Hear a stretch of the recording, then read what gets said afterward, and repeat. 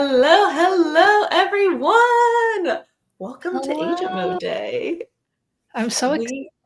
I know. I'm Olivia. I'm a developer advocate on the VS Code team, if you didn't know who I was already. And I'm super excited. We have Cassidy here with us today, too. Hey, Cassidy. Hello, I'm Cassidy, and I'm on the advocacy team at GitHub. And I'm really Nice. excited to talk about all of the agent mode things, Padawan, MCP, all of the above. It's going to be awesome.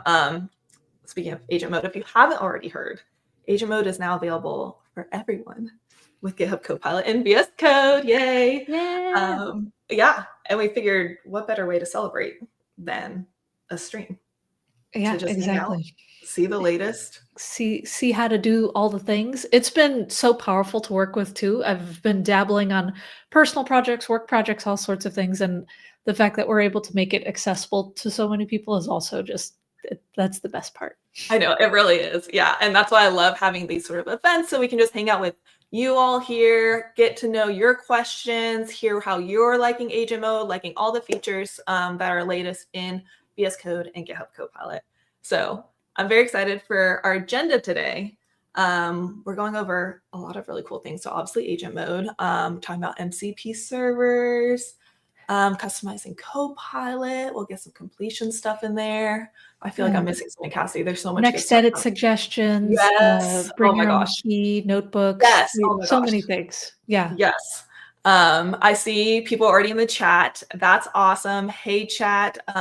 So happy to see you here. Make sure you're interacting throughout because we will be asking questions to all our presenters during the day. So it's a great chance to kind of get your voice heard, get your questions answered, and just let us know what's top of mind for y'all. Cool. All right. With that, we have a very jam-packed day.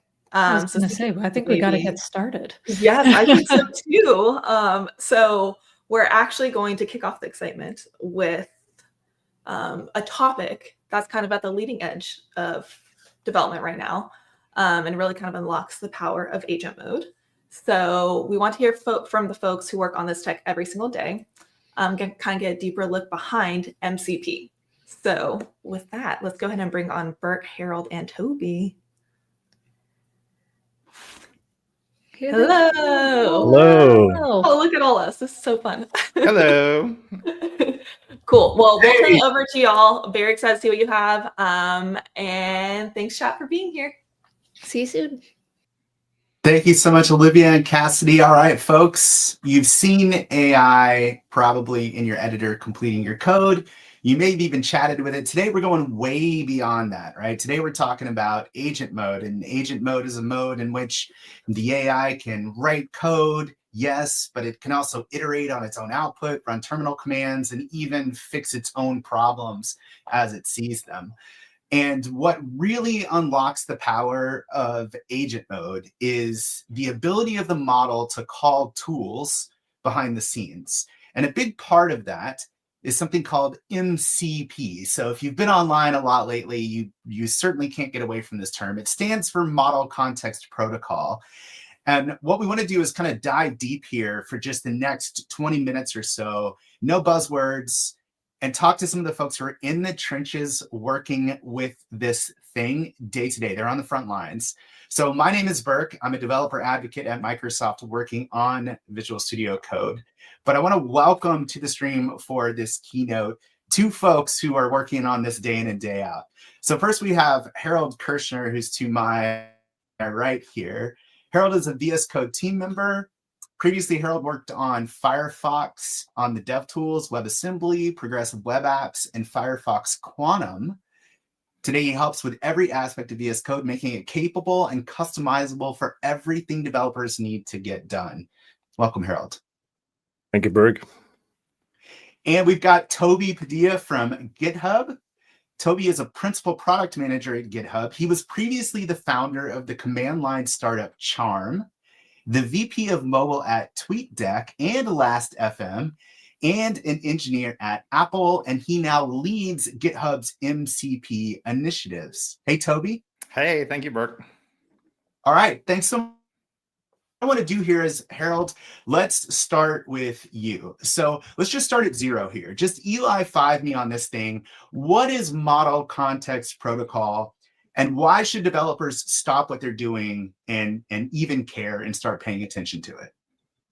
Yeah, that's a great starting question. Without leaving the buzzwords out, I think the best explanation is it's an ecosystem. It's an ecosystem that can finally connect your AI agents, like Copilot that so far could see your code base, execute and things in the terminal and fix bugs, to everything else that you actually need to work on software, to your inner documentation that might not be on the internet, to Figma, to Perplexity for deep research. And it's that layer in between. And it's a very simple protocol. You see this HTTP or REST, but it's simple enough that you see this massive grassroots growth. So on GitHub, if you search around, you find over 1,000 MCP servers that just wrap existing services and APIs and solve really day-to-day developer problems. And that's really the exciting part, that ecosystem. So what's interesting about MCP is it's actually inspired by something called the LSP, which is something that Visual Studio Code created and is now, I believe, widely adopted.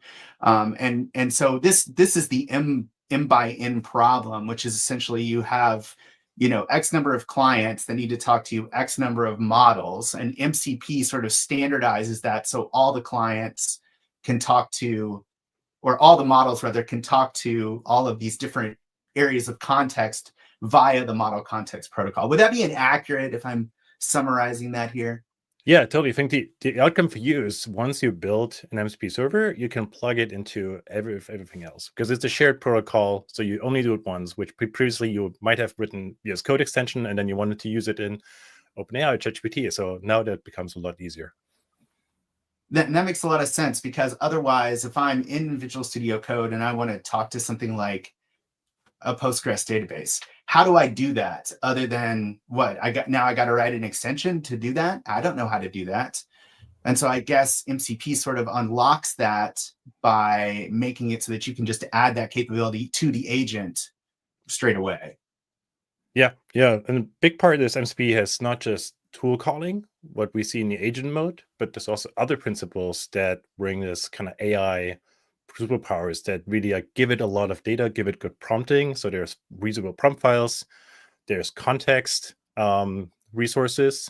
So it's a growing spec. I think right now we're just scratching the surface of what it can do, but it's going to be really interesting as we bring in all these new primitives from the spec of what people will figure out that they can automate with MCP.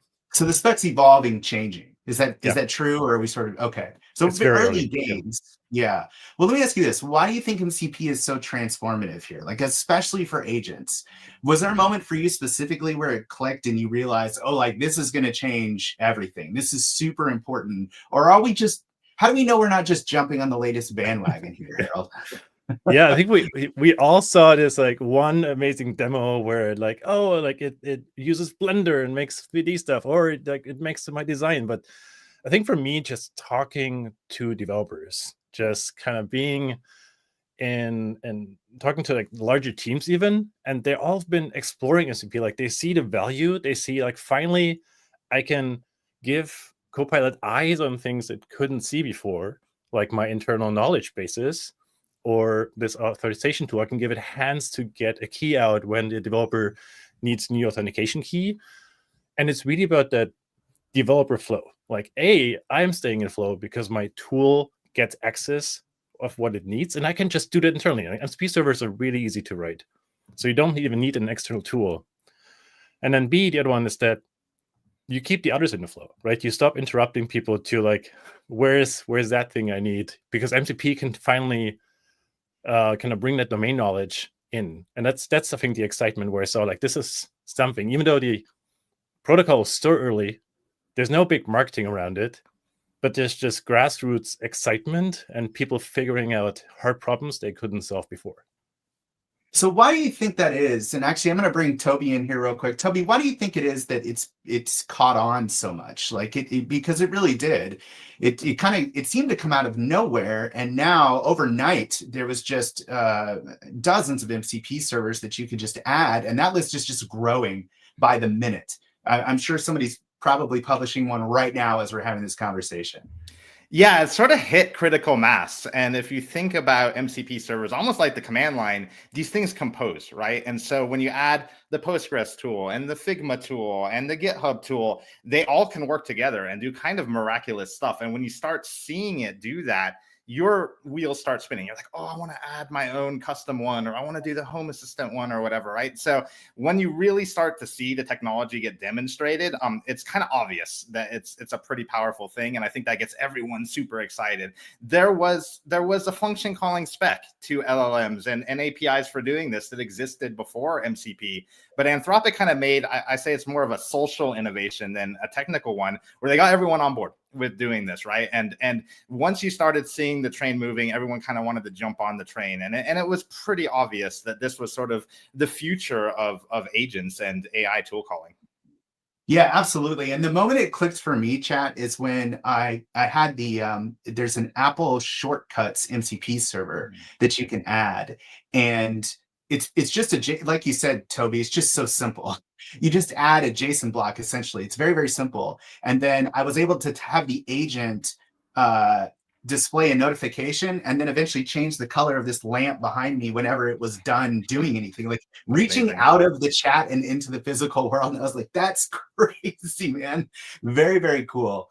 Well, let me ask you this, Harold. Like, I'm a dev.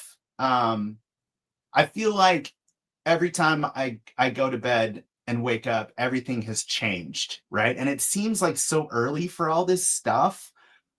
How do I, as a dev, like how do people be successful today with MCP so that they stay ahead of the curve and they don't get left behind? I just feel like I'm always being left behind. Yeah, I can feel that.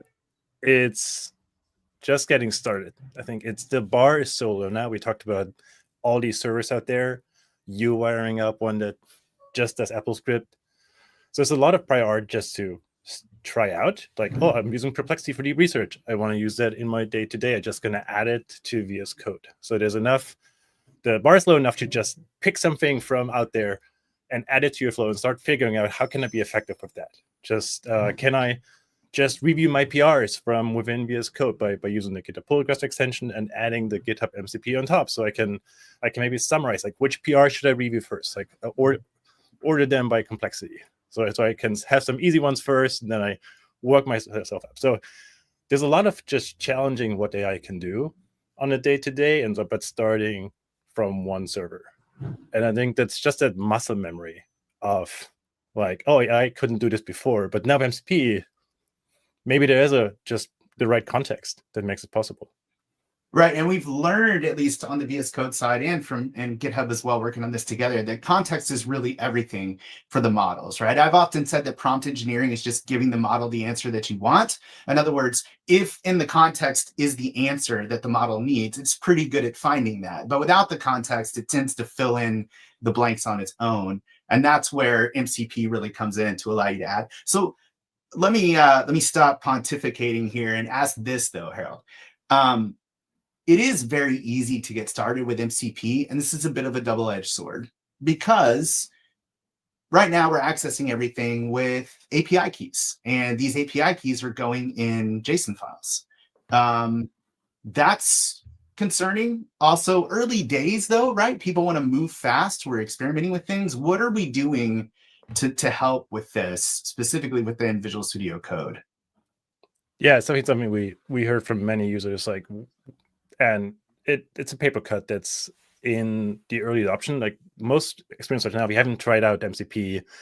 There's a JSON file somewhere in most editors, and then you copy over how the server's named, how do you call it, and which environment variables it has. And oftentimes, like, whereas you put your API key here, and then if that file sits in your repository, because that's how you can configure some MCPs, and you can be very careful not to suddenly hit the wrong commit button and add it to git ignore, so it doesn't leak out. So probably already happened to some, and secret protection on GitHub helps, but it's not a great state.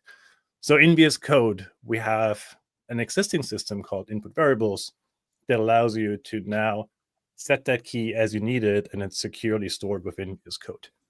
Or we load it from the environment variables where it's already being used.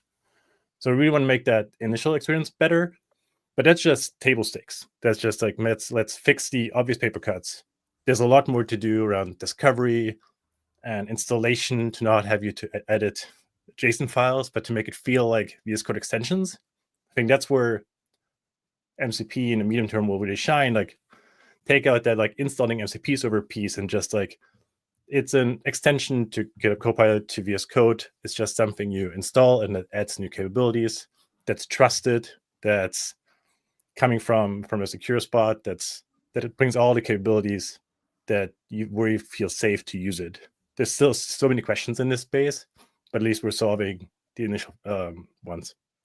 Yeah, so and that's on the client side, and you can use all of this today in Visual Studio Code, both insiders and stable. In case y'all didn't know, chat, there's two VS Codes. There's the blue VS Code and the green VS Code, right? Blue is stable, and insiders is what, nightly? It's essentially our nightly herald, and that's where all the, like, if you want to see, I think we ship everything essentially to insiders that we're working on, so you don't have to wait for the next VS Code release. If you want to use all that stuff today, you can. So Toby, I want to kind of bring this over your direction a bit here, because you're actually building, so that's the client side, but you're actually building the GitHub MCP server. So tell us a little bit about what you've built. Like, what is the GitHub MCP server, and why is this exciting? So the GitHub MCP server basically brings the entire GitHub platform into your AI tooling. And it means that LLMs and agents can do essentially everything you can do on the website on their own. And it's kind of amazing because, like you guys said earlier, it iterates on these tools kind of in response to your requests. So you may say something like, create a private repo, do a new branch and make a pull request and generate a static website and put it in there. And it'll go and it'll do some of these steps and return the response back to the LLM and then say, okay, we're done with this. Let's keep going. And it'll iterate maybe 3 or 4 times, making 3 tool calls, 7 tool calls. And then when it's done, it'll return the response to the user. So it kind of has its own inner loop there. And it turns essentially any LLM into agent mode, and then it can continue to sort of iterate and compose itself. But it's pretty powerful. And it's like how we said earlier, the light bulb just clicks, right? When you see it do that. And you're like, wow, it just did something pretty amazing that you didn't think it would do before, because it's totally interacting with the environment around it. Right. So like, as we're kind of like building tools for LLMs, right? Which is kind of new, not building them for people, but building them for models. So it's not just mapping GitHub's API, right? Or are you? Like, what does this actually look like behind the scenes? So we actually took ownership of the GitHub MCP server from Anthropic.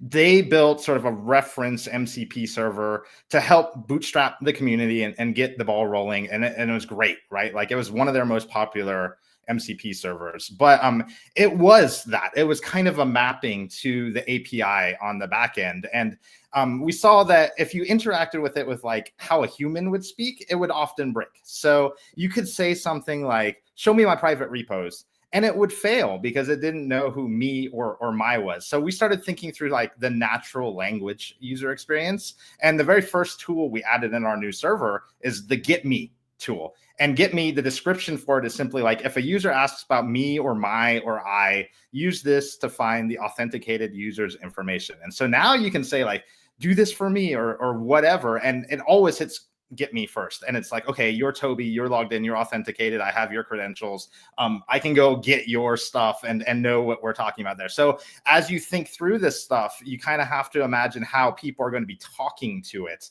And instead of thinking about like a GUI, you're thinking about a natural language UI. And it means that you want to craft the MCP tools to match what people are going to ask there. And then there's other issues with like complexity of the function calls and stuff. You may have an API call that takes a parameter that has like 17 different things in it, and it'll pick one of those and return it. Well, the LLM's not so good at that. So maybe you want to break that up into 17 tools. And then that's a whole nother problem, because we're talking about tool choice and explosion of tools. And I think we're starting to dive into solving some of that stuff too.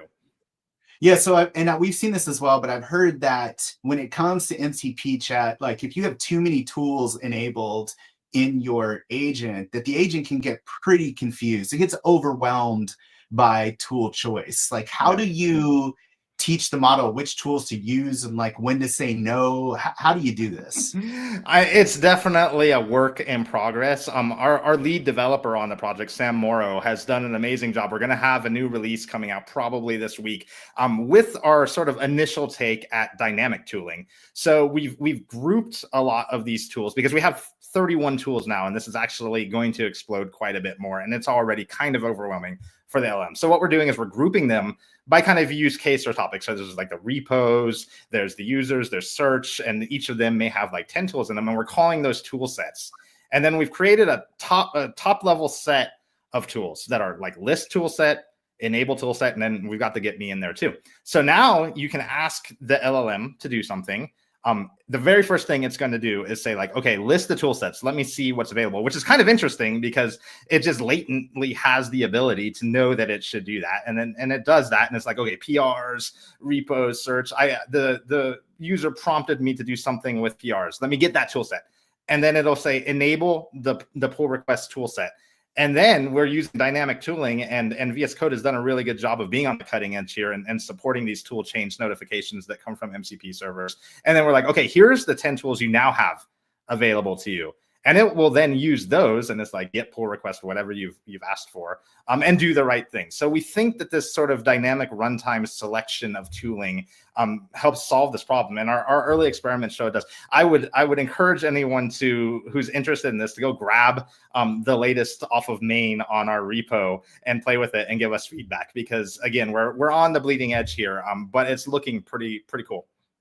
Now, I noticed you've got your screen shared, Toby. Did you want to like run through here and maybe show us? Because I was going to ask you, like, one of the things that I think is interesting about AI is that AI came out and people were like, what do we use it for? And the answer was like, whatever you want. So it's kind of like I need more direction. So like, what do I use the GitHub MCP for? What do you use it for, Toby?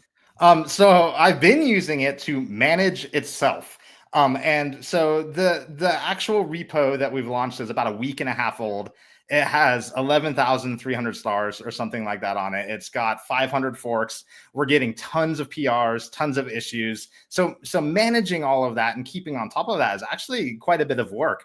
But we can use the MCP server itself. So here we'll say like, rank the open issues in the GitHub MCP server repo by order of importance. And this is sort of like what Harold was talking about earlier, and we'll see what it does. But it's a way for developers to scale. So if you think about being like an individual open source contributor or developer, and your project takes off, like it's a big burden on you to properly manage this, right? And give everything the attention that it really needs. And especially as this takes off and people start like contributing issues and contributing pull requests. So here you can see it's saying these are high priority issues, and it's right. This is like stuff we need to fix. It's like, okay, serious problems, network timeouts, 403 stuff.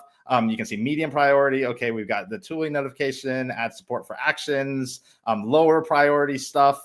That's super helpful, right? Like that's something that I, as somebody working on this product, can get immediate value out of. And it took me like 5 seconds to type that in here and get this out. So that's really cool from like a work standpoint. Here's a prompt that I've been showing people off.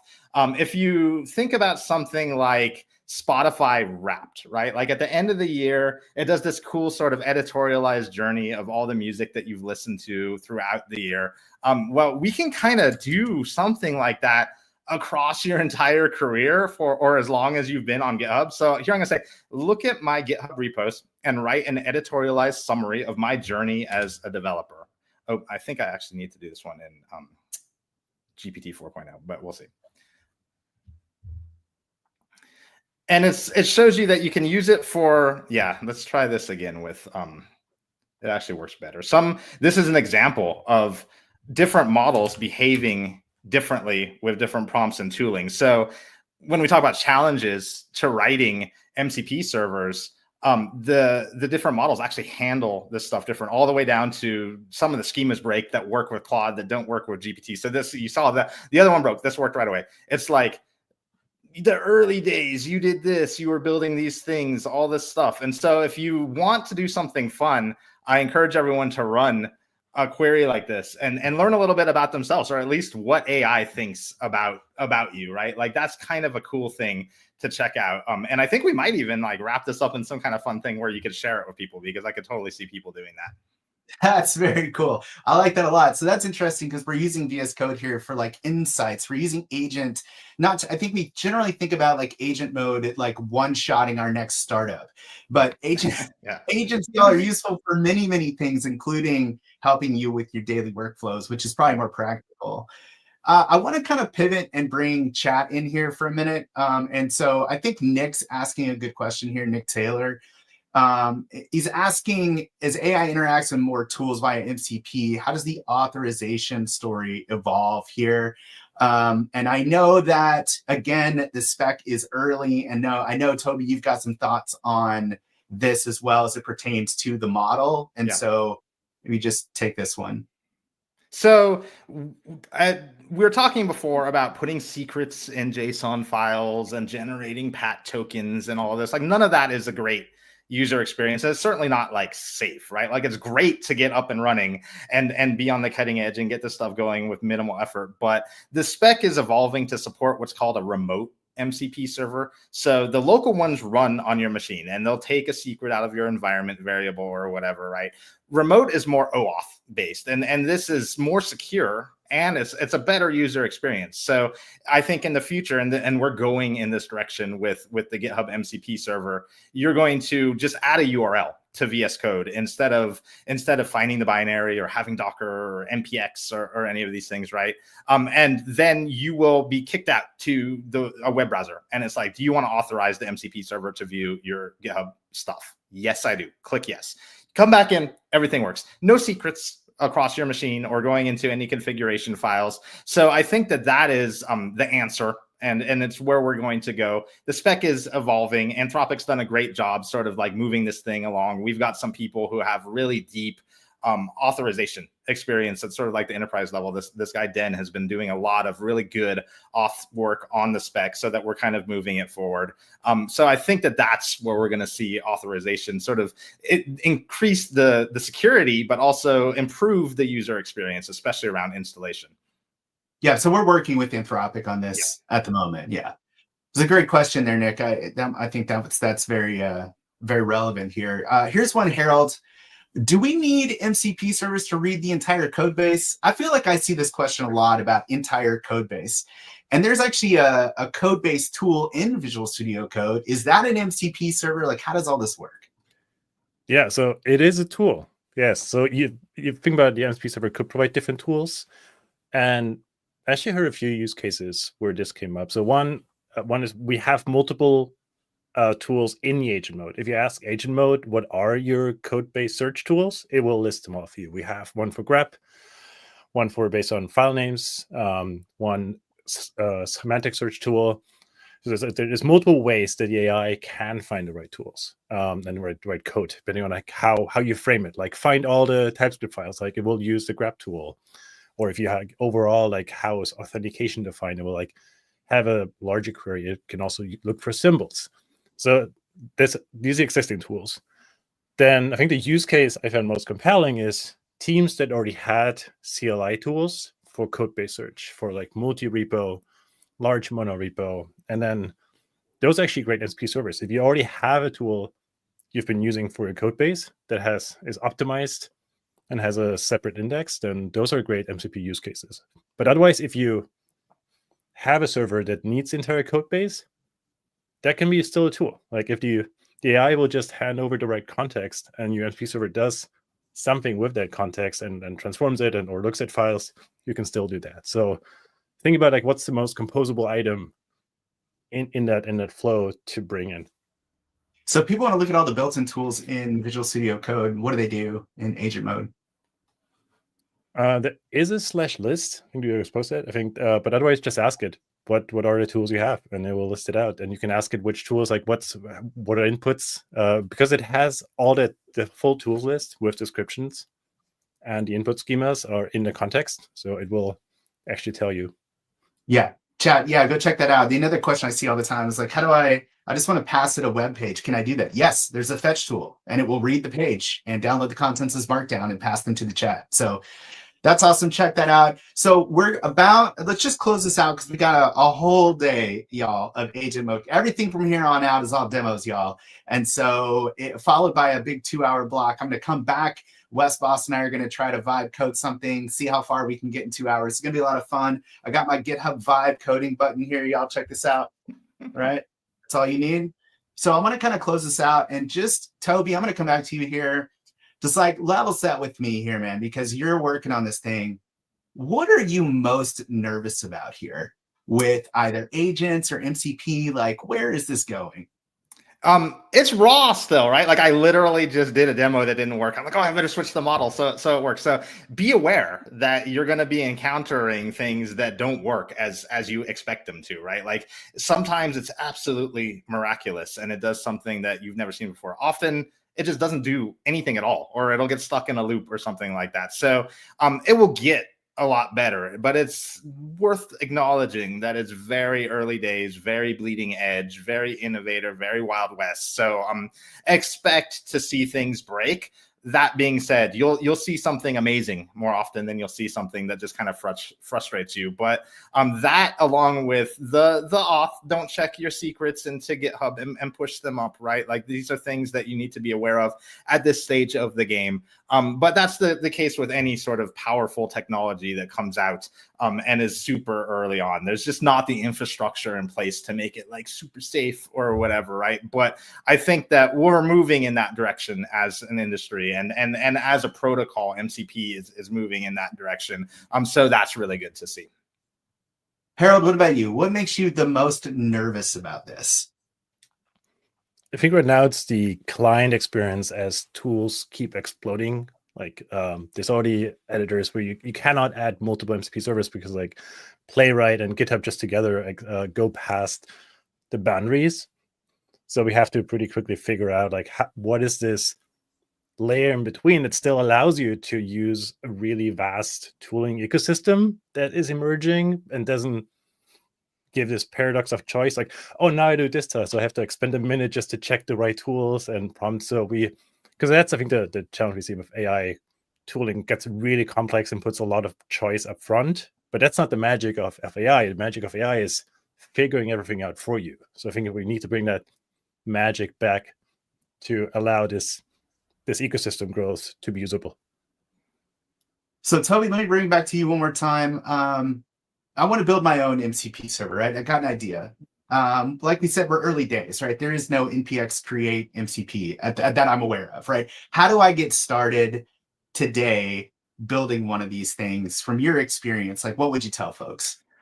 So the good news is it's super easy, actually, to build these things. It's just like the thinnest of layers that you're wrapping over other API calls. We're using the Mark III Labs Go MCP library, which is a Golang version. That's sort of our background is in Go development, at least the team that's working on this. So we chose that. But there's SDKs available in essentially every language. I think the Node and Python ones are probably most on the cutting edge because Anthropic's been driving a lot there. We have a C# one that we've been working on as well at Microsoft. So I think you grab the SDK that's in the language of your choice and you see right away that it's really easy. You just like say, okay, make a server. Here's a tool. It's all about descriptions. So write a good description for your tool. And then you register like your regular API call as sort of the callback to it or something like that. So it's an interesting place because people can make their own so easily that solves a lot of problems for individuals, right? Like, oh, we had somebody at GitHub that wanted to learn about MCP, and she wrote she had been apparently storing her financial data in Postgres for like the last 20 years. And she just wrote a simple MCP server over her SQL queries.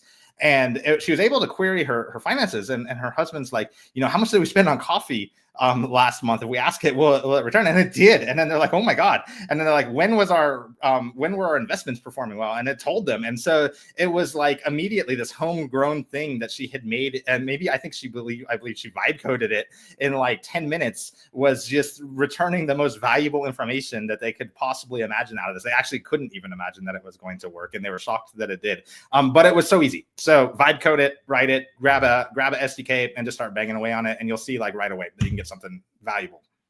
I love that. Well, listen, chat, we've got a whole day. We're going to get right to it. Thank you so much, Harold.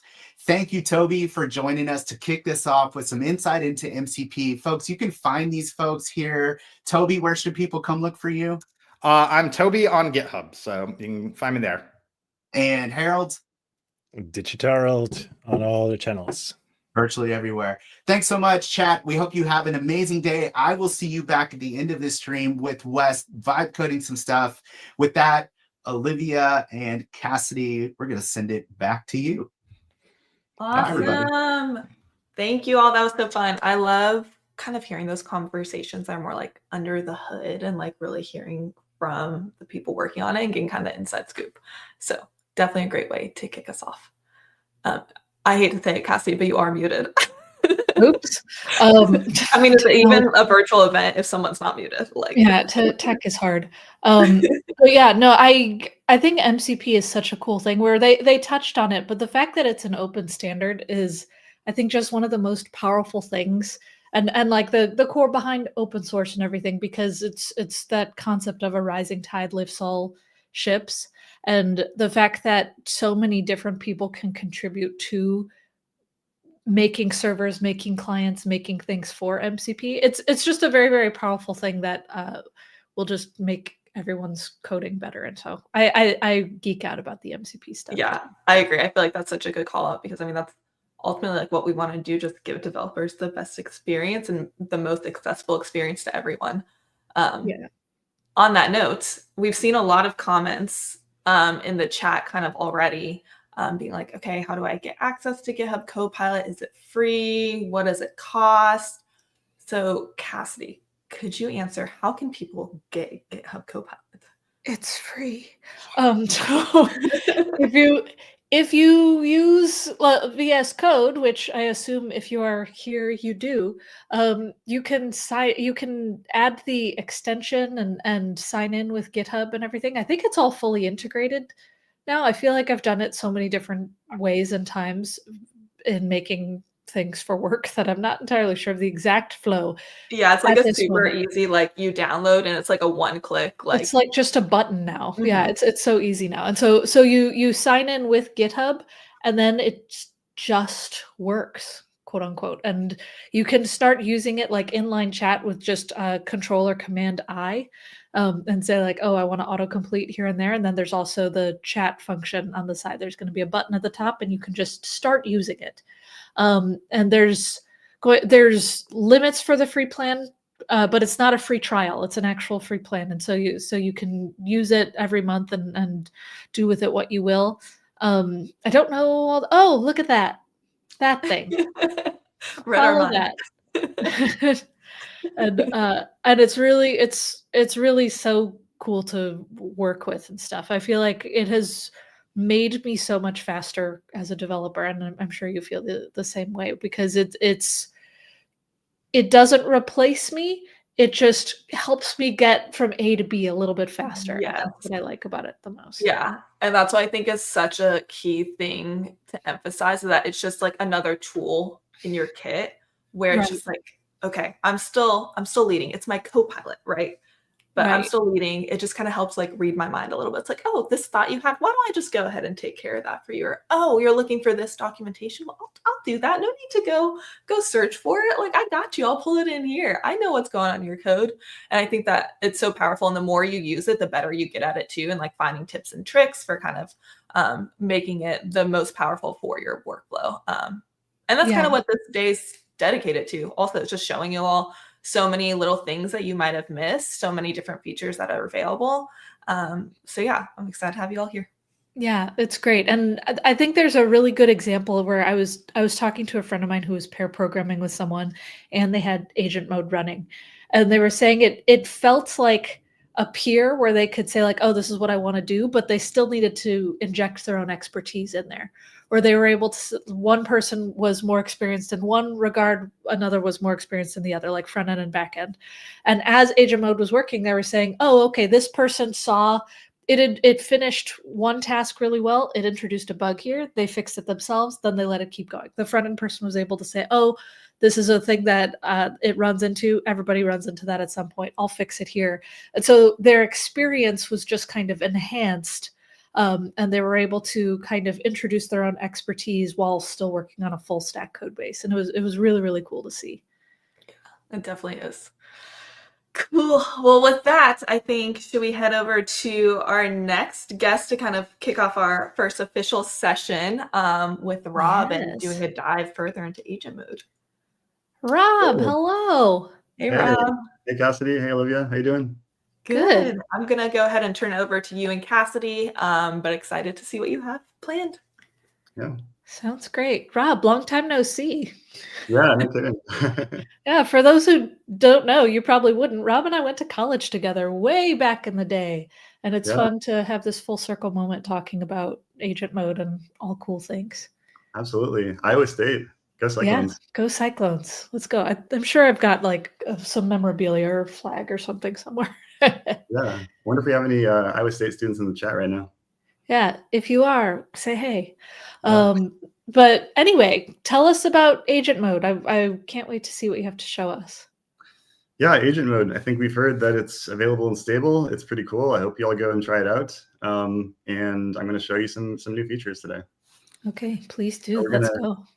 Yeah, we're gonna try to do a little vibe coding. We're gonna see if the vibes are good, but I'm gonna show you some other features along the way, so you're not just looking at a spinning wheel all day. But so we talked about MCP, and we talked about how you can use it to plug some extra tools into agent mode. And I don't have any MCP servers right now, but when I click the tool picker in agent mode, then I see that I have some like extra custom tools that I plugged in. So where do these come from? Not from MCP servers, but these actually came from VS Code extensions that contribute tools using our tools API, which lets extensions plug tools into agent mode. And I can find some extensions. I click the picker here. I'll do add more tools. I'll say install extension. It's going to take me to the marketplace where I can see all of the VS Code extensions that contribute tools. So there's some cool things to play with here. And this is one that I kind of like that was built by someone on our team, web search for Copilot. I can go into here and see the tools that it contributes. So it contributes a web search tool. And so I installed this, and like I will mention, so this is not like a, something that's kind of built in and bundled with Copilot. It's kind of a separate thing. I had to put in my Tavily API key, but once I do that, then I can go in here and we're going to, build a front-end web app today. Obviously, the first thing you have to do is kind of figure out what framework and tools you're going to use to start that. So let's say,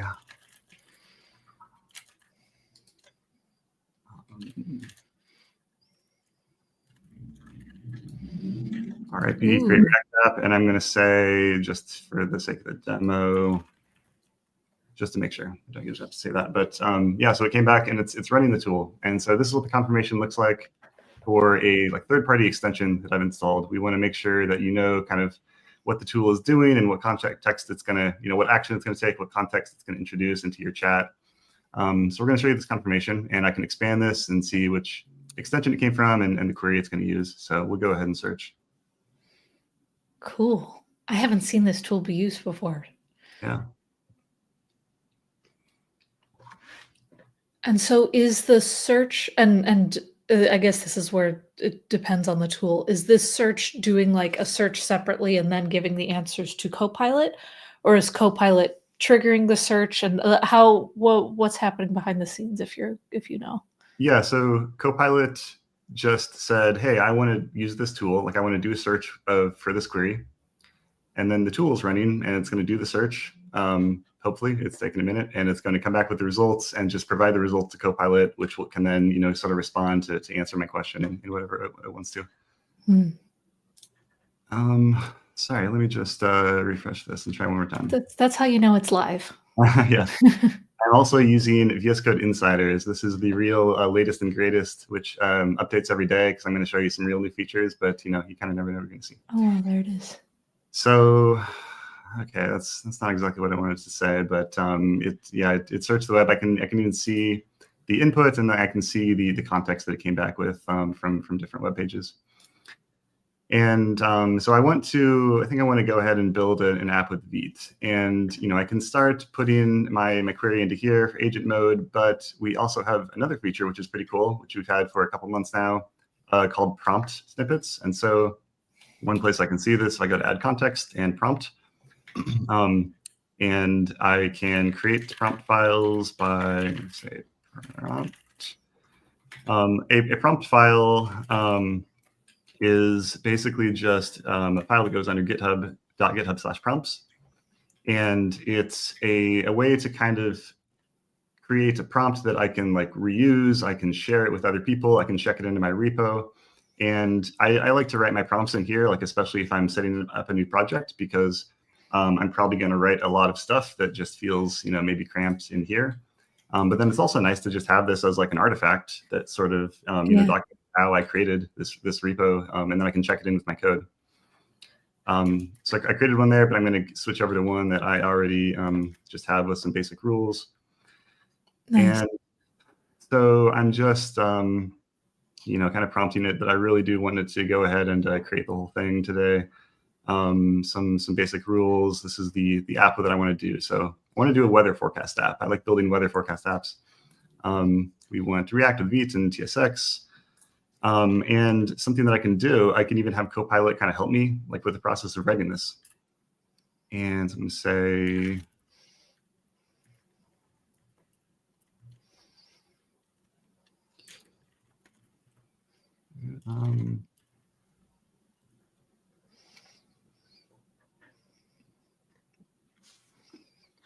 oh, cool. Oh, let's see. Open weather map. That's a good idea. Yeah, I want to be able to search for a city name. It's such a big brain move to use Copilot to ask how to prompt Copilot. Exactly. Exactly. Yeah. So these are all good rules. I am just going to switch to sort of a pre-baked prompt, just because I know this is basically the same, but I know that it typically does a good job with this. I'm just specifying Vite 6.3.1 because Vite 6.4 it was released this morning, and this morning my demo from last night did not work. So we're going to stick with what I know is working. And something that's convenient is in my prompt file, we've got this run button here, and I can either just say run the prompt, or I can say run new chat. So I'm going to say run the prompt. And okay, this is good.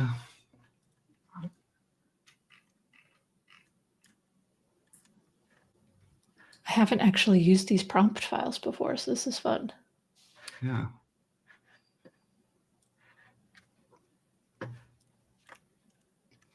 And so to be clear, I saw that you put the prompts in a prompt folder, and it's the .prompt.md. Do they have to be named in that way to be able to use these prompts? Yeah, so this is just where the prompts live in GitHub prompts, and then the prompt.md. So this file is kind of a special language, and there's a bunch more language features that we're sort of hooking up. Like the ability to sort of add different types of context and tools in your prompt, and so those will all light up when you use this this naming scheme. Gotcha. Cool. Yeah, I wasn't sure if I could just put cake.md in the prompts folder and see what happens. Mm-hmm.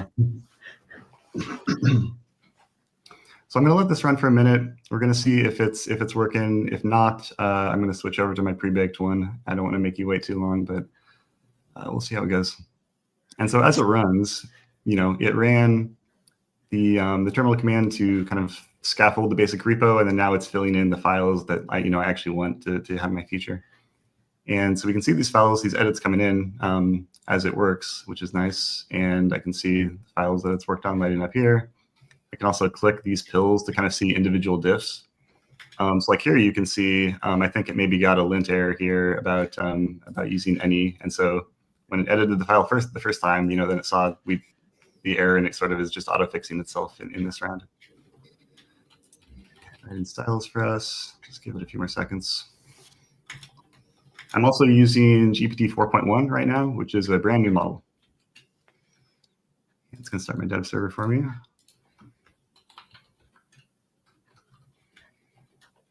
Man, I think what's going on is since I'm sharing my screen and everything is slowing down and it's not doing what I want, but around this window. Okay, I'm going to pull this over. Ooh. And I can't read an app. Let's see. Oh, I missed a step. I need to do a little off-screen magic to make sure that we have an API key. And you don't get to see that. Dang it. Okay, let me try again. Okay. Wow. Dang, that was so fast. There's the, I should be, what's the temperature in Ames? Is this Ames? Let's go. The Ames, yeah, Oh, all right. that looks like Ames, Iowa. Nice. Yeah, that's about right. Okay, so yeah, we got an app here. Very nice. So I can go back here and yeah, I can look at the edits it made. And I could follow up and say,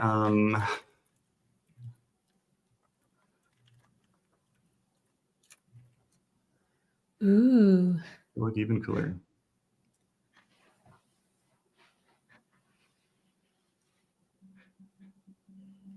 And so with you specified a specific Vite version, and something that I see a lot of questions about is if a model has been trained pre a certain date, will it even know what these new versions are, what capabilities are for certain libraries? Is that something where MCP helps, or is that something where you have to say, oh, this is actually how the API should be structured? Yeah, so I don't know when that version of Vite was released and where that falls with the model's knowledge cutoff date. But yeah, if it doesn't know how to do something in the latest version of Vite, and I mean maybe that's the problem I'm having with 6.4. Yeah. I could I could have it I could use the web search tool to have it look up the absolute latest new information on how to use that version of Vite. Or I could I can also show we have let's see if I can find some doc link. We have another tool that you could use. Example. So we have this fetch tool. So I could say hash fetch, and say I want you to fetch the URL. And that's so that's awesome. Actually going to load the contents of this page, and then pull that into context. And so if there are some tips in here on how to how to properly use it, then that maybe would have helped on the first step. Yeah. And I feel like that is where these tools and MCP and everything becomes more of a game changer, because models do matter. The latest training does matter and stuff, but I feel like it will matter less and less because it'll be a lot more about the context that we give it. And the fact that we can pass in context this way will be huge for building AI tools. Mm-hmm. Or just tools in general with AI, I should say. Yeah, definitely. Just once you can kind of just extend them with these arbitrary capabilities and plug different types of information into them, it gets really, really exciting. And the space of things that you can do with this really blows up and gets really interesting. Yeah. Yeah. Because I remember even just several months ago, before some of these came out, I had tried to basically make myself a tutorial, quote unquote, with some AI tools for a library that I was trying to use. And I got relatively far until I just got stuck and I didn't know what to do. And I ended up reaching out to the maintainers of the library, asking them questions. And they were just like, oh, this syntax you're learning is actually really old. We haven't done this in 3 years, which happens if you just fully kind of blindly rely on a tool in that way. But the fact that you can bring in the new context, the new docs, any new examples on top of that, then it won't matter as much, again, what a model knows. It's more like what can it do with the context it's given, and that's great. Yeah, things move very quickly, and so it's important the fact that this is a story from months ago, not years ago. Yep. Okay. Yeah, so I also wanted to show that so I made this query that I don't really need for the project. A lot of people miss these buttons. We've got these buttons at the top, undo and redo. They're very helpful. So I can hit undo. Yes. Now that last question is just gone.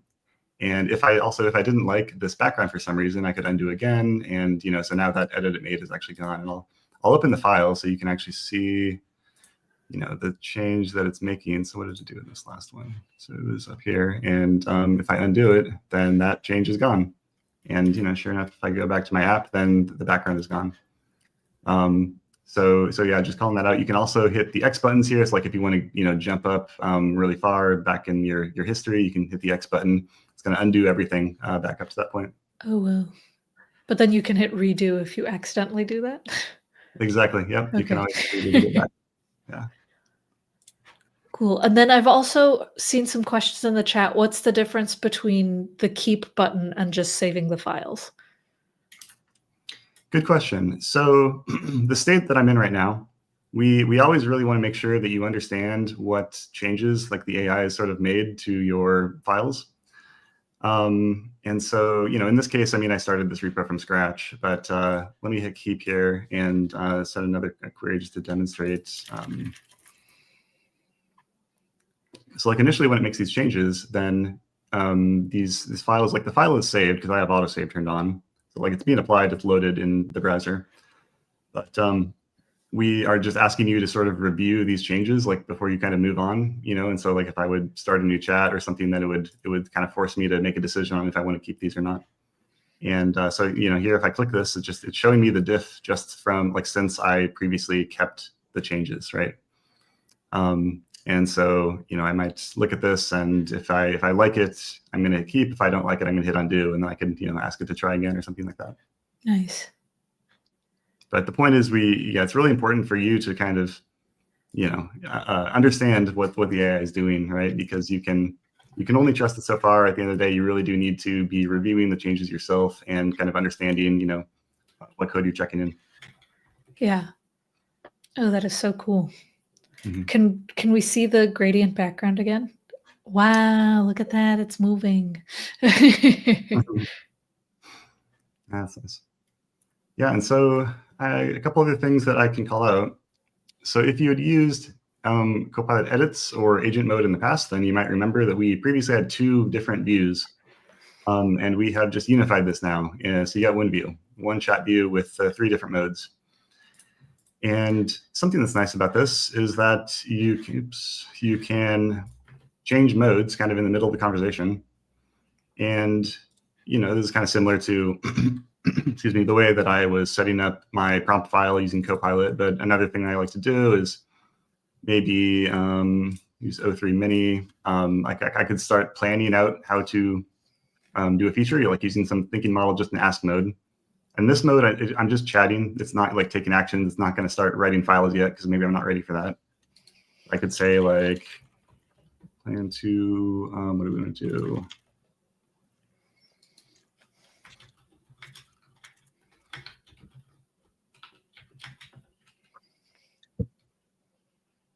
Pretty simple feature, but I can just start kind of like going through this process of like architecting and planning and maybe getting some ideas for how I want to approach this feature. Then I could switch over to agent mode and say, okay, like let's do it. And it's going to be able to see this plan that it wrote in history and then go ahead and start executing it. Oh, that's so cool. Yeah, we're getting some questions in the chat on the main differences between edit mode and agent mode. Yeah, good question. So I'm just going to stop this because we have seen editing already. So yeah, ask edit agent. So edit versus agent mode. So edit mode was kind of this, this original thing that we launched several months ago. And there's this, so edit mode is able to, it's able to see the files that you have like explicitly provided to it, right? Yeah. So I can do add context. I can like find the files I'm interested in. I can sort of make these like specific directed edits to specific files. But by default, it doesn't have the ability to take any other actions. It can't run terminal commands. It can't like go out and search my workspace and find what files I might want to edit. I can sort of give it a little bit of the ability to do that. I could use the code base variable. I can attach it like this, or I could do add context code base. If I do code base in edit mode, then it is actually going to be able to search my code base and like try to find the files that I'm looking for. I didn't actually know about that variable. That's so helpful. Yeah, it's very nice. But by default, it can't like run terminal commands and do other things. And so agent mode is really the the mode that can sort of do everything. Cool. And how much does it, I don't know if the right word is save, but like how much does it take into account the previous parts of your conversation? As much as it can. Yeah. So different models will have different context window sizes. And what we're working on, and like we're just making changes here this month even. Basically we're packing as much context as we can into that context window. So your history and like files that you've attached and other things like that. And if you have a really, really long running conversation, then sometimes like previous messages that you sent are going to fall out of your context window. You're going to lose those from history. And what we're actually doing this month is when we hit that limit, then we try to compress that conversation by summarizing it. And that lets us like keep some of the key details of your conversation like in context. Oh, cool. Maybe like cutting out some old attachments that aren't needed anymore and things like that. And so hopefully, after this month, you're going to see sort of even better like understanding of what has happened in really long conversations. Yeah, that makes sense. We're seeing some questions on, is there a way to save the chat with Copilot? Yeah, that is an excellent segue. So nice. So we've had for a long time like this history button for being able to bring up previous chats. But previously it only worked for chat mode and you weren't able to save like old edit sessions. And now this actually works for edit and agent mode as well. So I can go up here and I can bring back the session that I was just working on. Oh, that's so nice. And it even, sort of brings back these edits. And so I can kind of go back and review the edits that were made and things like that. Or I can go back to a couple sessions ago. This is the initial one, maybe. Yeah. And so I could, I can see what edits were made, and then I could like just continue kind of editing to kind of continue with this conversation in context. This is where I'm going to plug Git. Y'all should also have a lot of version control and commit early and often, because this kind of history is great for seeing those diffs. But if you want to save things along the way, it's a very nice little security blanket to have things checked into Git as if you end up letting the agent mode. Yes, that is absolutely necessary. I have made that mistake myself where I'm just like, wow, it's just doing it. This is amazing. Oh, okay, we're in a good spot. I'm going to add one more tweak, then everything is wrecked. Or once again, yay for the undo button, yay for the history, but use Git. As a GitHub employee, I feel like I must implore the chat. Yeah, exactly. Yeah. One more thing I can show. Yes, so please. We also now have the ability. So this was also something that used to work only for chat. Now it works for agent mode too. I can open this chat in a chat editor. And so if I want a little more space, I mean, especially now when I'm on the smaller screen that's very zoomed in, don't have a lot of space in the sidebar, I can just sort of get a little more breathing room and have it in the chat here in the editor.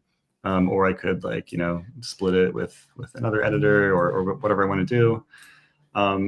And I can move it back. I can also move it to a new window on screen. And so here, I'm actually showing off, this is a couple new things that only exist in Insiders right now. So grab Insiders if you want to try this. But I can sort of pin this chat window like on top of my other windows. And so if I switch back to here, so nice. It's always on top. And so I can keep switching back here. So it's another way to maybe make the most of your screen real estate. Oh, that's so nice. I haven't seen that one yet. That's a game changer on the tiny screens.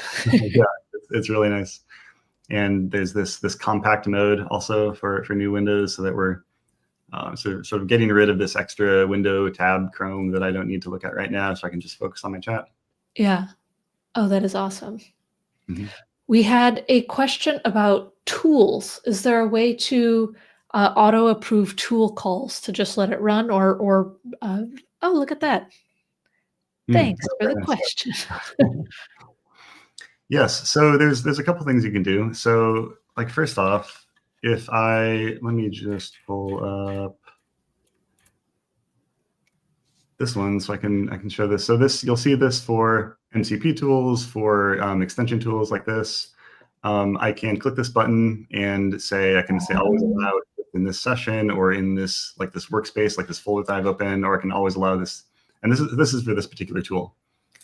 And that is one tool that you have, especially if you want to be, you trust this tool, but you still want to be able to approve other tools. We also have a setting, which is, it's kind of a, not very granular. This is sort of just your setting. If you trust everything, you want to auto approve everything. And I just want to say, think carefully before you use this, because, it will really be able to do anything. But this will let you, let it run and do its thing while you go and get your coffee. That is both scary, but also really awesome, because yeah, if you just want to be like, I'll let it go, we'll see what it comes up with. That's pretty fun. Yeah. At the moment, we don't have, and we are working on this. We really need to have it, the ability to sort of more granularly approve certain terminal commands. Sure. And things like that, right? If it wants to create a folder or run ls, that's fine. But if it wants to rm-rf everything, obviously, I want to confirmation stuff.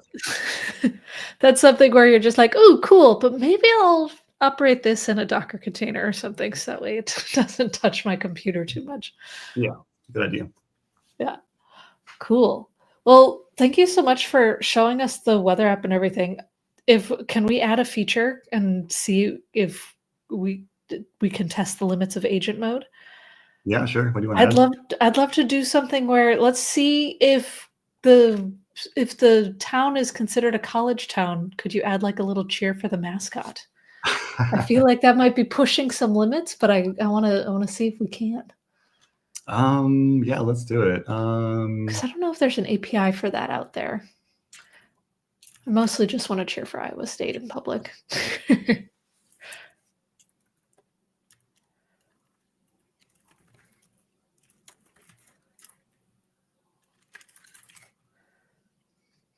Yeah, I wonder how it would do that. Oh, okay, so it creates the list. That makes sense.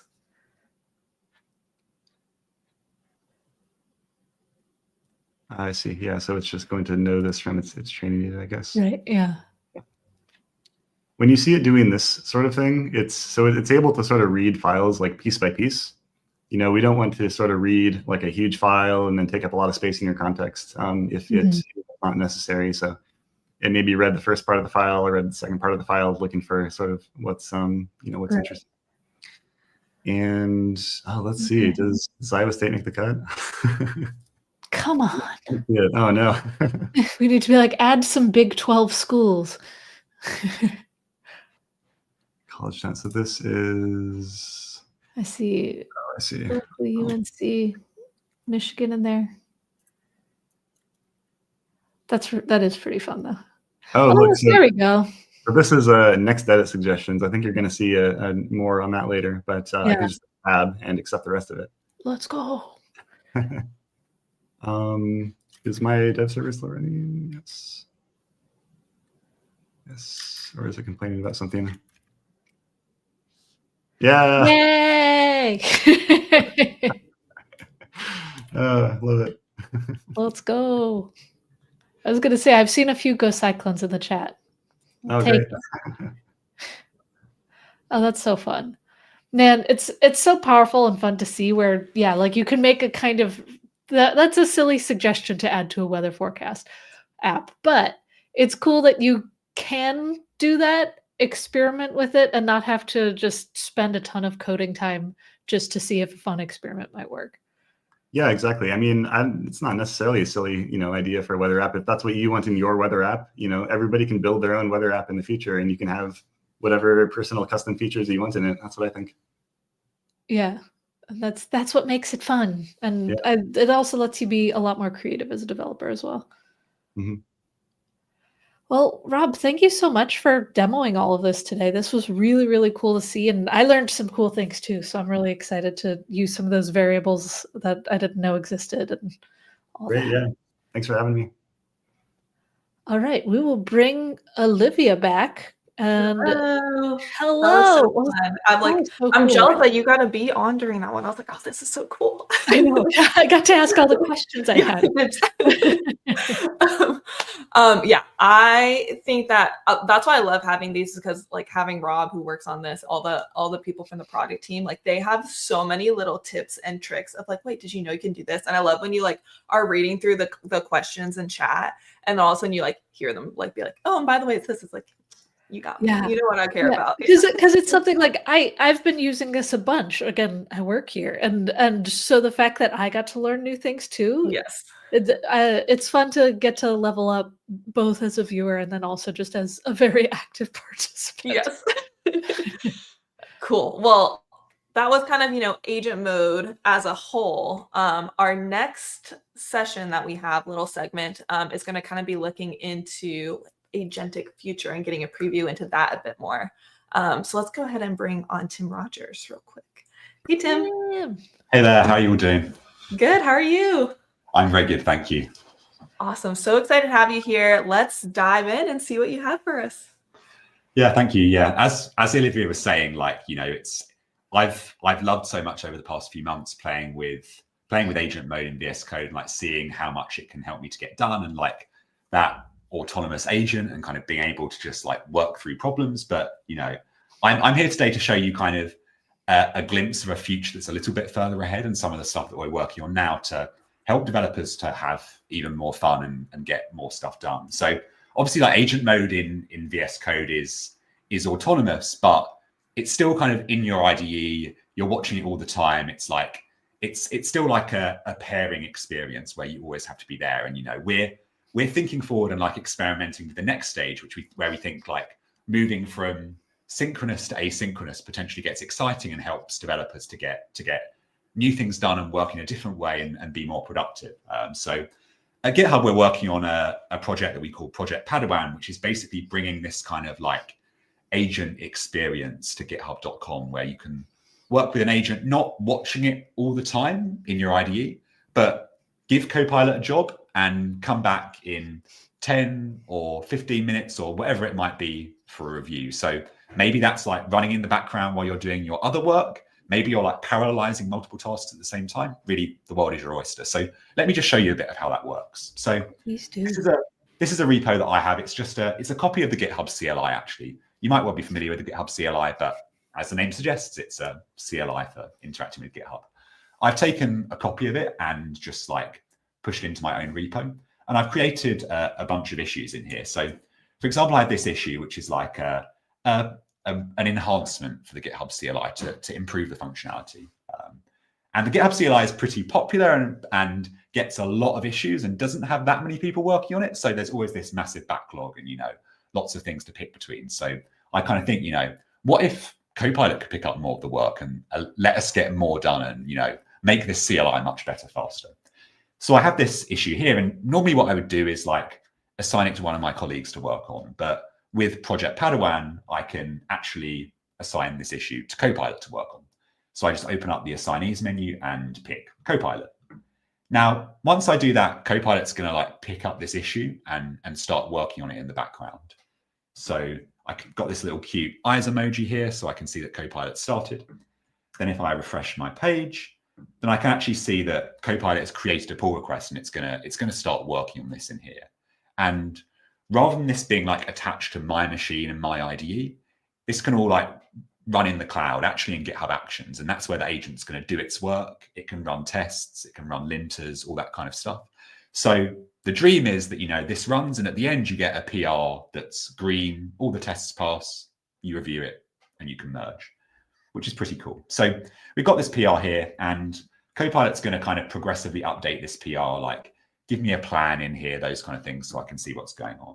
This takes a little while because like in agent mode in VS Code, it has to do the work. So I prepared one from a bit earlier on, which is like just an example that we can look at. So Copilot's like pushed a bunch of commits into this PR, and then it's requested a review from me. And of course, I can, like in VS Code, I can kind of see what the agent did under the hood. So I can go into the GitHub Actions logs here, and I can see the agent kind of talking to itself. So here it's like, I'll help implement the changes. it runs ls to like figure out what's in the repo. It looks at some files, it like searches and figures out where it needs to change. But then ultimately it like pushes up those commits and I get back a PR that I can review.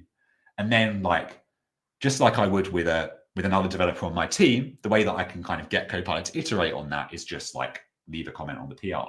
So for example, like here, it's smart enough to like update the tests and update the help text in the CLI. And I can say like, you know, let's make this a bit clearer. Let's say, let's like add that the default number is 30 to the help text. Then I go ahead and leave my code review just like I would with another colleague on my team. And then just like Copilot picked up the issue that I created originally, Copilot can also pick up those reviews. So I can kind of iterate this way. And this could be happening in the background while I'm doing other work. You know, maybe I even go and have lunch or like grab a coffee or something and let Copilot do work in the background so that I can kind of pick it up when I'm ready. And obviously, like I can choose to iterate with Copilot on this, or if I want to, I can just like check out the branch really easily and work on it myself, whether that's like writing my own code or working with agent mode in VS Code. So that's kind of the like basic flow of how this works, but I want to share a couple of little things before I finish. First one is like MCP support. I haven't shown that here, but that's something that we have here as well that we've already been talking about in VS Code. So you can like connect this agent to all of your other tools so it can have more context and that kind of stuff. And then we've got a bunch of stuff to help you to kind of customize Copilot much like you can in VS Code. So you might be familiar with the Copilot instructions file in VS Code, which is pretty cool for chat and agent mode.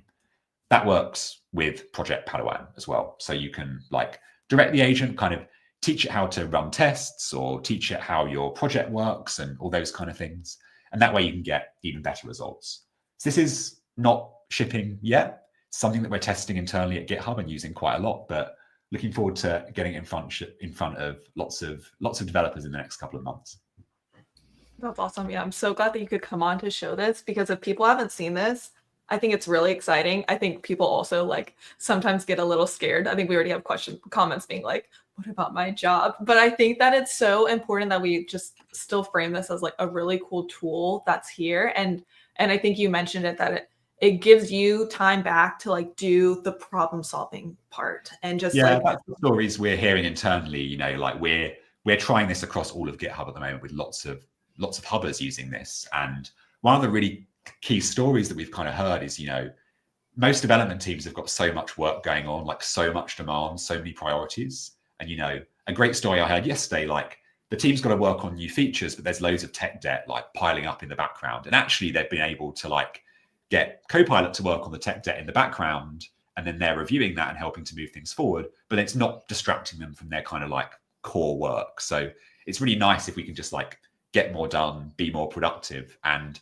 hopefully spend more of our time as developers doing the stuff that we find really exciting, and maybe less time writing tests or improving our documentation or fixing like thorny tech debt things. I have a fun story of how we actually used it on my team, and it was really, really cool. Where Maintainer Month is in May, and we always have a big event for Maintainer Month, a bunch of different live streams and things like that. And one of our teammates who is not technical, she was talking about how she had this giant list of issues of all the live streams where she had to, for every live stream, she had to convert that into a markdown format and then create a file of that markdown format, then add it to the Maintainer Month website. And she was like, oh, this is going to just take me a couple hours because it's super, super tedious. And we're like, I think this is what Padawan is meant to be and what all this agent mode is meant to be. And so we were able to use the chat on github.com, say, hey, will you get all of these issues with these tags and convert it to this specific format? And then we copied that format that it gave us into a GitHub issue. And then we were just like, okay, Copilot, do it and create files for it. And it updated the entire website for her. And she even said her exact words. She was just like, wow, I was a skeptic and I'm a believer now, because it saved her so much time from having to do like all of this very manual conversion work and just get the website shipped so that way people could check it out. So plug for Maintainer Month next month, but also for this tool just making our lives much easier. Yeah, I love that use case. I haven't thought about it before, but it's interesting how this could kind of enable, people who are less experienced developers on teams, maybe people who've never written code before, to get stuff done. And then, that doesn't have to reduce the quality of the project, because like another developer can always come in and review that code that Copilot's written, but it can just like accelerate things and help more people to contribute and get comfortable working with code. Yeah, and it was one of those things where we were all kind of like pairing on it, and she was saying, okay, the website isn't working right away. And I was like, oh, it's because it did this thing in the format. We just requested to make those changes, and it did. And so it still needed a tiny bit of hand-holding, but way less than you would expect if you had to do this all. Yeah, that's one of the stories we're definitely hearing. It's great if it does it 100% right the first time, but even if, just like with agent mode in VS Code, like it's not the end of the world if you don't get a perfect answer. Like you can come back and iterate, and maybe next time it gets it right, or indeed you can like decide you want to jump in and write the code yourself, and that's great too. Right. It truly is vibe coding, and it depends. but it's great, and again, it keeps us productive, and it's enabling us to do a whole lot, which is really exciting. Absolutely. Cool. Well, Tim, thank you so much for coming on and showing that. I know everyone's going to be very excited to kind of stay in the loop of what that looks like and when people can get their hands on it. I'm excited too. Thank you, guys. Awesome. Thank you, Tim. All right. Well, that was very cool to kind of look at the future of what's coming. I think that's kind of a good segue into kind of looping back to what we started off Agent Mode Day with our MCP keynote. We're actually going to do another little MCP spotlight with James Montemagno to kind of teach us how to actually use and build MCP servers with GitHub Copilot and VS Code. Hey, James. Hello. Hey, two of my favorite people in the entire world. How are you? I love everything. You flatter us, James. It's been a joy to watch everything so far. This is going amazing. I've been loving. I can't help myself. Like I was in our chat and I was like, how much time do I have? I'm like in a vibe right now. And we were doing a whole bunch of work with David Fowler, and I was just vibe coding a Blazor site and functions. And I was like, I'm going to throw some MCP in there. And I'm just like it's all vibes all day. So the vibes are high. I love everything that's happening. And man, the Padawan, every time I see it, it just blows my mind. So I'm loving everything. It's so useful. Where there've been a few projects that I've been just working on the side where it took me so long to get started on them because I did the mistake of buying a domain name and getting the success juices in my brain and never ended up actually building them. But the fact that I can have something help me get started like that has been a game changer for actually working on side projects. So that's another added bonus for sure. Actually, that's a brilliant idea. I do need to go into my Namecheap, and I need to reignite all of those ideas. I think you accumulate domain names. That's how you're doing it right. So yeah, exactly. Well, I'm excited. What I want to do kind of is take it back a little bit to the beginning, like you were talking about with MCP. And I kind of want to kind of just break down even what MCP is for people that maybe are brand new, how you set it up, and how do you build your own. And that's what I want to kind of do today, because we get so many questions. Like, it's so exciting time, but then I still get these questions like, yeah, but like, how does it actually work? And like, how is it actually set up? And where do you actually deploy things? And what about remote things? And how do those work? And what about authentication? And what about these things? So I want to kind of break that down too, and kind of demystify that a little bit, because we've seen some demos, but like, you could follow along. You could like do this with me in real time. That's what I'm going to show today. How's that sound? Ooh, I love it. I'm going to be hanging out backstage watching this. It's going to be a good one. I can tell. Cool. Well, I have a few slides I'm going to bring up, mostly code. I'm going to show everything, but I want to set some context, and you need some slides for that, Cassidy. That's for sure. So like, when people ask me, what is MCP? Honestly, the MCP like website has the best definition. Is that it's an open protocol that standardizes how apps provide context to LLMs. It's kind of the reverse. It's a protocol to provide context to models. So PCM. So it's like, it's different. Like, I think that is it. Like, there's a great, what is MCP on the GitHub site, on everything. Like, it's really just easy to do.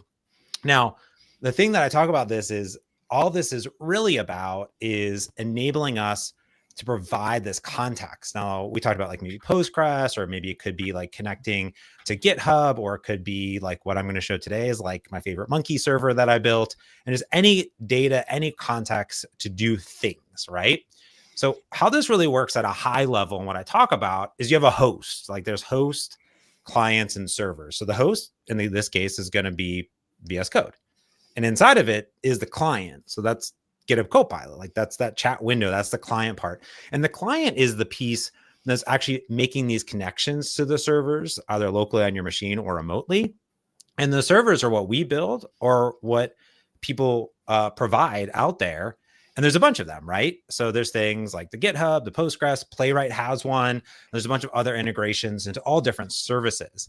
And I love in the beginning, we were talking about, well, how do you find what's good for you as a developer? Well, I think of not just what's good as me for like my development of my apps, but also what can I integrate into my ecosystem that's out there, right? So we talked about, well, how could I, make it so whenever things go green or builds a success, like different things happen, or I get notifications or different things going on, and all these servers will exist out there. So that's at like a high level MCP and the parts of it too, because I think people are like, well, what am I actually building here? And the cool part is that you can actually build clients that talk to MCPs or the servers themselves. So there's kind of two modes of operation there. But I think the diagram, this is like my diagram. This is me, awesome mermaid diagram. Actually, John Galloway, my team, made it because I don't know how to use mermaid. So he like made it all pretty. But think about it. You have like your computer and you have the internet. That's the only two things that exist, Cassidy, I think. But you have like the host, right? So VS Code or other IDEs or other clients. That's the host. Or different apps, I should say. And there's a client. So in this case, like GitHub Copilot. And sometimes they're kind of like the same when you think of it. So that are there. And then these clients are communicating over this MCP protocol to MCP servers. And those could just be crunching data. Like Cassie, you could build like the world's best like addition MCP server that just only adds numbers. That's all it does. It doesn't need access to a database to crunch numbers. It could just be doing logic, right? And just doing things. It could be doing LLM stuff. It could be doing anything. It's just literally like an app that's running basically, but it could be talking to a data source, and maybe that's on your local machine. You could, for example, have an MCP, another one that's using web APIs to talk to a remote database, for example. Or you could also, for example, over server sent events, be talking to a remote server, right? So in the first case, it's using standard IO, just talking locally, but you could also use server sent events to communicate to like a remote server. Maybe that's hosted on Azure or somewhere else, for example. And then that could also be crunching numbers. You could have a great like function, Cassidy, that is just crunching numbers and just wasting CPU time on a remote server. That's up to you. That's your life decision. But you can also have it make remote web calls. So that's really cool. And I think a lot of developers like myself are in that last bucket where I'm like, I have all these cool APIs or all these cool things. It'd be cool to bring that in to VS Code. And that's what you kind of see these different services, right? You get like Postgres, and maybe that's talking locally, and you get GitHub, it's talking off to the internet, and you get remote, and those things are hosted in different places. That's my TLDR. How did I do? I think you did a great job.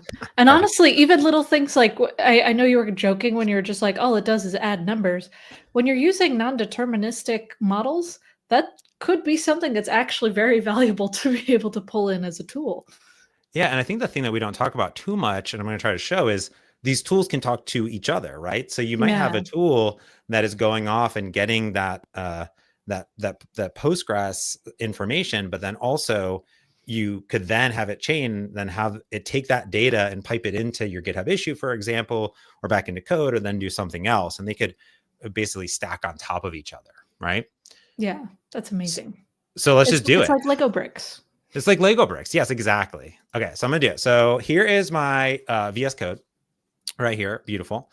And I've been working on this monkey app. I just did file new monkey app.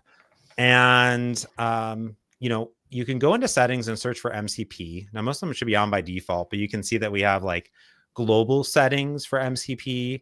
We have this discovery. So if you're using other sort of MCP tools, like Cloud Desktop or something like that, they can auto discover those tools. And then you can also enable this little preview MCP button here. So those are the settings in case for some reason something doesn't show up. I'm over here in agent mode, boop. And then I have one. So like everyone, we have the web search for Copilot because I think that's there. Now that's not actually an MCP server, that's a tool. And I kind of want to always say that is our MCPs are just additional tools in the toolbox of what's going on here. It's like a type of tool. It's like a type of tool. Exactly. So let me go over into my browser and you're like, well, let's set up some stuff. So if you go over here, like today, to the Model Context Protocol organization, there is like a huge list of servers. Like there's those reference servers, there's a bunch of third-party servers, and there's like a bajillion websites to find servers. You know what I mean? So there's tons of them. So for example, one of the classic time and tested MCP servers is this time one. It has two tools. So you're going to see this tool concept, tools. Just get that in your mind, the tools, right? So getting time, converting time, and then installation. So tools and servers, they can be a bunch of everything. They could be extensions, MCP servers, can be installed running, like in this case with Python, or for example, in Docker. And here we can see this is the MCP time Docker there. That's huge. All right, so you can kind of do that. So let's set that up. So I'm going to go back over here. I'm just going to close all the windows. We don't need to see them. And let's drop that down. I'm going to hit tools. And then you can say more tools. And then you can say add MCP server. Now, if we add this here, this is going to add it globally for like all of my projects, which I think is fine. But what I like to do is add it into my repo specifically. So what I've done is created my VS Code folder, and I have an mcp.json. And when you do that, you can hit add server. And this is going to bring up that same menu, but it's going to basically configure what MCP servers do I want on this project. Some you might want global, and you can do that, but some you might just want for your project. So I'm going to say Docker image. I'm going to paste that in, MCP time, hit enter. And then it's going to ask me, are you allowed to install it? So permission there. I'm going to say yes, give it an ID of time. And just like that, it's configured and we're ready to go. We can see that there's a little new tool available. I can hit restart there. It's going to download the Docker image for you. It's going to start it up. I already have it here to save time. Wow. And it'll be good to go. So it does all that stuff for you. So like, it's really just like a JSON configuration that it's doing. So nothing crazy special. Well, and when it's in that folder, that means you can check it into your repo. So if anybody else is working on it, they can. And so when you say that you're pulling it from Docker, is this where you need to have Docker installed to be able to have this here? That's correct. Yeah, Docker in this case, or other commands. If you're running Podman, for example, that should work just fine. So it's just a command that it's going to run, and we'll see different use cases for that too. So now I can come over here, and if I just hit this little tool, I can see that there's get current time and convert time. But I can also use the pound here. That actually brings up all the tools and all the other things. So this is fun. Fetch is my new favorite tool. But we can see get current time is there as well. And then there's the convert time. So they just show up as commands. So I could say, what time is it in Japan right now? Question mark. Now, in this case, GitHub Copilot is figuring out what it needs to do. So it's parsed that. Like I didn't tell it to go use the tool. It's just figured it out. It's like, based on the descriptions, it's like, I got you. And in this case, it's going to say, okay, I know what time it is. I'm going to get the current time for Tokyo. And you give it permission to run that command. Okay. You can do it one-off. You can allow for the session, for the workspace, or always. I'm going to be in control all the time. That's just me. But it is currently tomorrow at 2:32 a.m. Then I could say, can you pound convert time to Eastern time? Whatever. I don't know. We'll figure it out, right? So now it's going to run convert time. It's going to take that up there, and then it's going to pipe it down into here, right? So it's going to work. It's going to call into that. And now we can see, the Eastern time corresponding to 2:32 a.m. in Tokyo is actually 1:32 p.m. today in New York, which is pretty cool. So that's just kind of tools. I'm not sure how often we're using time and things like that, but let's go a little bit further because time is cool. But I just want to show the basics there, right? You can call them, it'll figure it out. You can call them directly, but let's have it do something else. So I'm going to go back over here. And to clarify for anybody watching, it's a tool that extends what you're doing in the AI thing. This isn't adding a time conversion to an app that you're building. Totally. This is allowing you to use this in your Copilot conversations as you're actually building things that use these tools. Exactly. Totally. Yeah. It's not modified any of my code. I'm kind of even though I'm in agent mode, I'm kind of in ask mode. I'm kind of just having a conversation with the agent and it's just giving me information. Now I could, ask it to create a date time. I could say, what Yeah, I'm not going to ask it stuff. I'm not going to ask it stuff. But I could ask it to do some time conversions and things like that and whatnot as well. Yeah, and so that's actually true. You could use this ability to be able to create certain functions in a more specialized way. Yeah. Yeah, and actually, let's do that. So, for example, let's say I was over here and I wanted to use the GitHub MCP server. So this is the official one. There's a configuration here, so we can see that this one's really cool. So this one actually uses inputs. You need to create a personal access token here. So I'm going to actually copy this in. So I'm going to do this. And then here, I'm going to put it up top. Boop. And then I'm going to go back here and then copy Git. Let's see if I got my curly brackets correct. I always feel like that's what we need to solve. How do we make the curly brackets curly brackets clear?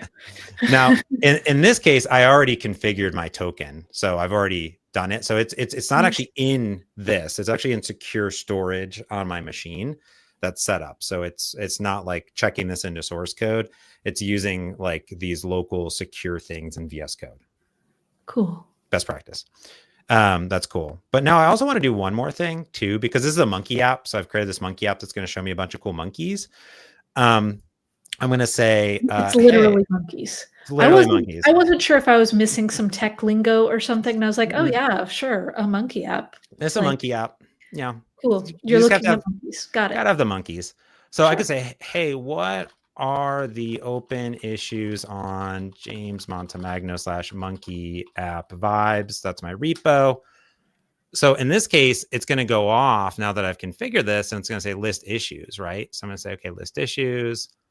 And it's going to say there's one issue, which is I need to make a list of monkeys. Mm-hmm. So that would be pretty cool. So it has that information. It actually like summarizes it really well, which is cool. And then here, for example, I could say I don't know anything about the monkeys. So like, I don't know anything about the data. So let's maybe add a monkey server. Oh, look at this. Cassidy, I have a monkey MCP server. That's convenient. Way. Yeah, that is convenient. It's on Docker. Look at that. Wow. Amazing. So let's go grab this and let's configure this puppy, this monkey here. And it's going to say, add it, allow monkey MCP. Wow, I got a monkey MCP.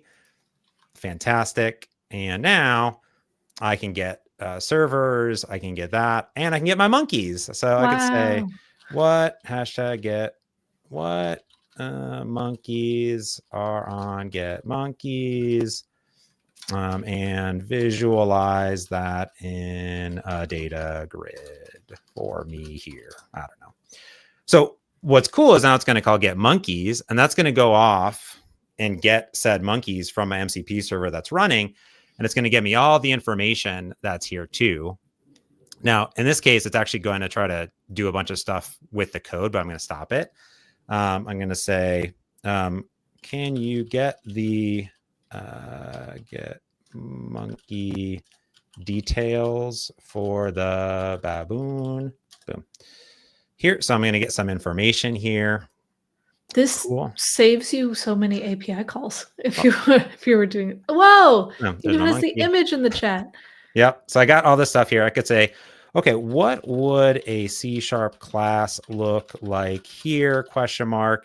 And also a .NET MAUI XAML page look like? And can we update that issue with implementation details? Okay. So I'm in this chat. It has this context. So what I'm hoping it's going to do here is look at the monkey data, and then it's going to add an issue comment here. Now I can actually see what it's doing here. So it's doing that in GitHub. That's correct. So it's going to look at this repo, look at my issues, and what it's done is it's taken all the context above and it's piped it into this command, right? So this is that chaining that happens. Yeah. And if it didn't have this data, then it would do it. So let's go ahead and add it. Okay, so it's just going to run. Now my personal access token has done that. Now it's actually going to generate a bunch of code. So that's good too. Cool. That's great. And hopefully if I go back over into my monkey app vibes. Let's go ahead and go to my issues and go here. There we go. Cool. So I added a comment that gives it information, right? So that's kind of cool. So imagine you were in this mode, Cassidy, and you didn't know anything about this monkey app. You're vibing with the agent mode and this MCP server, right? And this could be like data at your company. And you're like, oh, I need to implement this new feature. I don't know anything about this or that or this. This could be like the next steps of what it's doing, right? Yeah. Yeah. It's done a bunch of stuff. It's actually implemented all the details for me, which is great. So I'm just going to do that, which is cool. Now, here's the other cool thing too, is I could say, I have to implement a new camera feature in this application. Can we get details of how to do that in .NET MAUI and create a new issue on my repo, James Montemagno / monkey app vibes here. So I'm just going to kind of chain these things together, right? Yeah. So let's see. I think it's going to just try to do some information basically here. It's going to figure out how to do a camera feature of this application. In this case, I configured the web search. So it's actually, finding some information here. And it should then create an issue. It's literally just chaining the tools together with this one command. That's so cool. Yeah. And then here it's like, yeah, let's create that issue. So chaining those things together, hopefully using that reference of what's going on here, we're continuing that conversation. So it's kind of that power of it. So now create it. And this is really cool too. I want to, kind of pause just for a second, because what I just did is I don't even know anything about cameras, right? And it's just like, here's the information, right? The thing that I'm always thinking about, Cassidy, is like when I get bug reports, when I'm getting information, imagine, for example, you get a bug report and you're creating like a website, you have to repro it. You're trying to repro it locally. Well, if you had like the Playwright MCP server, which can then actually like do testing for you, you could say, hey, go grab this issue from GitHub. Cassidy, you open this, you gave me the steps on, your website of how to find this bug. You could tell the Playwright MCP server to go try to reproduce it for you. And then you can say, oh, also gather a bunch of logs, look at my code, and then update the GitHub issue with more details. So as we're thinking of development, like how does that pipe into your software development flow? You know what I mean? So that's sort of the power there, is being able to kind of pull this all together and pull these things down, and then actually have it go implement the code and things like that for you, right? If you want to. So at a high level, like if you're just looking to get started with MCP, think about, what am I doing, right? Like I'm interacting with GitHub a whole lot, so you probably want to do that. Maybe there's some other things like Postgres databases, for example, or SQL servers, or maybe you want to have it integrate into different tools that you're using and different applications that you're using. So like that's a flow that you can get into. Yeah, that's so nice, because it feels like it's less context switching while you get like tasks done, even though you're doing a bunch of different things at once. Yeah.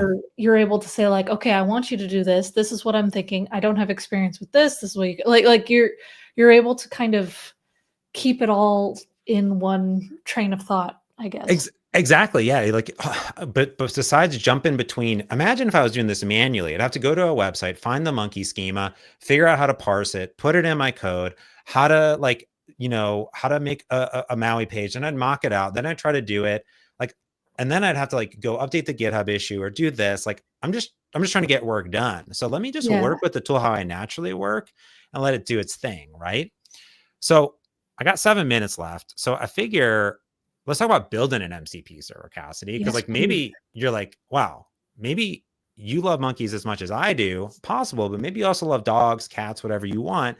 It's your prerogative. Maybe just love Australian cattle dogs like Millie, which is my Australian cattle dog that we have here.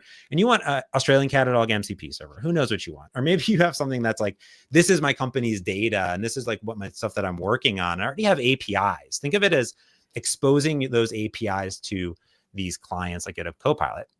So there's a bunch of SDKs. We kind of talked about it. The other team was using Go. There's a bunch of other ones. There's C#, Java, Kotlin, Python, TypeScript, all these things, right? Yeah. I'm a C# developer, so I'm going to talk about C#. And when people said it was easy to get started, and easy to build MCP servers. It really is. So let me walk you through it. Yeah, I want to hear how easy it is, because a lot of people use the word just. You just do blah, blah, blah. Let's see what easy means. So I'm going to use the official C# SDK. You can build clients. So like if you had an app today, you had the Cassidy app, and you wanted to connect to MCP servers, the SDKs allow you to do that, right? So and that's what GitHub Copilot's doing, is connecting to these servers. But of course, you can also build the servers.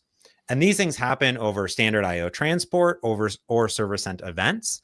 And those are both supported in the C# SDK. There's some NuGet packages. So there's the first one, which is Model Context Protocol for C#. Just like if you had an NPM package, there's these things out there that are equivalent. But there's one for the standard IO, and then there's one for the server sent events, which is the ASP.NET Core website. It's just basically a web server. So you create a console app. You add some NuGet packages. So 3 lines of code so far. And I'm sure, actually, funnily enough, Cassidy, actually at GitHub Copilot, I use the fetch command to point it to the documentation. And then I just had agent mode write my MCP server the other day. Wow. So yeah. Anyways, okay. So you start it up, you have some code in a file in your application, some using statements, easy peasy. You create your app builder host thing. This is basically going to host your MCP server.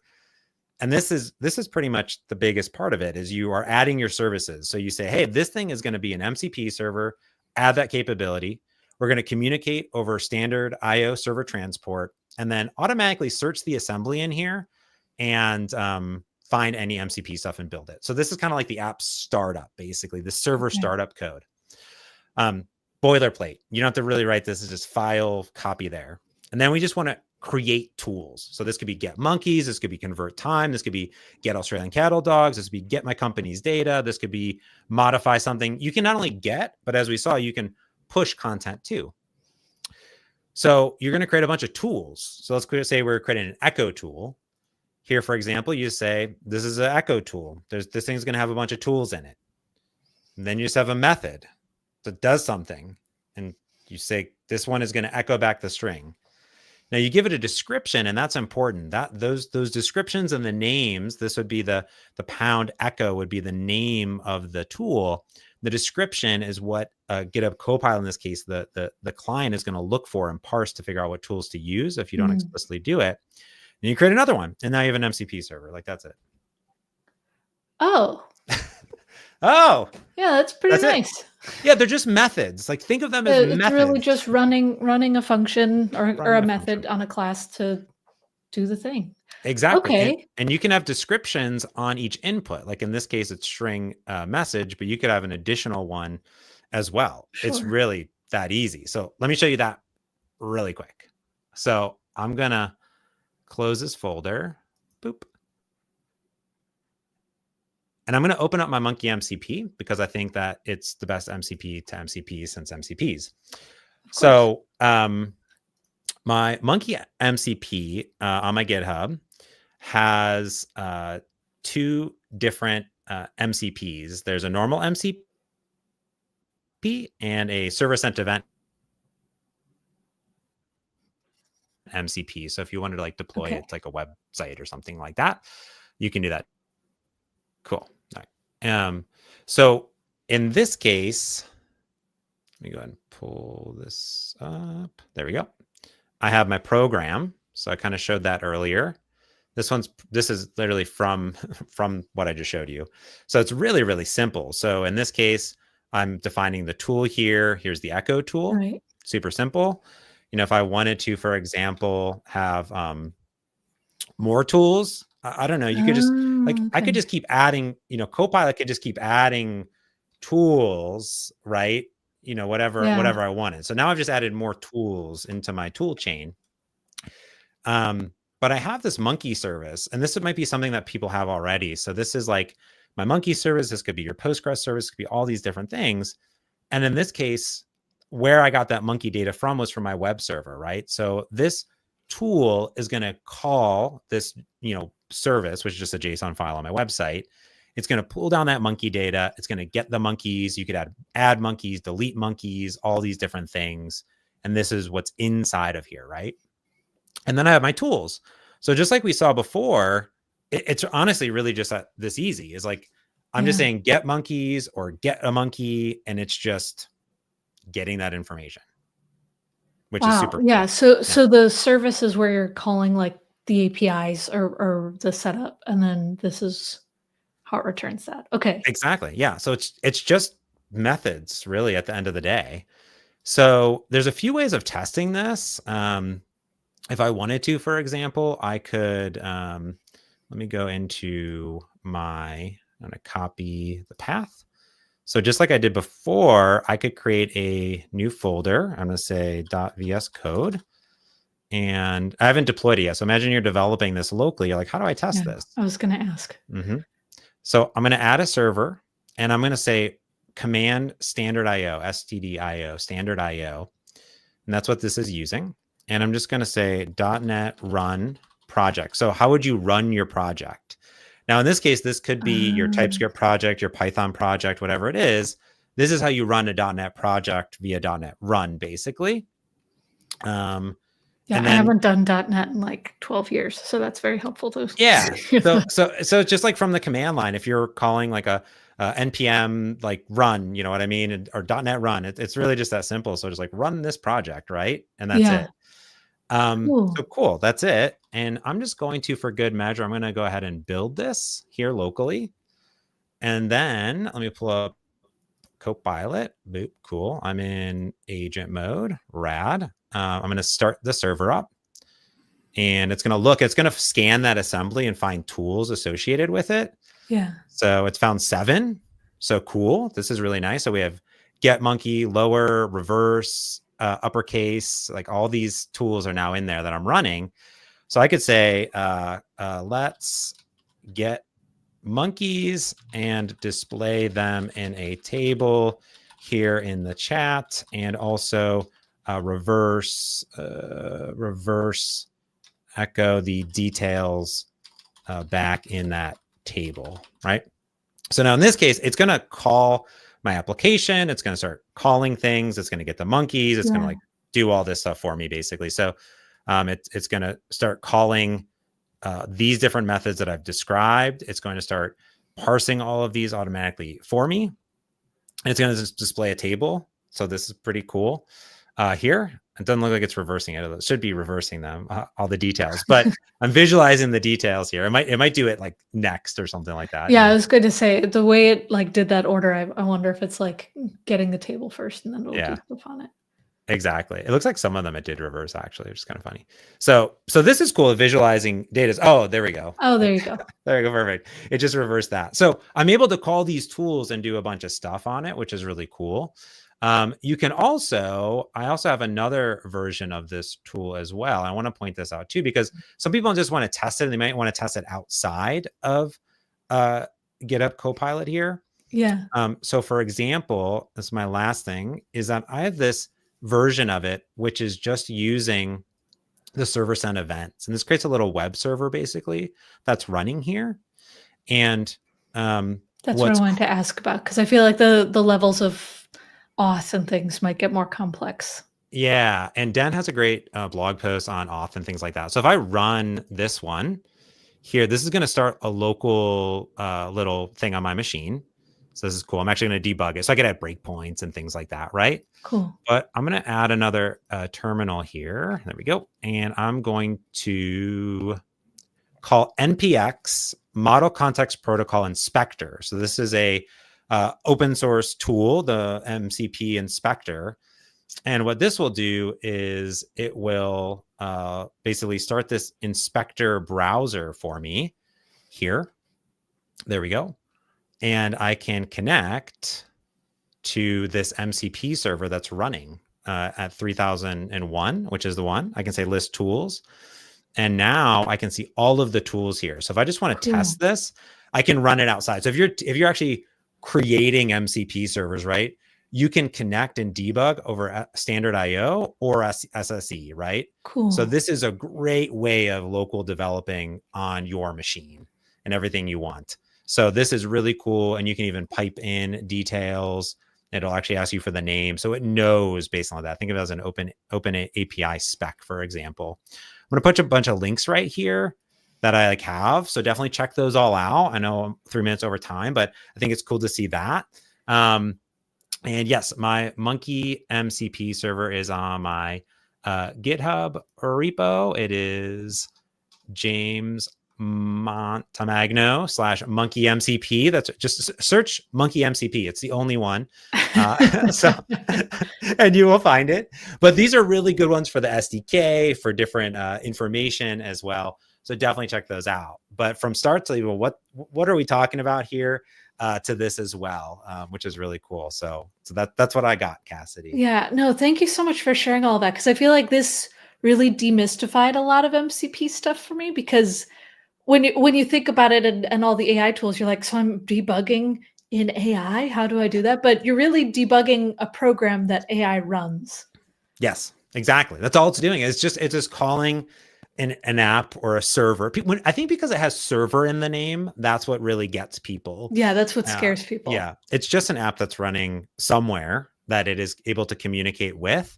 And it's doing it over like a JSON RCP. So it's not even, it's just like its own protocol that's really lightweight and things like that. So that's the high level overview. So hopefully that, demystified a few things for you. I know it's been a whirlwind few months of MCP goodies, but I try to distill it back as like, what do we say we're actually doing here? We're basically programming. Yeah. but like with that demystification though, now we know like you can write your tests the same way you would with writing a test for your average C# class or TypeScript class or whatever, because it is just, don't like using that word, but it's true. It's just a program that an LLM runs later. Exactly. Yeah. And you're just exposing what you want and you have control over it. And the other thing too, is just like you saw on GitHub, a lot of people ask, like, can I pass in information, right? I'm not going to like hard code my Azure OpenAI, like, AI Foundry key in there or my pat inside of it, right? You'd pass those in as environment variables, or you would auth, right? And you can also auth as well. It's a little bit more complicated flow. There's a lot of movement happening there, but those things are possible too.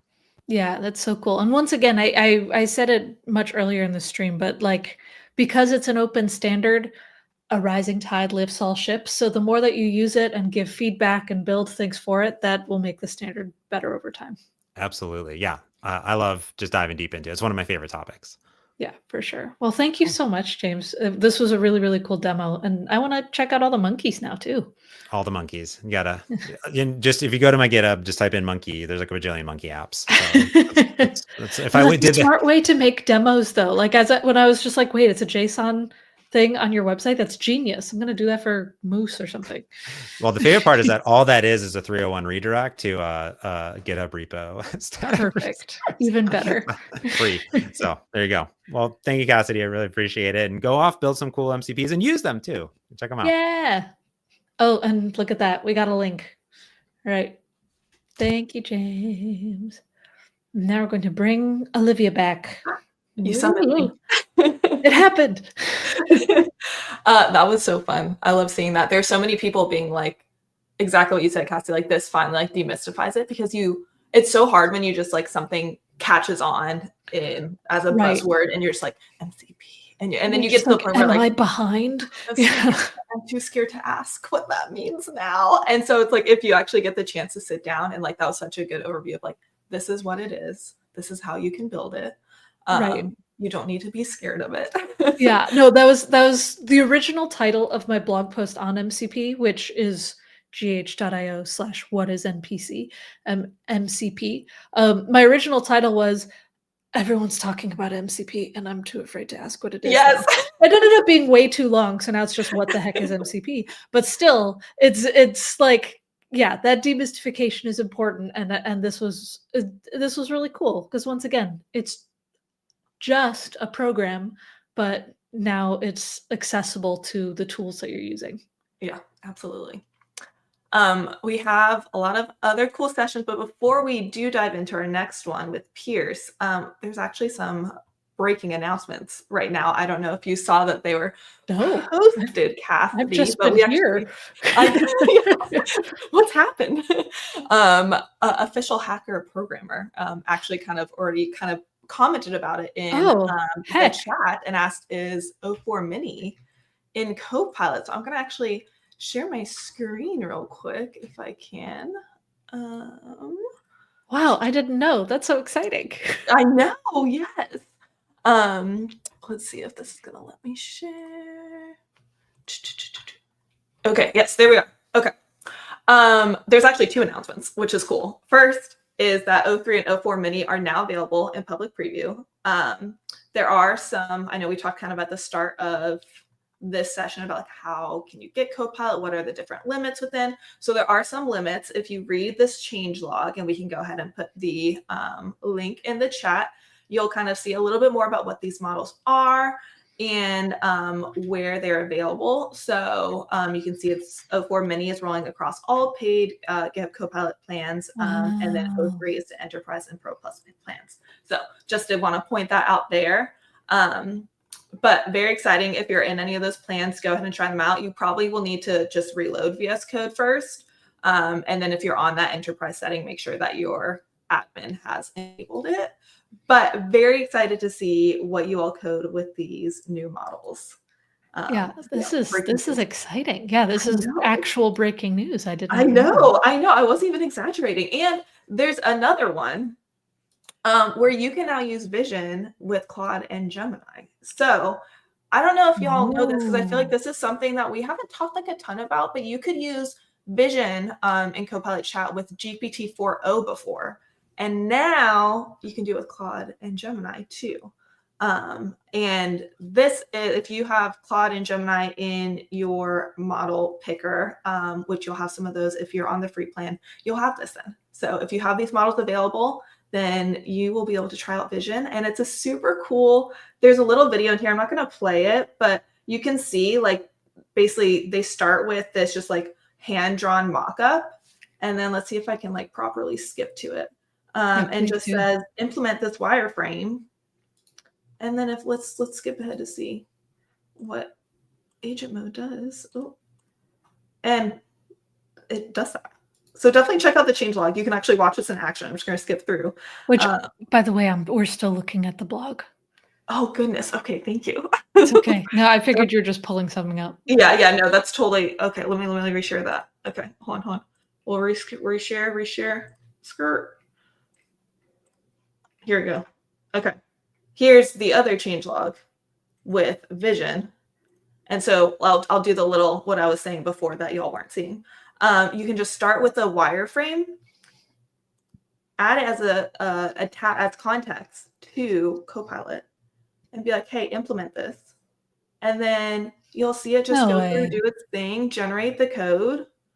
And then I'll just skip ahead real quick. You can iterate over it. And look, just based off that, a little bit of iteration, that's amazing. You can go from a quick wireframe to a fully implemented app, which I think is so cool. That is so cool. And I saw someone asking about like differences between models and stuff. By the way, the latest GitHub Insider newsletter written by yours truly talks about differences between models. But these reasoning models are really cool because they are quick to ask questions and generate quick code snippets and stuff. But then if you want larger context windows and things like that, that's what you use different models for. It's kind of different models for different jobs, and the more you use it, the more you understand it. And so the fact that we have these image capabilities now in some of these other models has my mind spinning a little bit, because I used to kind of think like, oh, well, if I want to use image, I kind of have to use this one, then I would have to switch. But now there's a little bit less switching. It's so cool. Yes. And I think that's kind of like, I feel like that's been like the theme of so much of this. It's just like less context switching, less switching. Like it just works. Again, we're saying just. But yeah, it's cool to see certain things just work instead of having to iterate a bunch and kind of fail first, which there's value in failing first, but it's nice to see things actually work on the first try. What a concept. Cool. Okay. Well, yeah, check out those change logs. You can see it if you get a chance to try them out. Let us know what you think. Live, we'll be checking the comments. But while we're talking about models, our next session is going to be on Bring Your Own Key with Pierce. So let's go ahead and segue into there. Hey, Pierce. Hello. How's it going? Good. How are you? Never a dull day in VS Code land, I right? know. Seriously. I know. You beat me to it. I was like, I need to update my session talk track to cover all the latest stuff we just shipped. Yeah, Like, that's the fun thing about planning these events, right? We're shipping so fast, like you can't even plan for all the things that we're actually going to ship. That's the thing. Yeah, Right. I know. It's like we genuinely didn't even plan this live stream to coincide with those announcements. It's like, Right. but we probably could have picked any weekday and there would have been something that we can be like, oh, breaking Exactly. news. This new model Yeah, here exactly. is here. This new feature. Check out Insiders where this just landed. And it's such a cool time to be a part of just this whole space, and to just have everyone playing around and seeing what works and just, getting all the tools. For sure. I was talking with a teammate earlier today and he was like, what's our messaging around like these models and these certain things? And I was like, here's the thing. This is what it is today. Probably won't be the same tomorrow. Good luck. And it's been cool to work on. But yeah, it's definitely a fast moving time for sure. Definitely. Cool. Well, Cool. on that Y'all want to note, talk about bring your own models? Let's do it. yes, let's dive into go. that. All right. So first of all, I'm just gonna open this talk by saying this is my flu game of talks because I think I have COVID. So if I'm coughing a no. lot or hacking, then sorry about that. I'm Pierce. I'm the PM lead for VS Code. So yeah, let's talk about models. I hate slides, so we're not going to do that. We're just going to show some stuff. I am going to go ahead and pop open chat inside of VS Code. So just quickly covering what you were talking about, Olivia, like if I come over here, boom, 04 mini showing up right there. Also, if I go over into agent mode, I see it right there. So that's available in agent mode as well. So if you reload your VS Code, you'll see that even though we shipped that 30 minutes ago or something like that. So that's pretty cool. So just kind of starting with that. So what are we going to talk about in this session? So I want to talk a little bit about the models we have available inside of VS Code to start with, and then kind of talk a little bit about the bring your own key integration that we recently shipped in our last stable release of VS Code. So this was like a super big ask from all of you in the community of hey, it's cool you have all these models, but how can I bring my own? And then I'll walk through kind of building some very basic things with some of these different providers that we actually support. Awesome. Let's do it. Let's do it. So let me pop open chat again. And just quickly running through, let's just pop open the model picker. We're going to need to do some UX work here, Olivia. This model picker is getting a little cluttered, right? We're getting a lot of things up in we need here. a whole scroll bar. Yeah, exactly. I also recognize to the Cassidy's point of what should I use? This flat list of just a lot of models can be quite overwhelming. So that's something we're working on. But anyways, when I first joined this team, we had just started adding support for not just the OpenAI models, but Claude and Gemini models as well. And so that was a common critique, I think, traditionally with Copilot is we only supported OpenAI models. And so now we support all the models from Anthropic and Google, and those are just available through my GitHub Copilot subscription. They show up here, which is awesome. Another common critique is we didn't traditionally do a good job of supporting these models on day one, or close to day one.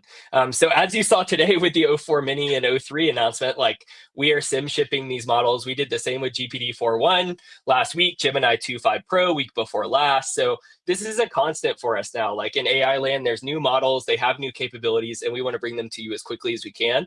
So expect that we'll continue to do that. We're trying to do better there. So thank you for all the feedback you've already given us on that.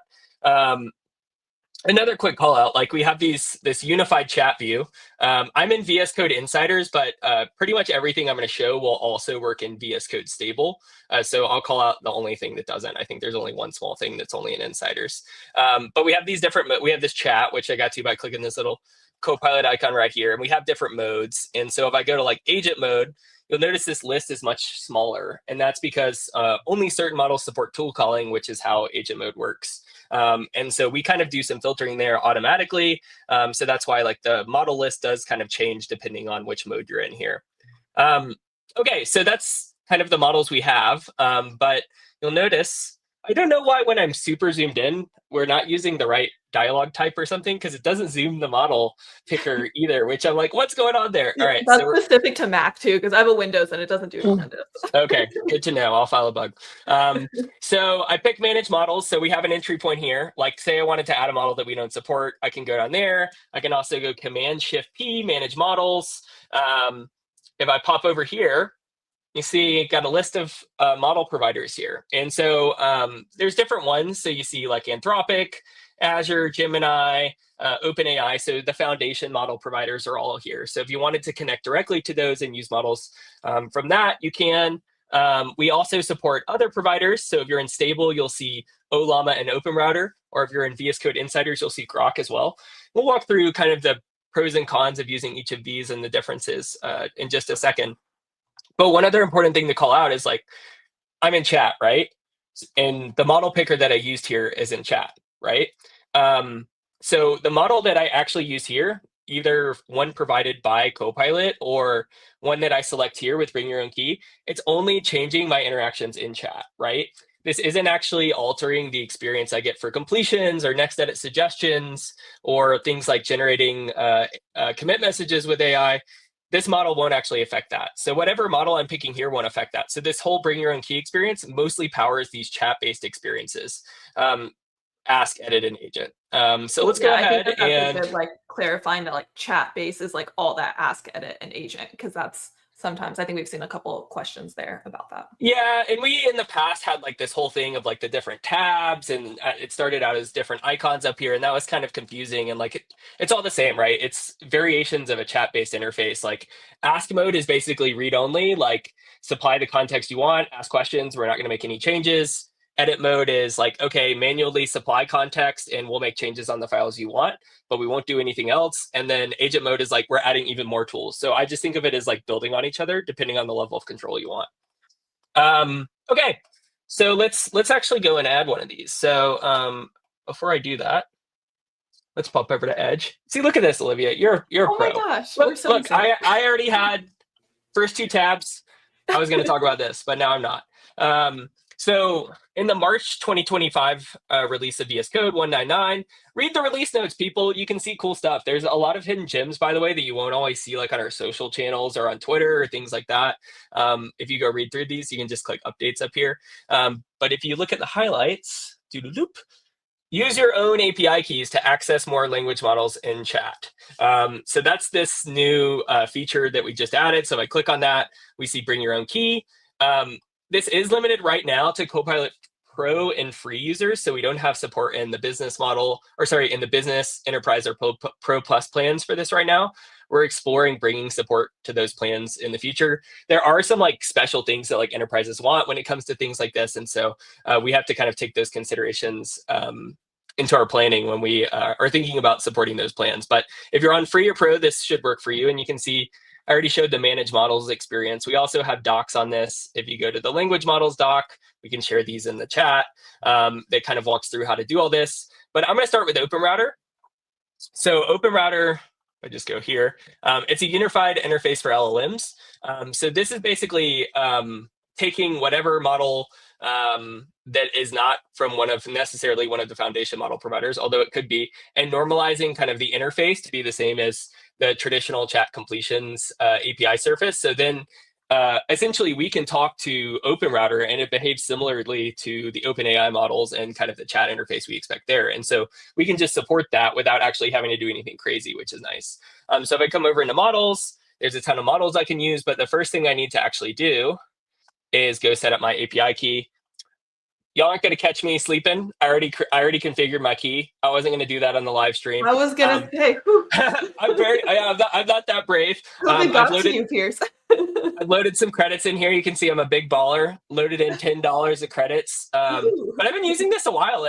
23 days ago, I've only exhausted 50 cents. So that's yeah, not it too takes bad. a while to kind of beat it down. Yeah. So let's hop back over into VS Code. So I'm going to go back into Manage Models, OpenRouter. And so we're just pulling all of the models that are available from OpenRouter and populating them in this list. Hashtag UX is my passion. So we're going to clean up this UX a little bit so it's not so overwhelming. So I do recommend, like for now, like go over to like the models page on OpenRouter, and they have like a nice filtering thing.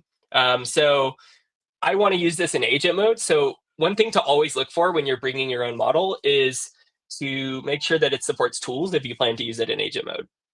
So not every model supports tool calling, only some do. So I came over here and selected tools in this UI, and I can see these are all the models that actually support tool calling.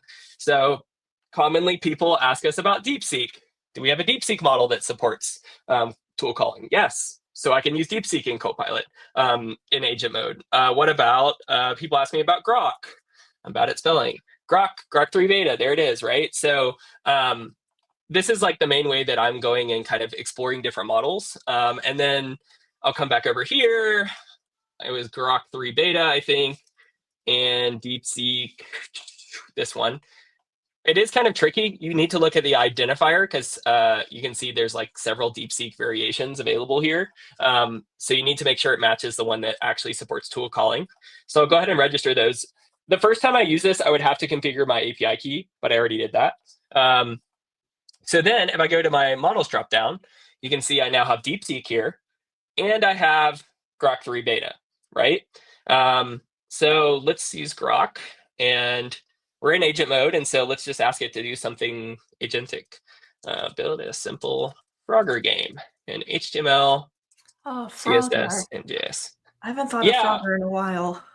Honestly, this is like my go-to test for a lot of things is to, well, you can see I have my one-on-one with Bert coming up. Let's dismiss that. So hold on, let me pull up my tabs. I'm all discombobulated now. Okay, so while that's working, you can see the interesting thing about Bring Your Own Key is for all the models that we provide inside of VS Code kind of through the box per se, we're doing a ton of testing, benchmarking, right, to make sure that those models work really, really well. And then we're tuning our prompts and such to make sure that the experience is really solid, right? When you go down this Bring Your Own Key path, obviously the benefit is you can use any model. But the downside is that you could use any model. And it may not be one that we've actually done tuning to make sure it's a good experience, right? And so mileage definitely varies. And so if you're going down this path, I definitely recommend like exploring different models. So like I try out 3 or 4, just like I would do with the models we provide in Copilot. We have some docs and stuff. Cassidy mentioned a newsletter that shows kind of the latest and greatest in terms of which models we recommend for certain things. But it's definitely like, also, there are benchmarks and stuff, but I feel like it's such a personal choice, right? Like everyone has their own vibes-based evaluation of what works for them. And then with Bring Your Own Key, like there's the vibes-based evaluation, and then there's like, this actually works with the product or it doesn't. All right, so I'm gonna do a little, okay, we're gonna stop my live preview. We're gonna run this thing. Do the loop. Keep my changes. Problem with being zoomed in so much is I'm zoomed in so much. Right? I know. It's hard then when you're actually looking at it. So we'll start our server. Where's our file? Let's just open this. So preview. Why are you not working, mommy? There we go. Nice. So I'm gonna just zoom out a little bit so we can see the Frogger game. So yeah, like, you know, this is just kind of a simple example, but it shows like, hey, you can bring your own key. You can use agent mode. This was using Grok 3. And yeah, like then if I jump back over to my activity on OpenRouter, like you'll see that now I'm starting to get activity that's logged here. I can actually go in and see how many tokens I'm using, the cost, the speed of those requests. So that's a pretty cool integration that I get with the OpenRouter provider. I can actually go in and see, like, for specific API calls, how much usage I'm actually incurring, which is super nice. Yeah. So this is really cool. Like OpenRouter is probably the provider I use the most of all the ones that we support, mostly because they have such a big catalog of models, and they tend to work really well for me. So if there's a model that you've always wanted to use inside of VS Code and agent mode, but you haven't gotten a chance to, like, we don't support it natively, like this is definitely a route to go. And yeah, so that's super cool. Let's see what else. What else do I want to show? What about local models, Olivia? what about local models? Someone asked about that. I lost their comment, but someone specifically asked about local models. So Pierce, what about local models? All right, what about them? Here. All right, so let's just reset my state here. Same thing, right? Like I can come in here, manage models. I talked about Ollama earlier. Ollama is super cool. I can run models locally on my machine. If I go over to same thing as before, right? Let's go to the Ollama site and let's just search like for a model. But I can also come in here and you can see I can filter by tools. So I can come through here, like they have like a lot of different tools, a lot of different models they support running locally that support tool calling. Let's see if there's anything interesting in here. I think I wanted to use like Quinn. Let's see if that one actually. Yep. So Quinn Coder, like that one gets a lot of love in the benchmark. So maybe I'll give that one a try. The one thing to call out with local models, like it's super awesome because it's all happening locally on my machine. It's not going out to some cloud endpoint or anything like that. But it is also the downside. Again, it's running on my actual machine. So you have to have the hardware to actually be able to do this well. So let's jump back over into VS Code. And I'm actually going to go ahead and spin up a new terminal. And you can, I thought I had that command there, but let's actually come in here and let's just grab the run command from the Ollama models page and copy pasta in here. Go ahead and run that model. All right, so let's just test it and make sure it's working. I'm gonna bump up my font again. Okay, so it is. So this is Ollama. I'm running this model totally locally on my machine. So now let's go in and actually select the Ollama provider. And I can see these are all the models that I've used in the past with Ollama on my machine. Like I said, like it's worth it to try and experiment, especially with the local models. Like what is your machine actually capable of doing? Which one actually works the best for you, that sort of thing. So I'm going to support, I think I'm going to do this one. Yeah. So we'll hit OK. Okay, so then let's, I don't know, select that inside of the model dropdown. Ollama Quinn Coder. Let's do something. We just did a game. Let's build a simple water tracking app in HTML, CSS, and JS with increment. If you know me, you know that like this water tracking app is kind of like my canonical example of what I like to do. And you can see that the request failed, by the way. I just resent it and it seems to be working. So sometimes you'll notice like with the non-provided models, you'll get more failures. And like I said, that is in part because we're not optimizing things for use with that model. And also, we need to do a better job of surfacing the errors we're actually getting back from these model providers back to you inside of VS Code. Typically, that happens via the APIs we work with the GitHub team. But in the case of like using OpenRouter or Ollama, it's obviously coming from those providers instead. So the other thing you'll notice kind of about local is like maybe with agent mode in the past, you will notice like it'll be like, I'm going to do this. And then it'll do that. Or so you'll see here, it just like was like, YOLO, I'm going to create this index HTML file right away. And it stopped. All right, so let's see if that, it only created the increment and decrement buttons. It didn't create the script or the CSS file. And so like, this is exactly what I mean by like, your mileage varies when you start using these bring your own key models. So let's say you didn't do the I think this CSS is really great style context to show. Like this is like really what people are going to be doing. So it's really good for people to understand like what does make it into the model picker. Like why would I bring my own key?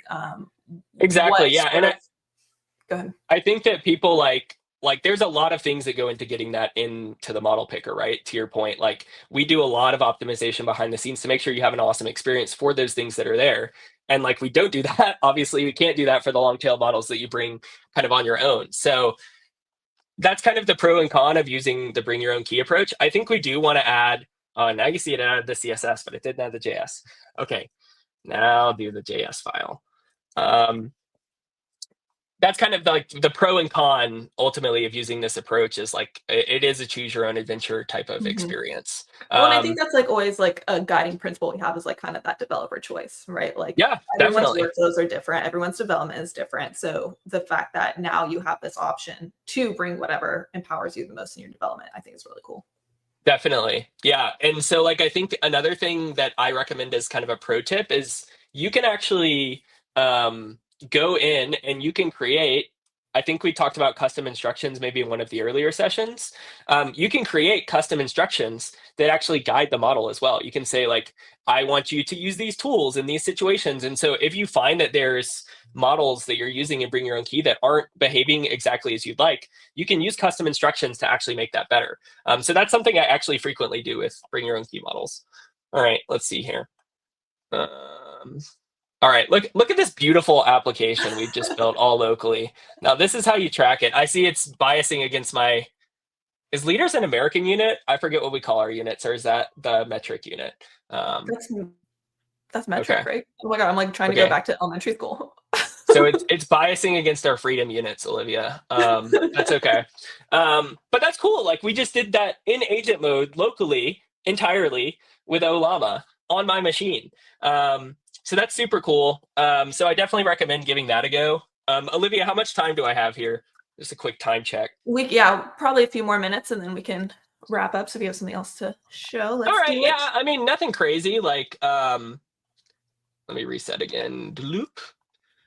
Delete that. So make sure I stop running that. By the way, if you do run Ollama locally, a pro tip, make sure you like stop it when you're done. I've definitely had like, why is my machine like coming to a crawling stop, right? And it's because I've been running inference in the background locally without noticing it. Okay, so I won't show it just in the interest of time, but we also support like the Anthropic providers, so you can come in and actually select any of the Anthropic models. Same thing for OpenAI. And I didn't show Grok. Maybe I'll try. Maybe we'll try. Stretch goal. Let's do a little deep seek in Grok.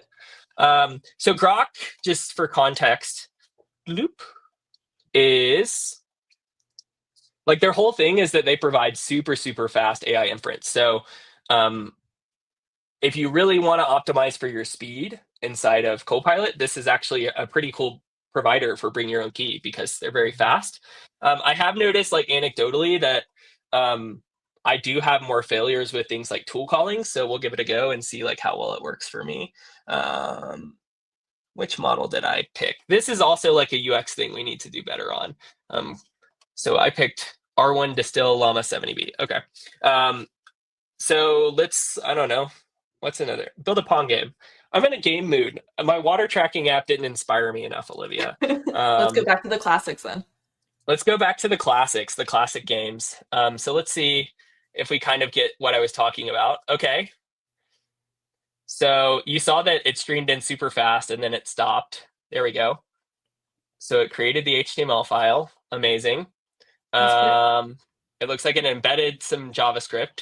Did you see how fast that came in? By the way, so quick.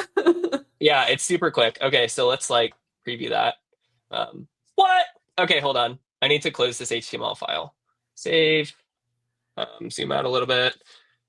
Oh, I'm this one. Okay, so like you just saw, like it's super, super, super quick to do inference. So like it works very well, and they have a lot of really cool models. I think. Let me go back to manage models. Yeah, like they have the Llama variants, they have the Quincoder, like 32B version, like the one I just used locally, but actually like being served from their servers. So yeah, like it's super, super fast. So this is really cool if like speed is important to you. It's kind of like the models, like all of these model providers have benefits and drawbacks, right? And so it's kind of like, you know, explore each one, understand what works for you and what you need based off you and your team's requirements, and give each model a try within each provider. And yeah, let us know what you think of this. I'm trying to think if there's any other interesting call outs for this. I think people are just really excited because you're not dependent on us anymore to make sure that we have models there. We are also doing, as we talked about earlier, an amazing job at making sure we bring you the best state-of-the-art models in the product. But if there's models we don't support, now you're not blocked anymore. Mm-hmm. So that was pretty cool. We saw OpenRouter and using them with Grok. We saw using Quincoder entirely locally to use to build a, what did we do? Water tracking app. That was all local with Ollama. And then we used Grok to build this Pong game. So yeah, that's Bring Your Own Key. That is awesome, Piers. We've gotten a lot of questions that are kind of asking things that you went over earlier. So I just want to do a quick plug that this will all be available on demand after, so you can check out Pierce's demo later if you missed any of it. But I think, again, like the main point to drive home there is that like you have options, like whatever is what works best for you. We want to be able to enable you to do it within VS Code and with GitHub Copilot, and just make development as easy as possible to you, and just get you focusing on those problem solving skills that you want to do and like what you actually want to spend time on. So yeah, thank you so much, Pierce, for showing that. Thanks for having me. Cool. All right. Well, we'll go ahead and bring Cassidy back on just for a quick little interlude. What's up, Cassidy? Hello. That was so fun. I know. And I think that that's like one of those things that people don't realize, again, is there. Because I mean, it's pretty recent. Not everyone, it probably is like you. Again, everything moves so fast. Yeah, everything has been moving so fast. Where like I can't keep up with just like the GitHub changelog and stuff, let alone the VS Code one. And so, and there's just so many models available, and everything. You just have so much, and it's like I can't like. It's so hard to just like keep track of. Oh, this is the best for that. This one's new. Right. Like this is the talk of the town right now. Like that's why I love Pierce's message. Like try it out, see what works for you. And then go from there. That's what it's all about. Yeah. And it's like very, again, bleeding edge, cutting edge kind of stuff where I want to emphasize to the chat, you're not behind. We're all moving very, very quickly. And we're, if anything, just the fact that you're here, you're very early because this is all new tools that's coming out live pretty much. And this is only the beginning. There's so much more. Yeah, absolutely. Cool. Okay. Well, I think we're going to go ahead and dive into our next session then. We have Don coming on to do some notebook stuff. Hey, Don. Hello. Good morning. How you doing? Good. Really good. Thanks so much for coming on. I know you're going to be showing us some notebook experience, which chat, let me know if we have any data science people, if you're into notebooks, because I feel like this is a really like slept on feature in VS Code. The notebook support is amazing. And I love that we're kind of bringing it into the Copilot agent mode edit sphere. So we can bring it even better. So with that, Cassidy, I think if you want to watch from behind the scenes. And then Don, we can dive on in. Okay. So let's start with a simple workspace. So if you look at this particular workspace, I've got really nothing here except for a Jupyter Notebook. It's, for all intents and purposes, something that I have just downloaded off the internet. And I'd just like to have a look at how this notebook works and what it does. So all I know is that it's got a title in here. It's going to do some data analysis on the Titanic data set. I'm going to try to run this particular cell. And the first thing I'm prompted with is to select a Python environment. I'd go ahead with the recommendation, and it says, okay, create a Python environment. I haven't got any Python environments, and this is a new feature, Quick Create. It's a new feature that is in one of the new Python extensions, and that's called the Python environment extension. It allows us to create a new environment really quickly. That's why it's called Quick Create, and it also installs relevant packages required for the Jupyter extension, which is to run Python kernels and Jupyter notebooks. Generally, this can take 30 seconds to a minute, but now it is just a matter of seconds. So as you can see, it's installed the packages, and now I'm running the cell.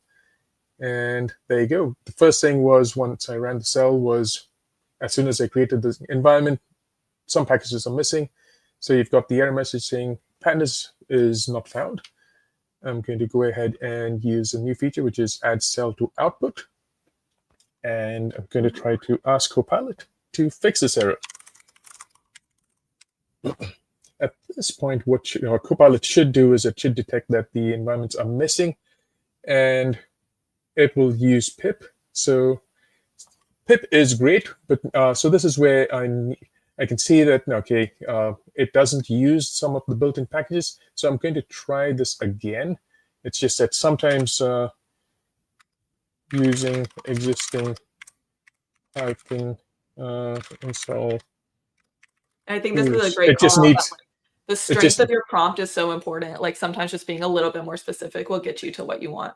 Yes, and it might just need a little bit of a nudge there to get to do the right thing. There you go. So now it has picked the right tool. There is a built-in tool that we have to install the missing packages. And right now it has seen that there are some packages missing, and it's done. If I were to use pip, that too would work, and it would run it in the terminal, but it would have been a lot slower. And the Python environments tool is using UV in the background, and that should get it done within mere seconds. So there you go. Now it's running the cell. It's a little slow over here, quite understandably, because of some packages like Seaborn can be slow to load.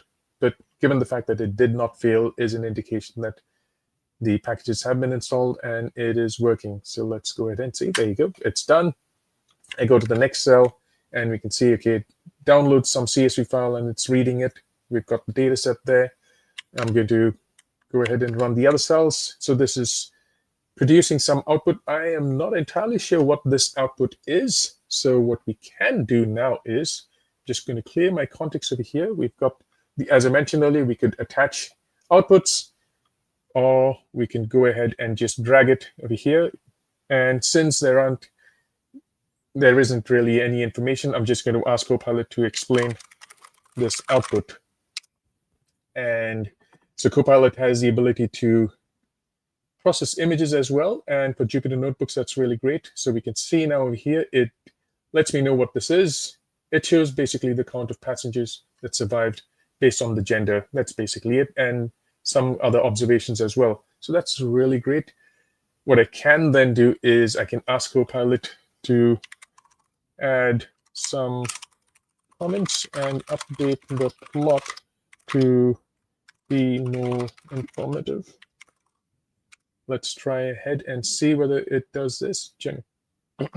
So I'm expecting to see some more comments in here with some titles. And let's go ahead and see what happens. I think this is so, I mean, because I have always enjoyed using Jupyter Notebooks, but I'm not really like a huge Python person. Like that's not my background. So I've always kind of like dabbled a little bit and I've always seen the power of it, but I've always been like a little like confused sometimes throughout it. When you get like these outputs, someone shares a notebook with you and you're like, I don't really fully understand this. So I think what you're showing with this integration back and forth and being able to explain the charts and just being able to help troubleshoot, why isn't this working? Is it my Python environment? Is it something else going on? Is so powerful for people maybe just getting started with Jupyter Notebooks, or even people who've done it for a while and maybe trying out a different package. Yes. So in this particular case, the notebook was downloaded and I have really no idea.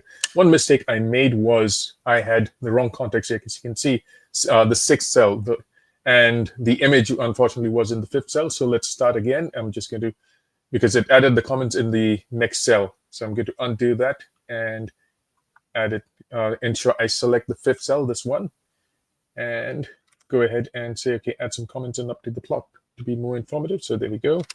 And let's ensure this gets updated this time. There we go. So now you can see we've got more comments in here. We've got a title as well. And so at this point, what we should see is if I were to run this, there you go. And now it is a lot more meaningful to me. And so I can use this as well. So I'm going to keep this. I'm happy with these changes. I'm going to keep those. And so there's some additional cells as well that I have not executed. Let's try to run this. Oh, I can see that still some errors. Really not the best notebook that whoever created this online. Well, okay. The best part is we've got Copilot here to help us fix these errors. And just a little note. By the way, I created this notebook and I uploaded it offline. We love some self-deprecating humor. Okay, so there we go. Copilot did figure out there was an error and it did fix it. So there was a variable def. So this is really useful. So these are a couple of things that you can use Copilot with notebooks to do. We were explaining the outputs, and here we go. We came across some errors and I tried to fix it. Now you can see that that was not enough. So anyway, so let's try to fix this error as well. And ask this, fix this error. So there are additional errors that this notebook has. So that's really great. So you can see that there's some errors. Let's see what it does now. Okay. It's applied the edits and it's still checking some more errors if there are more errors. In the meantime, I can run it and see, oh, there we go. And it does run through without any issues at this stage. And we are happy with that. We'll keep all of these changes.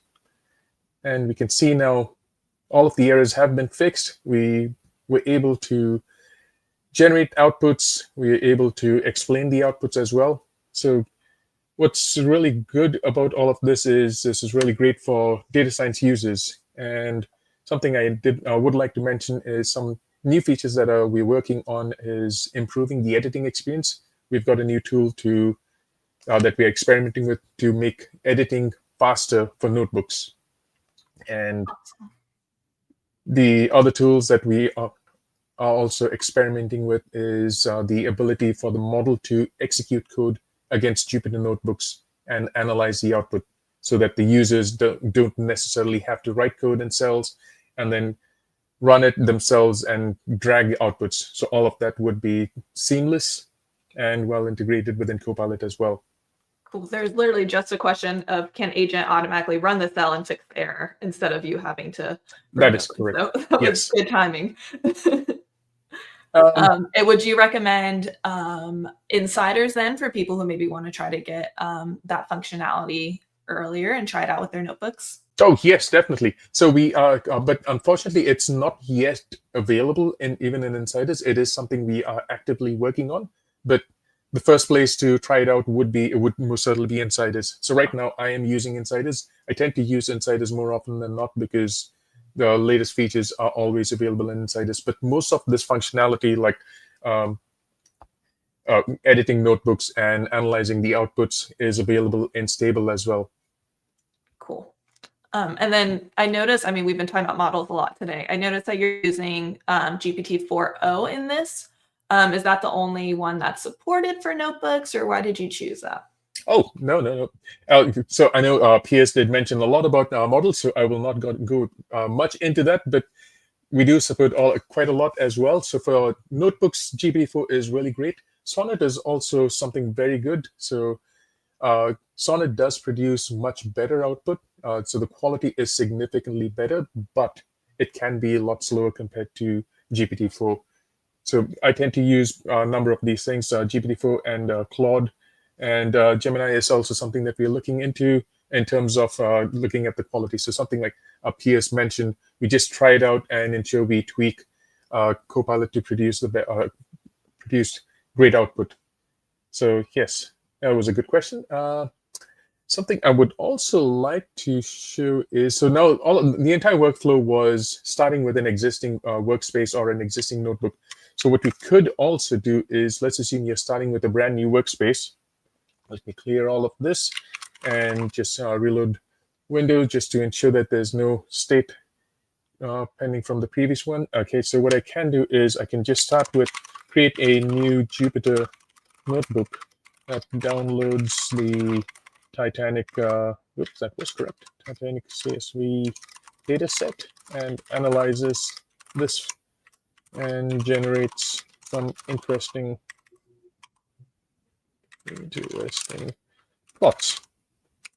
We have a tool which is available in stable called the Create New Jupyter Notebook. So this particular tool is fine-tuned for building notebooks or creating new notebooks, and the quality of the notebook is, we try to ensure that it's pretty good in terms of having relevant markdown cells to explain the content of the notebook. And if you're performing any data analysis, then we ensure that there would be a cleansing stage as well. So for instance, you've got the loading of the data frames, and then you've got cleansing as well. And so you can see on the right-hand side what the notebook does. And there's a planning stage as well. So this is the creation of the notebook. So we can just go ahead and keep this. And so this is pretty much created from scratch. So if I were to run this, we would go through the exact same process as earlier, which was you'd be prompted to create a Python environment and use that, and the relevant packages can be installed. But I don't think we need to go through that entire exercise all over again. But yeah, I thought it would be interesting to showcase this particular tool. So you could use this tool to not just create a notebook just for analyzing a specific data set, but what you could do is you could bring in your own CSV file and say, or CSV file, or you've got an audio file, you could just tell Copilot, okay, create a new notebook that analyzes a specific data set that you have on file as well. And I think that this is such a good thing to point out with agent mode in general, the fact that you're just like, hey, create a notebook using this data set, and it automatically calls that create new Jupyter Notebook tool. You don't have to know, is there a tool underlying that does this? You can just say, this is what I want to do, and Copilot's going to go ahead, and it has kind of those built-in capabilities with Jupyter Notebooks to be able to just know what you want and give you the best possible outcome there. That is correct. Yes, that is correct. Awesome. So with regards to notebooks, I think that is it. So as mentioned, there are lots of new features that we are exploring on building and experimenting with. But now for the purpose of demo, I think that's all I have at this stage. Awesome. Cool. All right. Well, probably is the release notes the best place to keep on top of what the latest Jupyter Notebooks experience is in VS Code? Yes, most certainly. That is the go-to place that I would recommend to learn about what's new. Yes. Cool. All right. Well, Don, thank you so much for being here. We really appreciate it. I think if chat, you haven't tried out Jupyter Notebooks, there are so many different use cases you can do it. Like, you don't need to be deep into data science. You could just be like wanting to get some metrics for like a performance review or something that you need to do. Like, there's so many different ways. Like, if you're doing anything with data, stats, Jupyter Notebooks make it so easy. You don't even have to do with that. If you just want to combine like Markdown and code, like that's what you can use a notebook for. So highly recommend trying it out. GitHub Copilot has made it even easier than ever to do that. But Don, thank you so much for being here and kind of showing off the latest experience there with agent mode. Thank you for having me. Thank you. Cool. All right, let's bring on Cassidy. Woo! Hello. That was so cool. Once again, I feel like we're just scratching the surface on so many things. I know. And like I play with a lot of this stuff, and the fact that I'm sitting behind the scenes being like, I am learning so much is very fun. And like, when we were creating the agenda for today, like we originally were going to have this be like a 1, maybe 2 hour max event, and it's like snowballed into like hours and hours. And we, like you said, like there's so much more that we want to include. And it just keeps coming. So definitely like so keep the vibes going. We're not even technically halfway done with the whole event. We have a couple more sessions, like regularly scheduled sessions. And then if you didn't hear at the start, we're going to kind of close out the event with a couple hour live coding session with Wes Boss. So we have a lot of exciting stuff still ahead. Before we do dive into our next presentation though, Cassidy, I have a question. Ask away. Do you know what happened almost 10 years ago on April 29th, 2015? Pop quiz. What was happening in my life at that time? Right. Yeah, where I was living in New York City. I was signing a new lease. I know. So the answer is VS Code was announced at Build, which means yes. Wow, we have people figuring out in chat. I was trying to see if we had people who could get it. Yes, VS Code was released.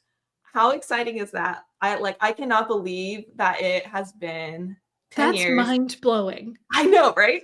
Because like I feel like granted, yeah, we've been in the industry for a while. It still feels like kind of a new kid on the block still, just because there's so many changes and stuff that have been happening. Yes. Wow, I can't believe it was 10 years ago. Like the original like TechCrunch like report of it about how it was announced. I think it's so fun to go back and look at this. We're talking today about like all the cool latest and greatest in VS Code, but I think it's always fun to kind of like look back and reminisce on where we started. And you can see like this is like at what's fun is like some of it has stayed the same while some of it exactly and I think it's so cool to see like how we've kept like those like developer core principles of like our whole goal is to just make the best editor for developers that people love. And so starting out from here, having a cross-platform editor as the announcement. Wow. And from there we've evolved. We had remote development, obviously GitHub Copilot. Now we're kind of doing this redefined with AI, but the whole point of it is that we're kind of always having developers at the core there. And I actually there's one other little thing I want to share real quick, and that's this little screenshot because it's also a kind of throwback to to see the Man, that's so wild. I know. This is like the first commit of VS Code, and you have like it's a screenshot of when it happened. So you have like the old GitHub UI too. Wow. So you can kind of see it. Yeah, I know. I feel like it's like when you go back and look at like high school pictures or something. Yeah, and the thing is, like, once again, it's slightly the same, but slightly different. Yep. It's Yeah. wow, it's cool to see. It 'Cause is. It's really just kind of been that thing that's been it's been such a companion, I guess, for developers for so It long. has, yeah. And so I just wanted to do a plug for that. And obviously, like a huge thank you to our developer community. All of this past 10 years has been for you, for building the best tools for you. We're excited to see the next 10 years where that's going to go. I think right now we're at such an exciting point of just new improvements every single day and advancements, and we're just trying to get them in your hands as quickly as possible. Yeah. That is so fun, and it was really I'm like reminiscing now. It was such a game changer with all of the extension capabilities that came with VS Code, and we talked a little bit about LSP, a little bit the language server protocol, and how a lot of the efforts there made the way and paved the way for VS Code, but also for other editors to be able to support multiple languages. And again, the fact that it was open source, what a concept. I think that it was such a turning point in a lot of the tech industry for VS Code to come out, and it exploded in popularity. I was such like a Vim fangirl for so long. And I remember when I switched, I was like, oh, this is quite nice. I don't have to configure like billions and billions of plugins. It just works. And so it's cool to see. Yeah. It is. Cool. Okay. Well, we just wanted to take that little moment to celebrate, reminisce. But with that, I think we can go ahead and head into our next session with Bridget. Hey, Hello. Bridget. Hello. Good to see you guys. Wow, excited to be here. I know. Yeah. Thanks so much for being here. For those of you who maybe don't know who Bridget is, she's a PM on the VS Code team. Absolutely awesome. And I think we're going to be talking about the next evolution with code completions today, right, Bridget? You sure are. I'm so excited to show it off. Let's Awesome. go. All right. Well, Cassidy, I think we're going to I'll be back here again, but we'll bring you out of your cage in just a little bit. Cool, Bridget. What do you have for us today? Yes. So like you mentioned, Olivia, we're going to be looking at what we're considering the next evolution of code completions. And so for folks who are using GitHub Copilot, you might be familiar with the gray ghost text suggestions that you get for when you're writing code, and it helps you add new code and add new logic as you're working on a project. But another huge part of software development in the software development lifecycle is editing existing code and existing logic that's already there. So that's where next edit suggestions, or NES, comes into play. And that's what I'm going to be showing off today. Cool. Let's do it. Okay, so to kind of frame the demos that we'll be taking a look at, I have this template repo, and I have a few different categories of different kinds of like projects and scenarios where you might find NES to be really helpful or powerful. And with any of these, you could go ahead and follow along today, because NES is live, both in VS Code Insiders and stable. I'm using VS Code Insiders and the Copilot pre-release extension because I just love getting all the latest like UI and fixes that the team has, but you could totally use it in Insiders or stable. And you'll just want to make sure that you have the Copilot next edit suggestion setting set, which you can also configure in the Copilot icon we have down here. You can select. Wait, why did I not realize that you could do that there? Yeah, this is awesome. Also pretty new in Insiders, and so it might also be in stable, but definitely in Insiders. Yeah, you can configure your completions in NES right here. That's so cool. Yeah, I know. I heard you and Cassie talking earlier that just getting all the little tips from everyone. I know. Yeah, like that's super cool too. Chat, this is not like a shit. Like genuinely, like we are just like learning all these things because there's so much stuff, and so we're learning along with you. It's really cool to be here. Sweet. Okay, so we can go ahead and start seeing what NES looks like in action. I think that one scenario where hopefully you'll find it to be quite helpful is if you are changing the intent of what some code achieves. So what do I mean by that? So we're starting here in a simple geometry.ts file, so a TypeScript file, and I have the definition for a point class. And right now it looks like it's a 2-dimensional point class because I see that it has X and Y variables in the constructor and in the distance calculation. But what if rather than having it be a 2D point, I want to make it a 3D point or a 10D point or just something more than a 2D point? I'm going to go ahead and rename it here. And so I'm going to name it to point 3D. And with that, Copilot was able to predict what I might want to change next. So what's cool about NES is it's both predicting where that code change will need to happen and what it should be, because this code change wasn't just immediately on line 1, it's a few lines later. And so looking at it here, it suggests adding a Z variable, which I think makes sense. That's pretty cool that I was able to predict that just by renaming point to point 3D, that I want to go ahead and make this a 3-dimensional point.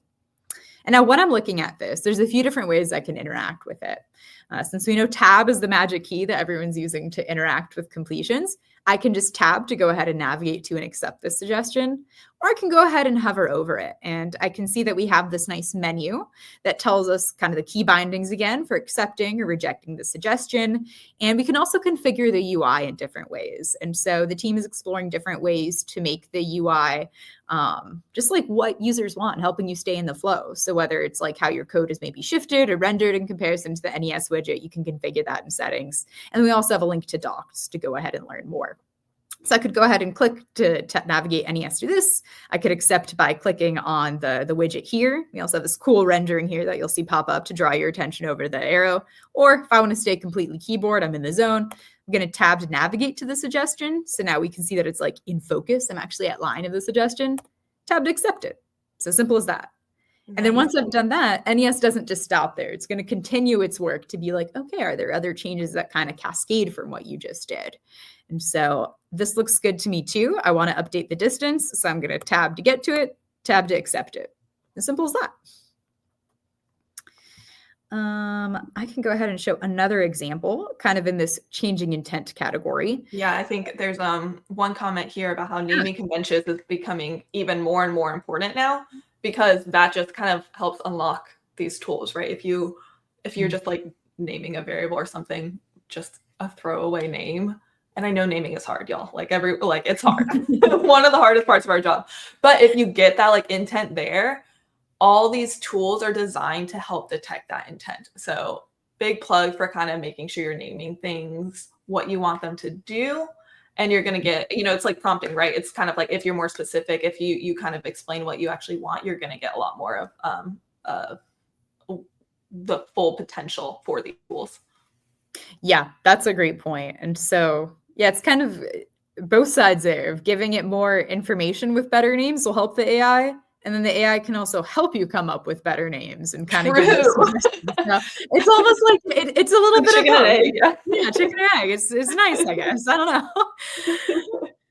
know. Cool. And yeah, definitely feel free to just jump in and interrupt me. I am on a single screen right now, so I won't be able to see if questions come in. Cool. Just feel free to hop in there at any point. Awesome. Okay, so then going on to another example in changing intent, we'll also be looking at different kinds of projects and languages today, because Copilot and NES specifically works on different kinds of languages. It's not restricted to just one. And we'd also love to get your feedback as you try out NES. How does it work for you on certain project types or scenarios or languages? Does it work better or worse? And like giving us that feedback, whether it's on social media or GitHub issues, super helpful for our team because we're putting in a ton of work to rapidly improve in this space. So here in this stats.cpp, so we have a C++ file, I have some different calculations, some different math here, and maybe instead of getting the minimum, I'd like to go ahead and get the max. So I'm going to update this to get max. And similarly, it's going to update now the logic and the variables that are used without this throughout this function to help me update there. And it's nice too, because it doesn't just simply like update the variable name. Like it didn't just say sample less than max. It's like, okay, also like you should probably go ahead and update the logic here as well. And something I want to point out here too is that you'll see that you still do get ghost text and completions. One way that you're able to tell if something came from more of completions versus NES is right now NES is always going to have that arrow next to it in the gutter menu. And so since this suggestion doesn't have that, this comes from code completions. Okay. And it looks like this is technically a viable option, but I don't quite want to do this because I think I'd like to just update this logic instead. So when I get a completion or if I get an NES, I can just hit escape on my keyboard to get rid of it. Or you can keep typing and it'll also get replaced. Okay. Can you hear me? So then I can go ahead and update that Hello? there. Hello. No worries at all. All right. Cool. And then we can see that the updates continue forward here. So I can go ahead and tab to accept that. So that was kind of our first category of changing intent. Any other questions, feedback, comments for that one? There were some questions kind of related to earlier when Pierce was showing all the different models. I think he touched on this a little bit, but if you could also about is there a way to kind of change what model is happening with next edit suggestions, or is that just kind of by default? And how does that work? Yeah, that's a great question. So at this time, it's by default, we're picking one for you, but then this is an area the team's rapidly evolving and iterating on. So if anything changes there, we'll definitely let y'all know and release notes and social media updates online. Cool. All right, sounds good. Here's one other question too about can existing code be updated based on new requirements coming in the form of a user story? I would assume kind of like in the context of next edit suggestions, that's kind of like you're still kind of in control with what you're typing. So you would just kind of start with implementing those requirements, and then depending on the context, it could go ahead and help you out there and have your back. Yeah, I think that it depends a little bit on where like the requirements and story are defined, because I think that if you have maybe comments in line in a file that say, hey, this code should do X, Y, Z, and you want to change that, you could just update the comments in line, and then NES can kick in and help suggest changes throughout the rest of your file that meet those new requirements. Or if you're using something like agent mode or chat, and then it generates some new code and you accept that new code, then if you'd like to iterate on that, then completions and NES can help you while you do that work too. Cool. I think that's a great call out for like what those different experiences look like. Just because again, it's kind of like integrated in so many places. And so it's good to kind of like, even just like have the terminology of like, okay, this is next edit suggestions that I'm seeing right now. Mm-hmm. This is that ghost text. This is the chat panel. So thank you so much for that clarity. Yeah. Great questions. Cool. Then says, this rocks. This is an amazing session. So love it. Okay. Thank you so much for the feedback. That's great to hear. Cool. So we can look at a couple of other categories of examples here for NES, and please keep the feedback and questions coming. This is great. And so this next category I have is adding logic and then using that newly added logic in some way. So let's see what that looks like. So for kind of our first example here, we have a VS Code extension, which is just a TypeScript project. And right now it's a simple like hello world. It just kind of prints out hello world to users. And so maybe I want to go ahead and add some more functionality to this extension. So I'd maybe want to add a disposable that's for displaying the date and time or something like that.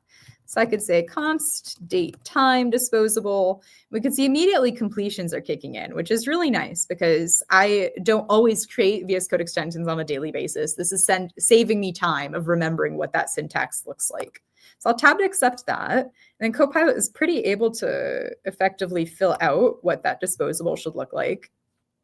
And you'll see as well that we get a combination of, depending on kind of where the scenario is and what Copilot is processing, Copilot completions and NES can work together to give me those suggestions to help me fill in and update my code. And so now that we have a disposable for the date and time, I think I will also need to make some changes elsewhere in my project. Think, for instance, in the package.json, right now I have a command registered for that hello world command. I think I'm also going to want to have one registered for the date time disposable. So if I go look here, I can see that I had called it show date time.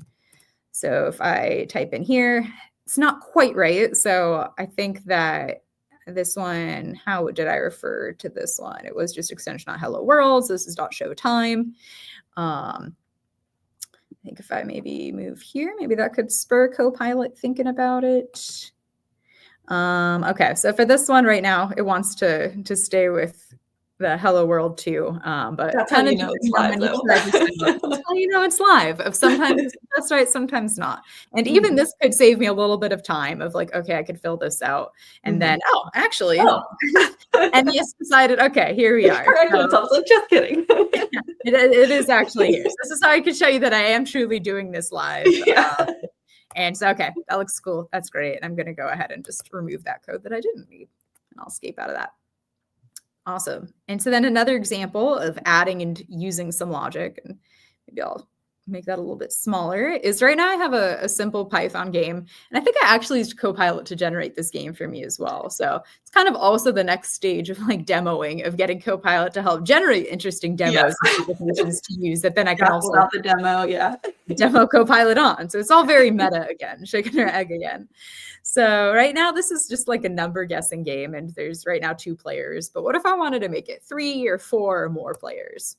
So I'm going to say player 3 name, completions kicks in, looks good, tab, tab. And then NES goes ahead and kicks in. So I think this is a really nice example of kind of the relationship between completions and NES. Is ideally completions is helping me add new logic, so it helped me add in those new players. And then NES is helping me update my existing logic to incorporate those new additions. So it's saying, hey, like right now, here's how you're processing 2 players. You need to go ahead and add players 3 and 4, which makes a ton of sense to me. So I'll tab to accept that. And it doesn't just stop there. Again, it continues throughout other places. And this is a really big time saver, I feel like, because otherwise I would kind of have to parse through and manually like, okay, where are each of the 2 players used? And I'm going to manually have to add in players 3 and 4 and think about how the logic is changing. But Copilot's really able to help take care of that for me, which is really nice. And it even updates a little bit more of the semantics. So right now it says, originally it was the 2-player guessing game. Now it logically makes sense that it should be the 4-player guessing game, which is cool. All right, so that was kind of that category. I can pause there. Any new feedback, questions? There is, and you've kind of touched on this, but I think it's an important thing to kind of keep clarifying as we go through this. Is just what is the value add with NES, as it seems like we can do the same using edits or agent. So if you just again want to kind of like touch on when you would use the different scenarios. Yeah, it's a great question. And it's really up to what works best for you and what does your workflow look like. And so some folks might stay completely with agent mode for when they're developing a new app or adding new logic to it. That's totally fine. But at some point before or after that, you may actually be like working in the project file and maybe like, hey, like I'm writing some new code here, and NES can kind of just keep up with as you're working on things. And so I think completions in NES are great for these kind of like editor first workflows, where I'm writing code and editing code right now by hand. And then agent and chat can come in if it's like, hey, maybe these are more overarching changes, or I don't feel like manually editing the code myself right now. Cool. That's a great overview. Thank you. Awesome. Then a couple of other examples. And so this one I have as changing or fixing logic. So what does that mean, or what does that look like? And so, for instance, we have a few different TypeScript functions here. And one of the ones at the top is greeting the user.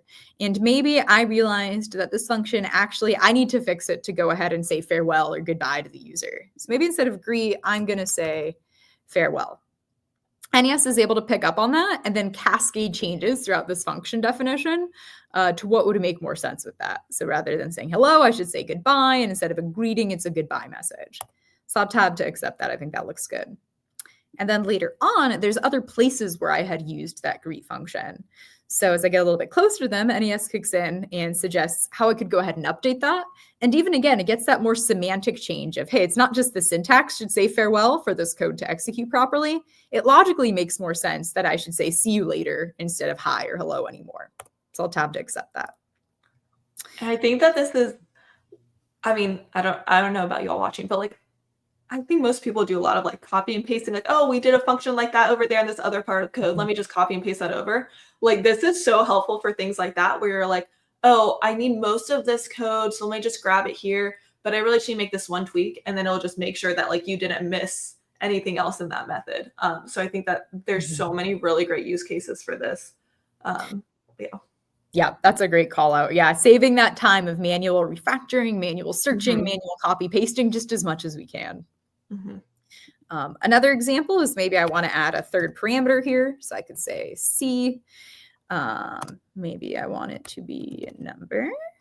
Yes, no. Okay, there we go. We can see that again, it's live. So sometimes you wonder, is NES going to want to kick in this time? And it did. And so then it's able to go ahead and use that updated logic and fix the definition based on what I was updating there.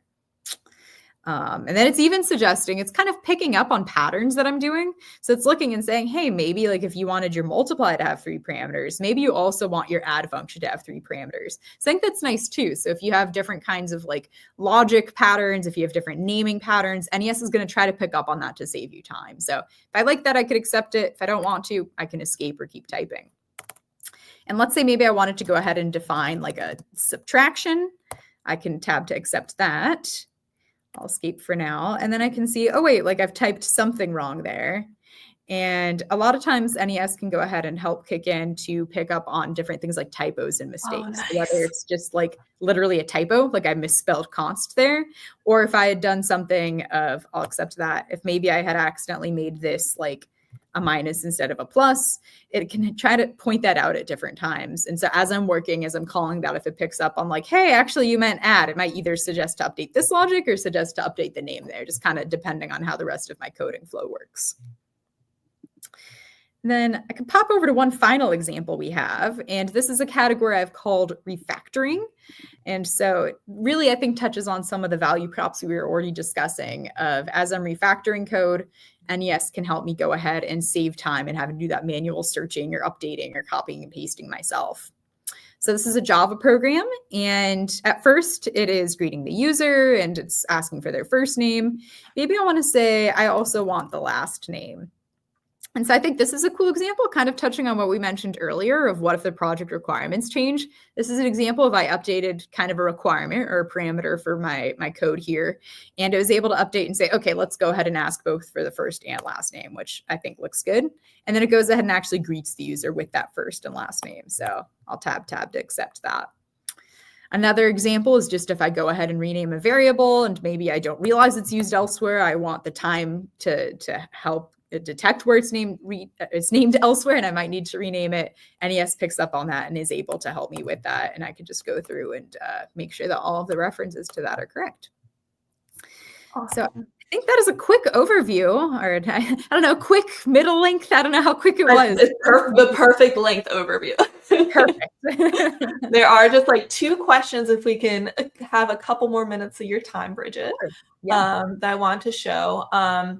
So one question is there a way to limit NES to only suggest what it's sure about? Sometimes it might seem like maybe it over suggests, and so they find themselves escaping the suggestions. Is there any way they can provide feedback to kind of help tune that, or is there any sort of setting? Yeah, that is a great question. There's not a setting for that at this moment, but giving that feedback to our team of scenarios where you encounter, where maybe it was like not quite what you wanted or not quite at the timing or location you wanted, that's super helpful. So if you can file an issue, we have the VS Code -copilot-release repo, that would be perfect. Or you can share it with me. I assume that our Twitters or emails or something will be shared. Feel free to reach out with me directly on that. I'd love to learn more. Awesome. Cool. And then one other question, the context for NES, is it just the active editor?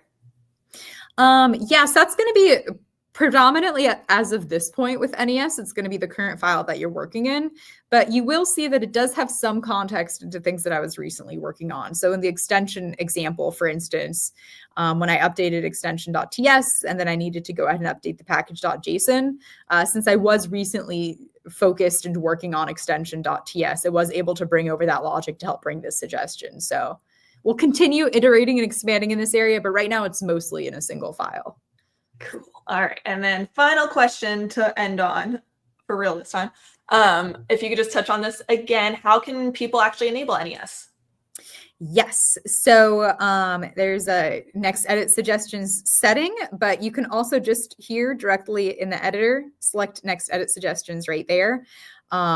We have blogs and docs on NES that'll also include like the latest setting and setup and everything. But yeah, it's just if you just search for next edit suggestions in VS Code, set that setting, or just do it in the UI right here. Awesome. Thank you so much, Bridget, for showing this off. I'm so glad that we were able to put this in today's, because I mean, even though we're calling this Agent Mode Day, it's really about like what are the latest things with GitHub Copilot and VS Code that can help supercharge your workflow, and completions are such a big part of that. So I'm really glad we got to see that in action. So thank you again for being on here. Yeah. Thank you so much. Cool. All right. Well, let's bring Cassie on real quick for a little interlude. Hello. Yay. Golf clap, golf clap. Yeah, it's one of those things where I can't tell if you can hear me clapping Yeah, behind the scenes. you're I'm like, right. I shouldn't do that. I too know, much. I know. That was so Um, cool. I'm one who uses a lot of the inline edit suggestions and stuff a little bit more than the chat, at least these days, depending on what I'm working on. And so it's super cool to see all the changes happening there. Yeah, 100%. And I actually wanted to just share my screen real quick because there's a lot of talk about completions and models. So I did want to, actually, I don't know if I can, we might have to circle back to this because my screen share does not seem to want to work right now.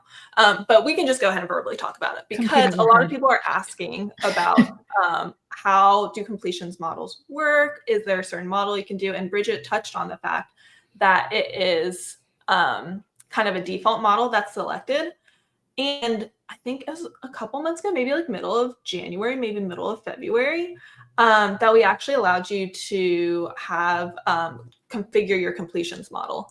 And so right now, yes, we have GPT-4o Copilot. I think that was last month. Was it last month? I think like what is time? Time is really hard. But it happened recently that you can do that. Yes. And so if you go into configure completions model, I think is the command, you can go ahead and you'll just see right now there's just the one, but it's called GPT-4o Copilot. If you use completions a lot, I can almost guarantee you that in the last couple months when this dropped, you noticed a difference in speed because this model, it's based on top of 4o Mini and it's trained on like hundreds of thousands of repos. So it's got really high quality responses as well as just, it's very fast. And so if you've noticed kind of that uptick, that's what you're seeing there. So just a quick plug for completions there. Yeah, fast and just a little more fine-tuned in certain ways that makes, quality of life a little bit better. Yes, totally. Yeah. Okay. I also wanted to do a quick shout out before our next talk. Let's do it. There's a video series called GitHub Checkout on the GitHub YouTube page. And the first 3 episodes of the show are with Pierce, with Bridget, and then with our next speaker, Sujin, about agent mode and all of the nitty-gritty details around it. And so if you want to watch more content on that. Wait, that's literally so like appropriate, like that's perfectly lined up with exactly. It's like we planned it. I love it. One note, Sujin couldn't be here today, but Sujin is awesome. So definitely check out her GitHub. So then definitely, check out her video. But she's the PM who's working with completions model. And so she is absolutely amazing. You can always find her on GitHub and at her if you have any questions with that. Awesome. Yeah, no, this video series is really great. And the host of it, Andrea, she is also doing a stream just like this in Espanol. Yes. And so, si hablas español, if you speak Spanish, we're going to be doing a Spanish version of this stream after this. And yes. So you can check out more of the content. Yes. Time zones are hard, but we'll link to what time that starts because I cannot tell you right now off the top of my head. I just know after this. Yes. Cool. Great plugs there. We'll drop all those links in the chat. And with that, I think we can probably go ahead and head to, this is technically our last session for the day, this next one. But it's our last like regularly scheduled session because after this, we're going to hand it over to Wes and Burke to just vibe code for a little bit. So stick around for sure. There'll be lots of fun things to build, but we have Christopher Harrison with us today. Hello. Regularly scheduled program. Hey, Chris. What up, Christopher? How you doing? Yeah, I'm not entirely sure, but yeah, things are going good. I do have to mention, it was really interesting to see next edit suggestion just before I came on because I'm in the process of like migrating what a little demo app does from like one topic area to another. And next edit suggestion was like absolute magic because I went in and just started like renaming things and restructuring things. And I basically would like type out a couple of words and next edit suggestions was like, hey, I got you. And then just made the next suggestion, the next one. It was pretty remarkable and allowed me to do something that probably would have taken me a solid hour in about like 10 minutes. That's what's so cool is when you literally see like your time just going back in your pocket. Like you just all of a sudden have this. It's so valuable. Like that's your most valuable thing is your time, and you get that back. It's so cool. Exactly. Like I don't want to have to sit and like focus on renaming things and very likely forgetting Right. something. Like I've got other things I want to Right. do. You know, I've got Mhm. bigger fish to fry, so to speak. And so allowing next edit suggestion to take care of that type of stuff, wonderful, absolutely wonderful. Yeah, it's time and also brain power sometimes. Yes. I also did a conversion on a project relatively recently, and I remember I just wrote out a list of these are all the things I'm going to have to do, and I just kind of looked at it like, okay, there's so much rewriting I have to do, and then I was like, wait a minute, that's what these tools are for, and I was able to literally put a spec doc that I wrote for myself into the chat, and it got me so far along the way there, where the stuff that I had to do, it just was like, oh, thank Yeah. goodness, great. And I was able to just do the changes that I wanted to do myself. And it's nice to have that. Yep. Yeah, it's absolutely fantastic. Yeah. Not to be a total shill for our own products, but it's nice. I guess that's why we're here. Yeah. You know, I wasn't going to say it. Yeah. Cool. All right, Christopher, with that, what will you be showing us today? What will I be showing us? I'll be talking about context. I'll be talking about Copilot instructions and helping Copilot kind of better understand what you're trying to do and how it is that that you're trying to do it. Tell us more. Tell you more. Okay. Well, so I've got VS Code up here, and I do have like a slide or two, but they really don't necessarily do a whole heck of a lot. So I'll put it up, but we can go ahead. And the number of times that I hit my microphone, but we can go ahead and just like use these as background as we chat a little bit. So I want to set a little bit of the stage and highlight the importance of context. That context really is key in like all of life, but certainly when we're working with Copilot. Like one of the biggest things that I'll hear from people that are new to Copilot is they'll start like in an empty file and they'll send Copilot a request and it'll be like a sentence or two long. And then they get back a result and the result like might be correct, but it's really not done the way that they're expecting it to be done. And the basic reason for that is because Copilot doesn't have enough context. It doesn't have enough understanding of what it is that you're trying to do and how it is that you're trying to do it. And I always love an analogy here to really kind of talk through this. That my partner and I woke up the other day. She says to me, "Hey, let's go to brunch." I mean, fantastic. Who doesn't love brunch? And so I recommended a spot, and she says, "You know, here's the thing: is we've been there an awful lot lately, and I'm kind of burnt out on it." Oh. Okay, cool. And so then I recommended another spot. And then she says, "You know, I love it, but I'm really kind of craving waffles." Okay, fantastic. Everybody loves waffles. And then I recommended another spot. And the real takeaway from that conversation is this is a very common way, of course, for humans to interact, is that a question was asked and I gave a response, and then more context was added. And then as I got that additional context, I was able to then refine the answer. And then we worked back and forth to find the appropriate suggestion, the appropriate response that we were all looking for. And the exact same thing holds true with Copilot. That context is key with Copilot. That if you have particular requirements about how you're trying to do something or what you're trying to do, we need to make sure that Copilot has all of that information. And it really kind of breaks down into four things: that context, that background of what it is that you're trying to accomplish, that intent, what is it specifically now that you're trying to do, that specificity, how are you trying to do it? And then finally, that clarity of being understandable and communicating in a way that Copilot is going to be able to understand. So all of this is really important to ensure then that Copilot is able to then provide to you the suggestions in the structure and format that you're looking for. So that's sort of the background here. Let's get in and start doing a little bit of code, because let's go into the right folder here. There we Look go. at you using Svelte. And actually, this doesn't use Astro, sadly, but it does use Svelte. I love Svelte. Okay, So I have a website here that is for running races, and one of the things that's very common is having fundraisers that a lot of races will associate fundraisers. That way you can raise for good charities and so forth. So let's say that I want to create my data abstraction layer, my DAL here as a service to work with that fundraising and provide that on the website. So maybe I go in and I say, hey, create a service for fundraiser, include search by ID and race ID. There we go. And I'll go ahead and I'll send this. And the first thing that I want to highlight here while I'm doing this, and I'm not using agent mode just because I want it to go a little bit quicker, but all of this holds true with agent mode, or really however it is that you might be communicating with Copilot. So I'm just using ask mode. And what we're going to notice right up here is 3 references.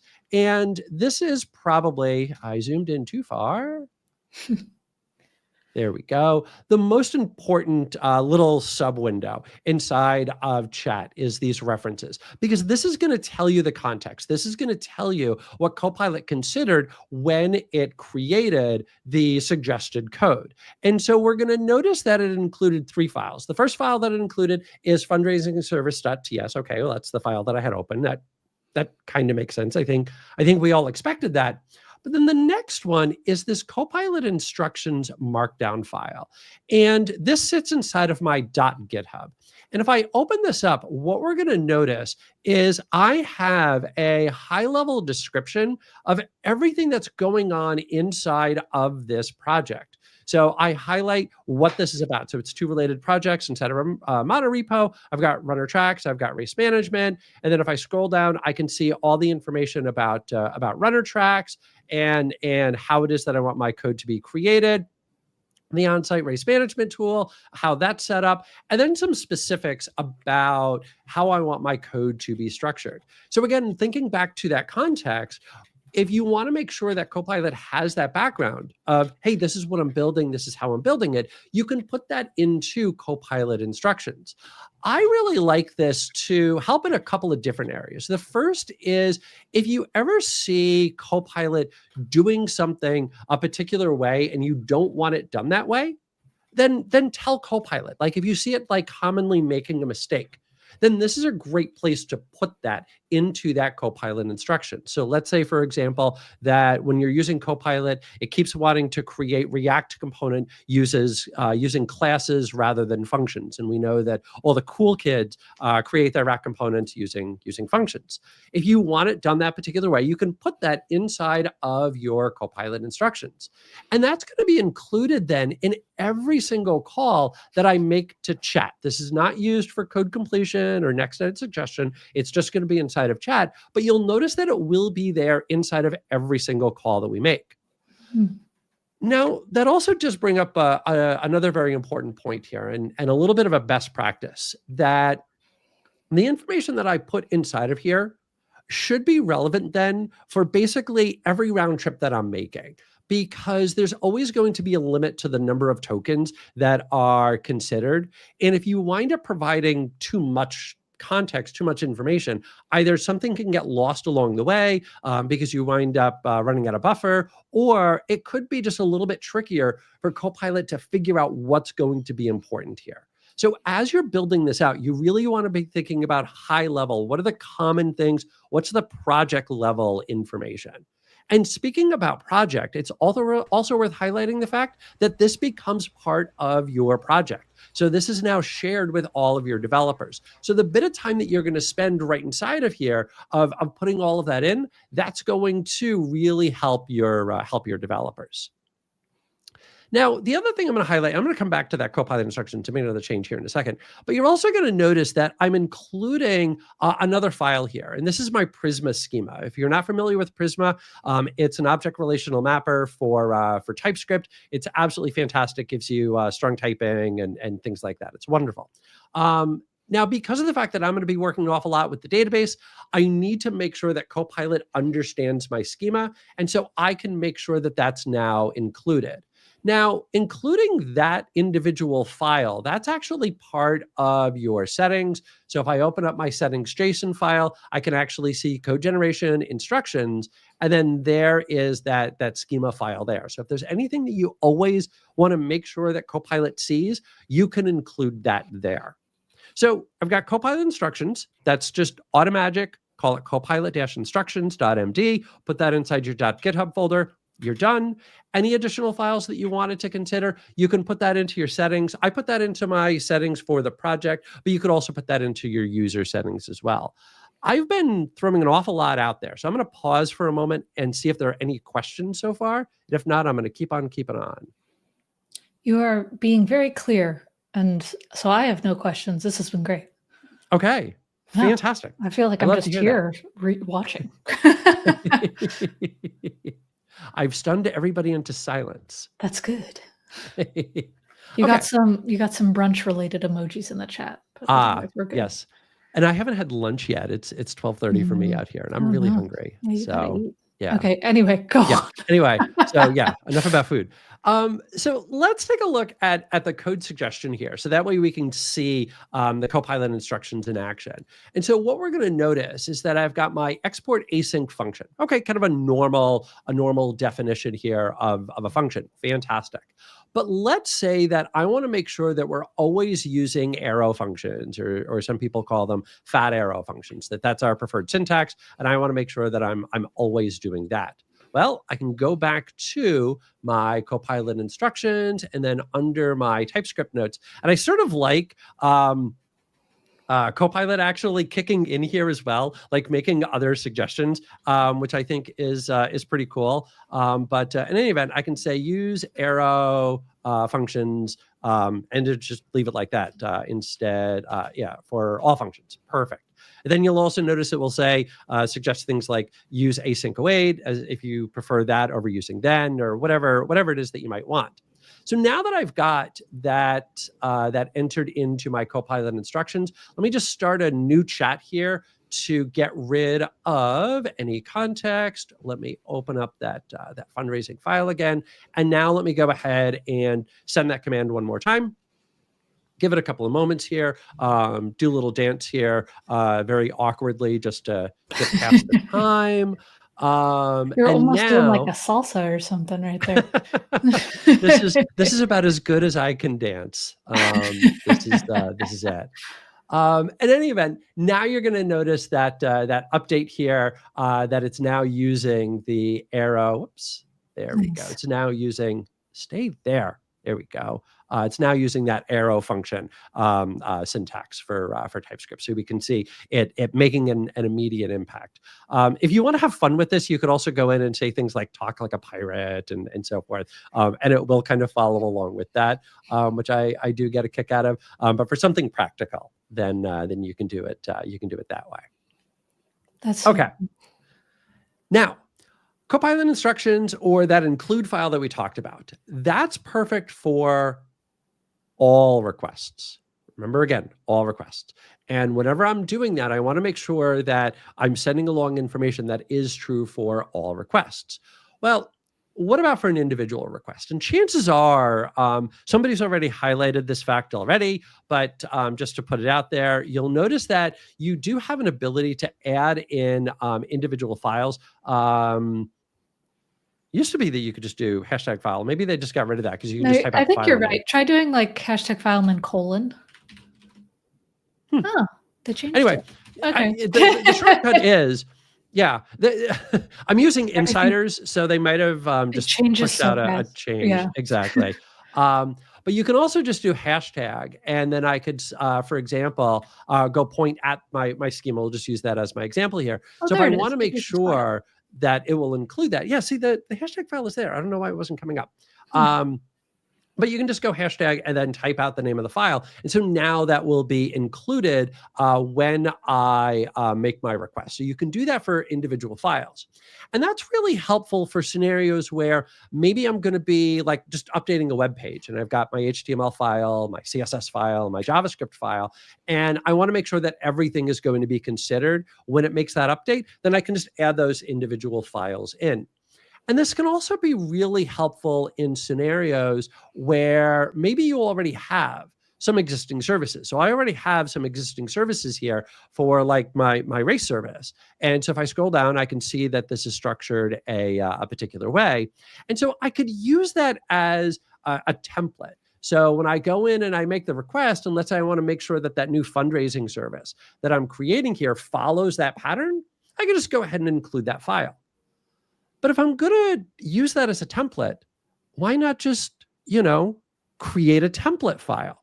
And that is where prompt files come into play. So if I scroll back up over here, you'll notice again inside that .github folder, you'll notice that I now have my prompts folder, and then I've got markdown files inside of here. So this is going to be my service.prompt.md.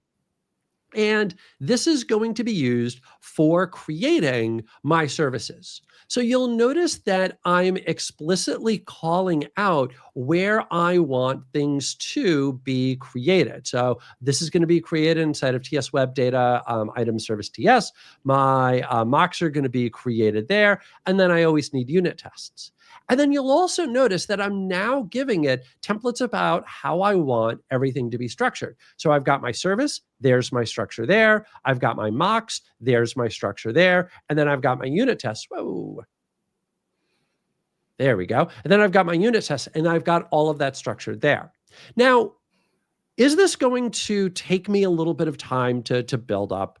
Absolutely, especially if we're thinking about all the different things that we do on a common basis. Like I've got my components, and those probably should all take on the same structure. And I've got my services here, and those should take on the same structure. And I've got my APIs, and that should all. And so if you think about all of those types of tasks that you're doing on a regular basis, if you were going to go in and start to create prompt files for all of those, that's going to take a little while.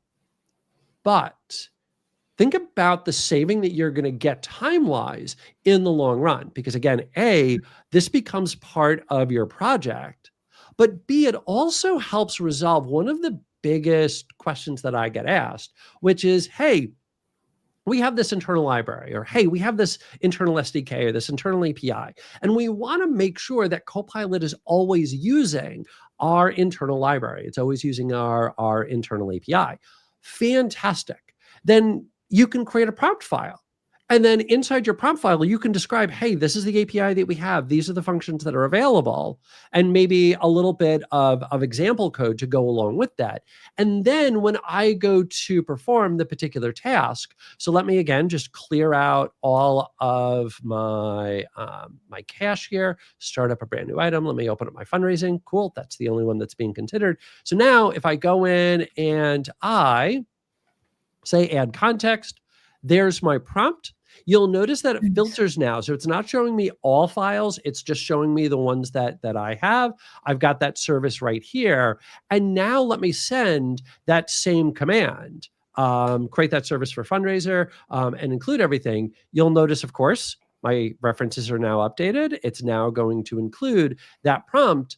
And then if I give this just a moment here, this is now going to follow that pattern that it saw inside of the prompt file. In fact, it tells us flat out, let me implement this according to your project structure and guidelines. So it's got that file here. And if I scroll on down, it's got the mock file created. And then if I scroll on down, there's everything for the unit tests. And if I had this in edit mode, in fact, let me just do that. Let's just do this in edit mode. Sound effects help.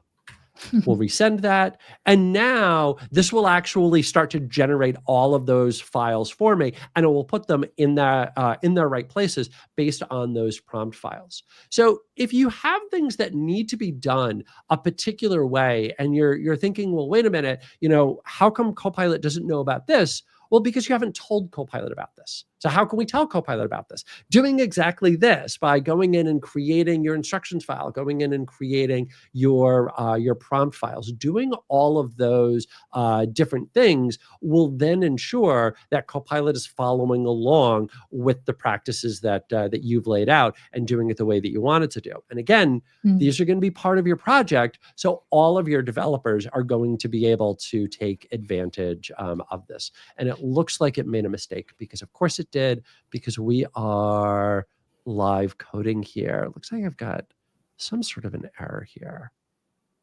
Fundraiser. Well, yeah, but it's funny because it should be there. I'm not And it entirely also certain. does match what you put in the prompt. Yeah. Which I guess is what matters for a demo, but Yes, exactly. It did what I told it to do. Yeah, so I'm not entirely certain why it's not matching up correctly, but that's okay. I think the point that we were looking at, like you highlighted, is exactly it. So you'll notice that it has that interface, it has that constant. You'll notice that it's using the fat arrow functions. You'll notice that it created the test for me and did that properly. You'll notice that it created the mock object for us and it did that properly. So it followed along with what I told it to do.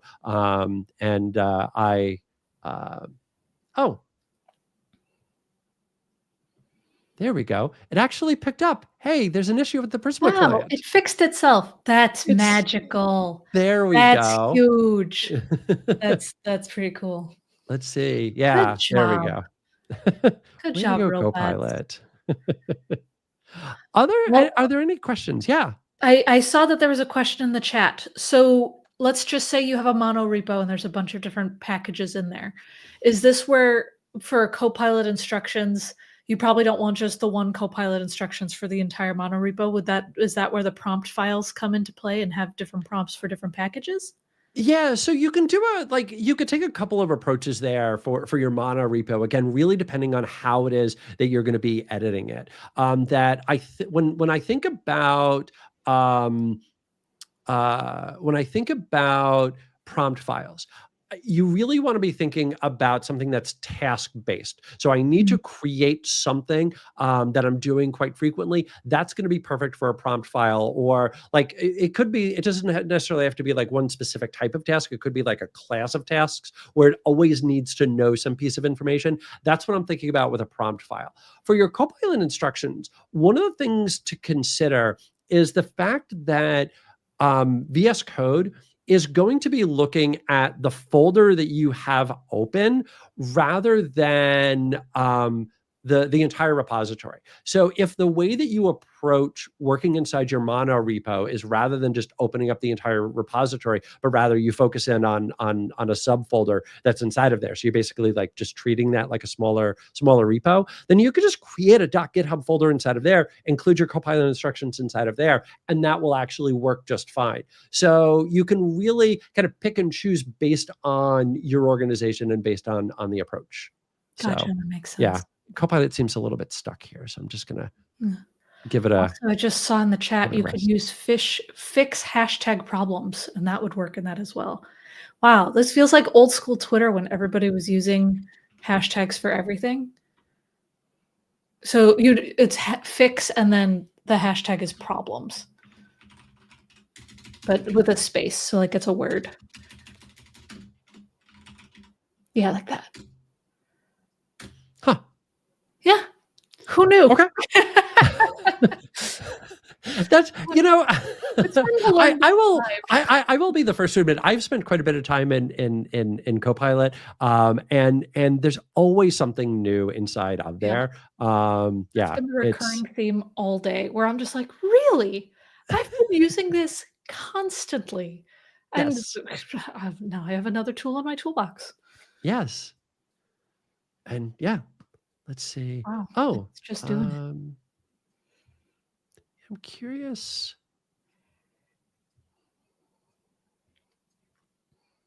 Has no exported member name fundraiser. Do I have a problem with my schema? Is that what's going on?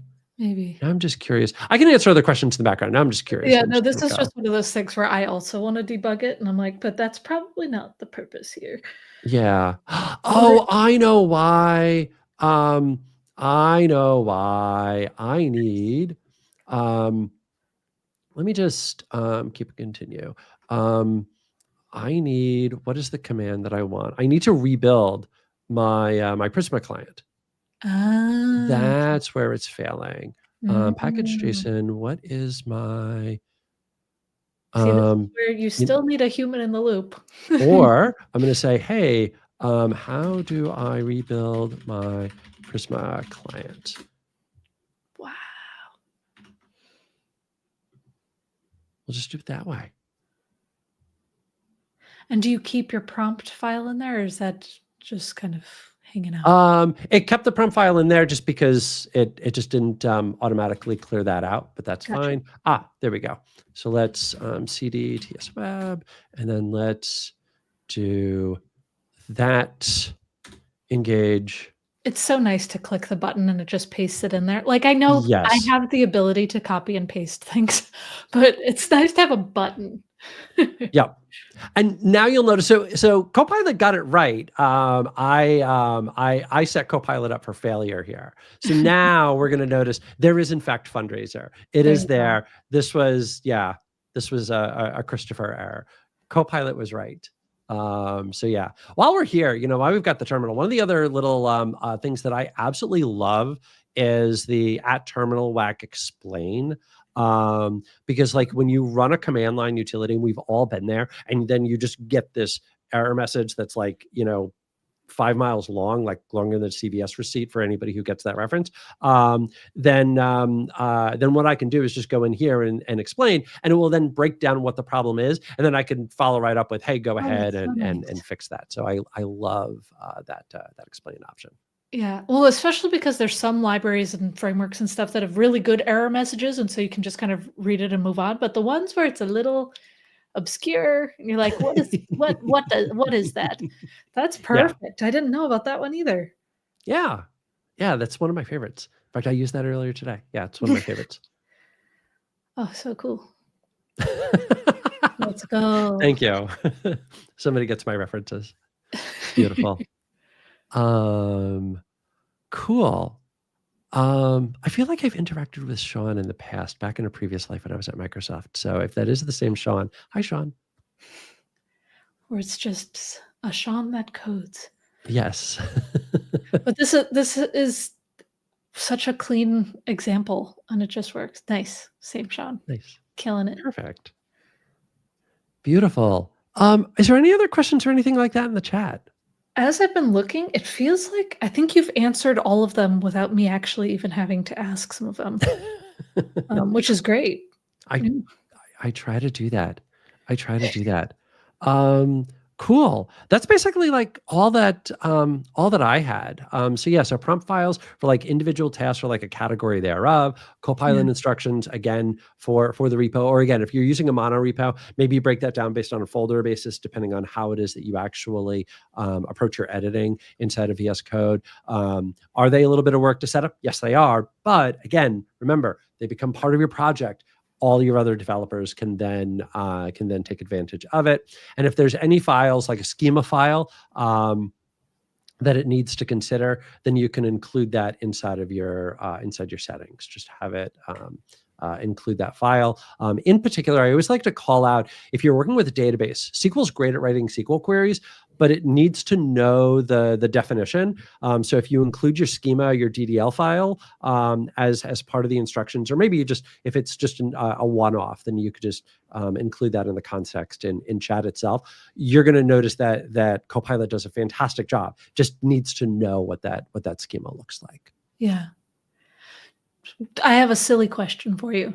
Do you ever do like kind of silly prompt engineering to get what you want? Like sometimes if I'm really trying to make it known, I'll say like, if you don't do this, you're going to be in trouble, or like, please, or so not threatening, but like, do you ever do that kind of like silly prompt engineering? Because I feel like it's weirdly effective.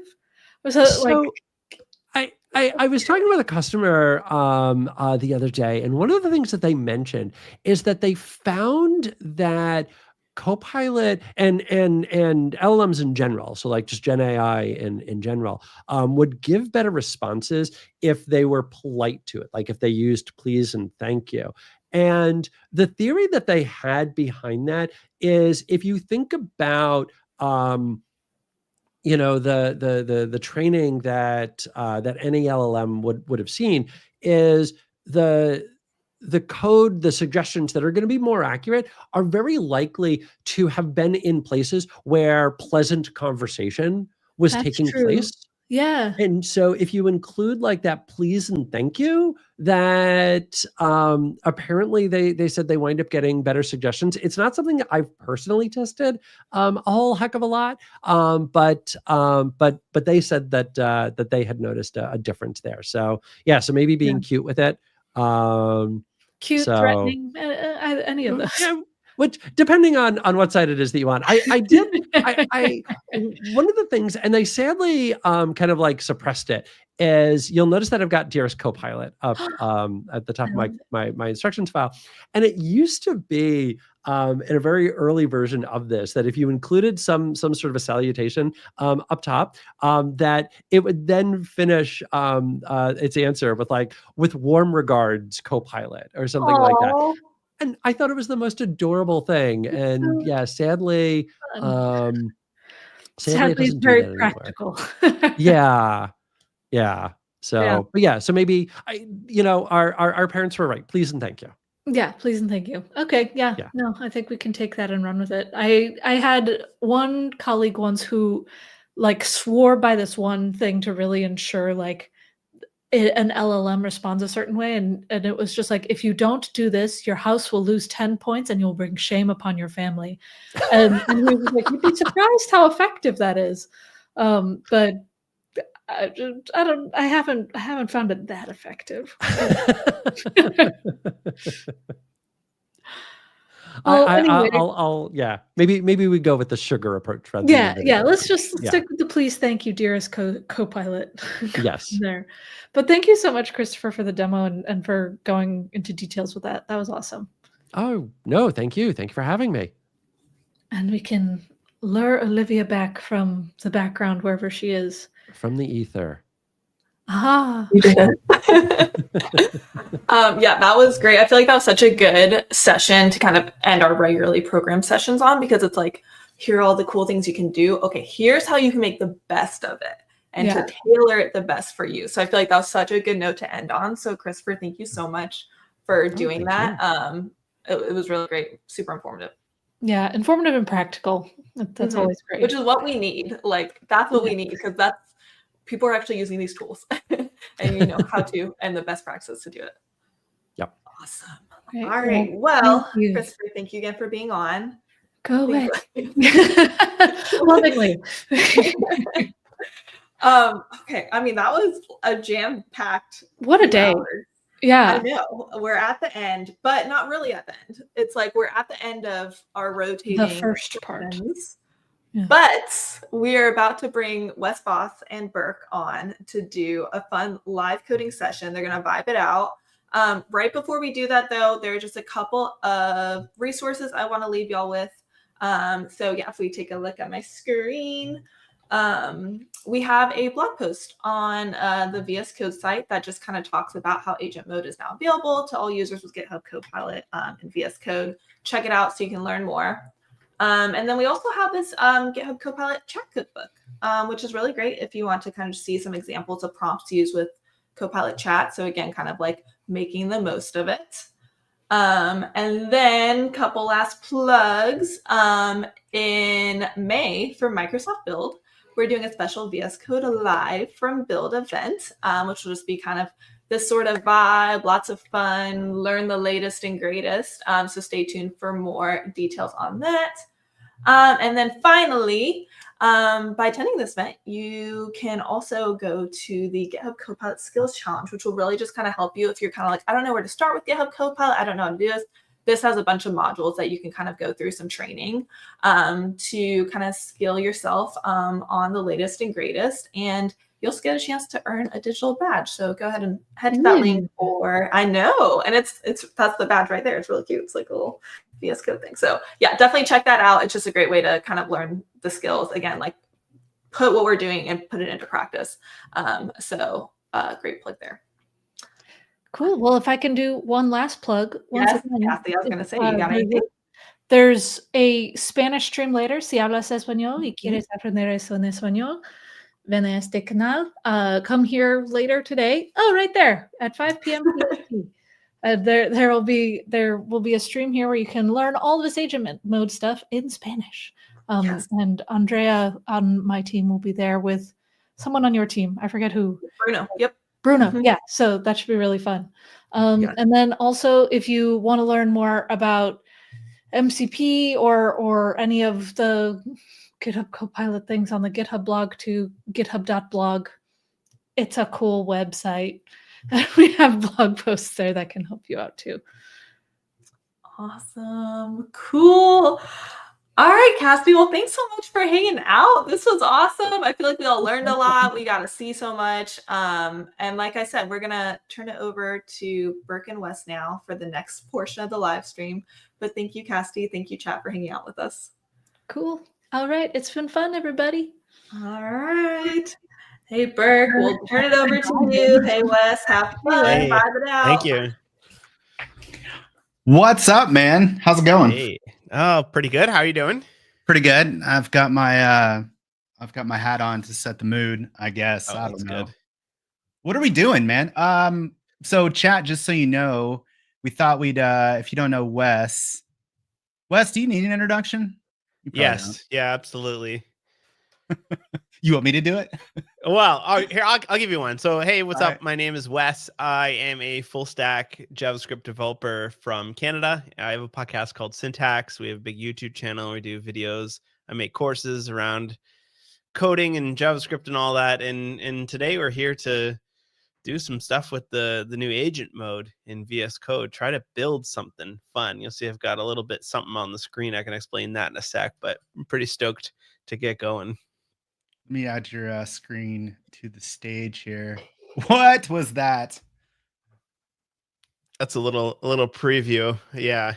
But yeah, should we get on into it, or you got more to intro? No, here? I think, yeah. So chat, we're just going to see what we can actually do here, because, you know, demos are demos and they're great. They're formulated Yeah. just for talks, but like, let's kick this thing around some and see what it can actually do. So I hand it over, Wes. Cool. So here's my thoughts with this type of thing. So I was poking around. I've built quite a few apps in the past, vibe coding, if you like that word or not, but I'm really into how do you feel about that word? Just out of curiosity. I like it. I don't like that the reaction to it is probably negative, especially because there's a lot of people that are thinking you could vibe code VS Code, you know, like boom, just let's make a whole a whole new VS Code. But I'm a fan of it. I think it works well for what it is. I think it's kind of funny where you kind of just go with the flow, you know, just type into the box what it is that you want, you build something. I think like another part of it is like you would build something you would not necessarily either have time for, or something that you would not necessarily have the skill for. So I always encourage people to sort of try something that is something you may not have done before, whether that's 3D in a game or whether that's something with computer vision. It's kind of neat to dip into these different areas and be able to actually build something in a somewhat short amount of time. We'll see. We'll see what the next hour and a half looks like, or 2 hours. All right. Yeah, I totally agree with that. I think the vibe, it's like it's trying to capture the feeling that you have when it does the thing, or it does something that's just kind of remarkable and magical, which is not, frankly, if we're being honest, all the time. But there's a significant amount of the time where it does do things and you can sort of build things and just, man, that's unbelievable. And I think that's the feeling that we try to capture with that term. I do agree, though, like the big thing about all of these tools is that it makes me feel more confident as a developer that I could do things that I couldn't do before. Like, I think I could probably write a WebGL shader, or I think Copilot could, but I could not.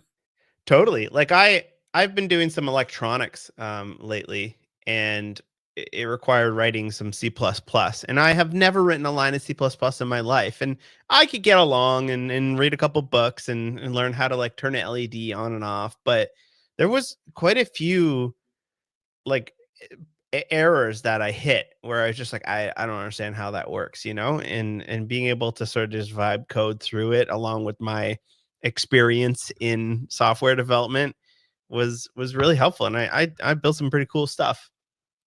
Yeah, so what are we doing today? Because it looks like it's going to be similar to the dumbbell demo you Yeah. shared on Twitter, which was that was awesome, man. That was So- crazy. What I did ahead of time, just so that we don't spend the first like 20 minutes just sitting here trying to get the webcam to work, is I came up with I have the prompts that I have right here. So my idea is there's this library called Media Pipe, and it has several different models that can detect different parts of your body, right? So I did one with a dumbbell where it would check where your arm is, and every time that the angle of the arm hit a certain amount, then I would count that as like a rep with the dumbbell, you know? And a lot of people are asking, like, can you do stuff a little bit more fine grained with hands? So I thought, like, let's try. I don't necessarily know what we should do. I have some ideas here, but let me show you what we got so far, and we'll sort of take it from there, and we'll ask the chat to sort of throw their ideas in the chat as well. So I said, just like create an app that will track the location of my hands and fingers via a webcam. When I put my fingers up and down, it should display how many like digits are up and down. And then I said, use TypeScript, React, V, and any related libraries that you need. So it went off and npm installed everything that is necessary, created the index HTML file, started it up, and then I had some trouble with the camera. I have this problem with all the time. Anytime something has like a camera, it's like using the wrong one. I have like 6 or 7 cameras hooked up to my computer here. That seems to So be I an added- issue for like every app. Teams is that way. Anytime you have multiple cameras, that's a hard problem. The 3 hardest problems in computer science. One of them is picking the right camera. Apparently, Well, I don't know what the Chrome like default. Like there's something in Chrome settings and it doesn't work.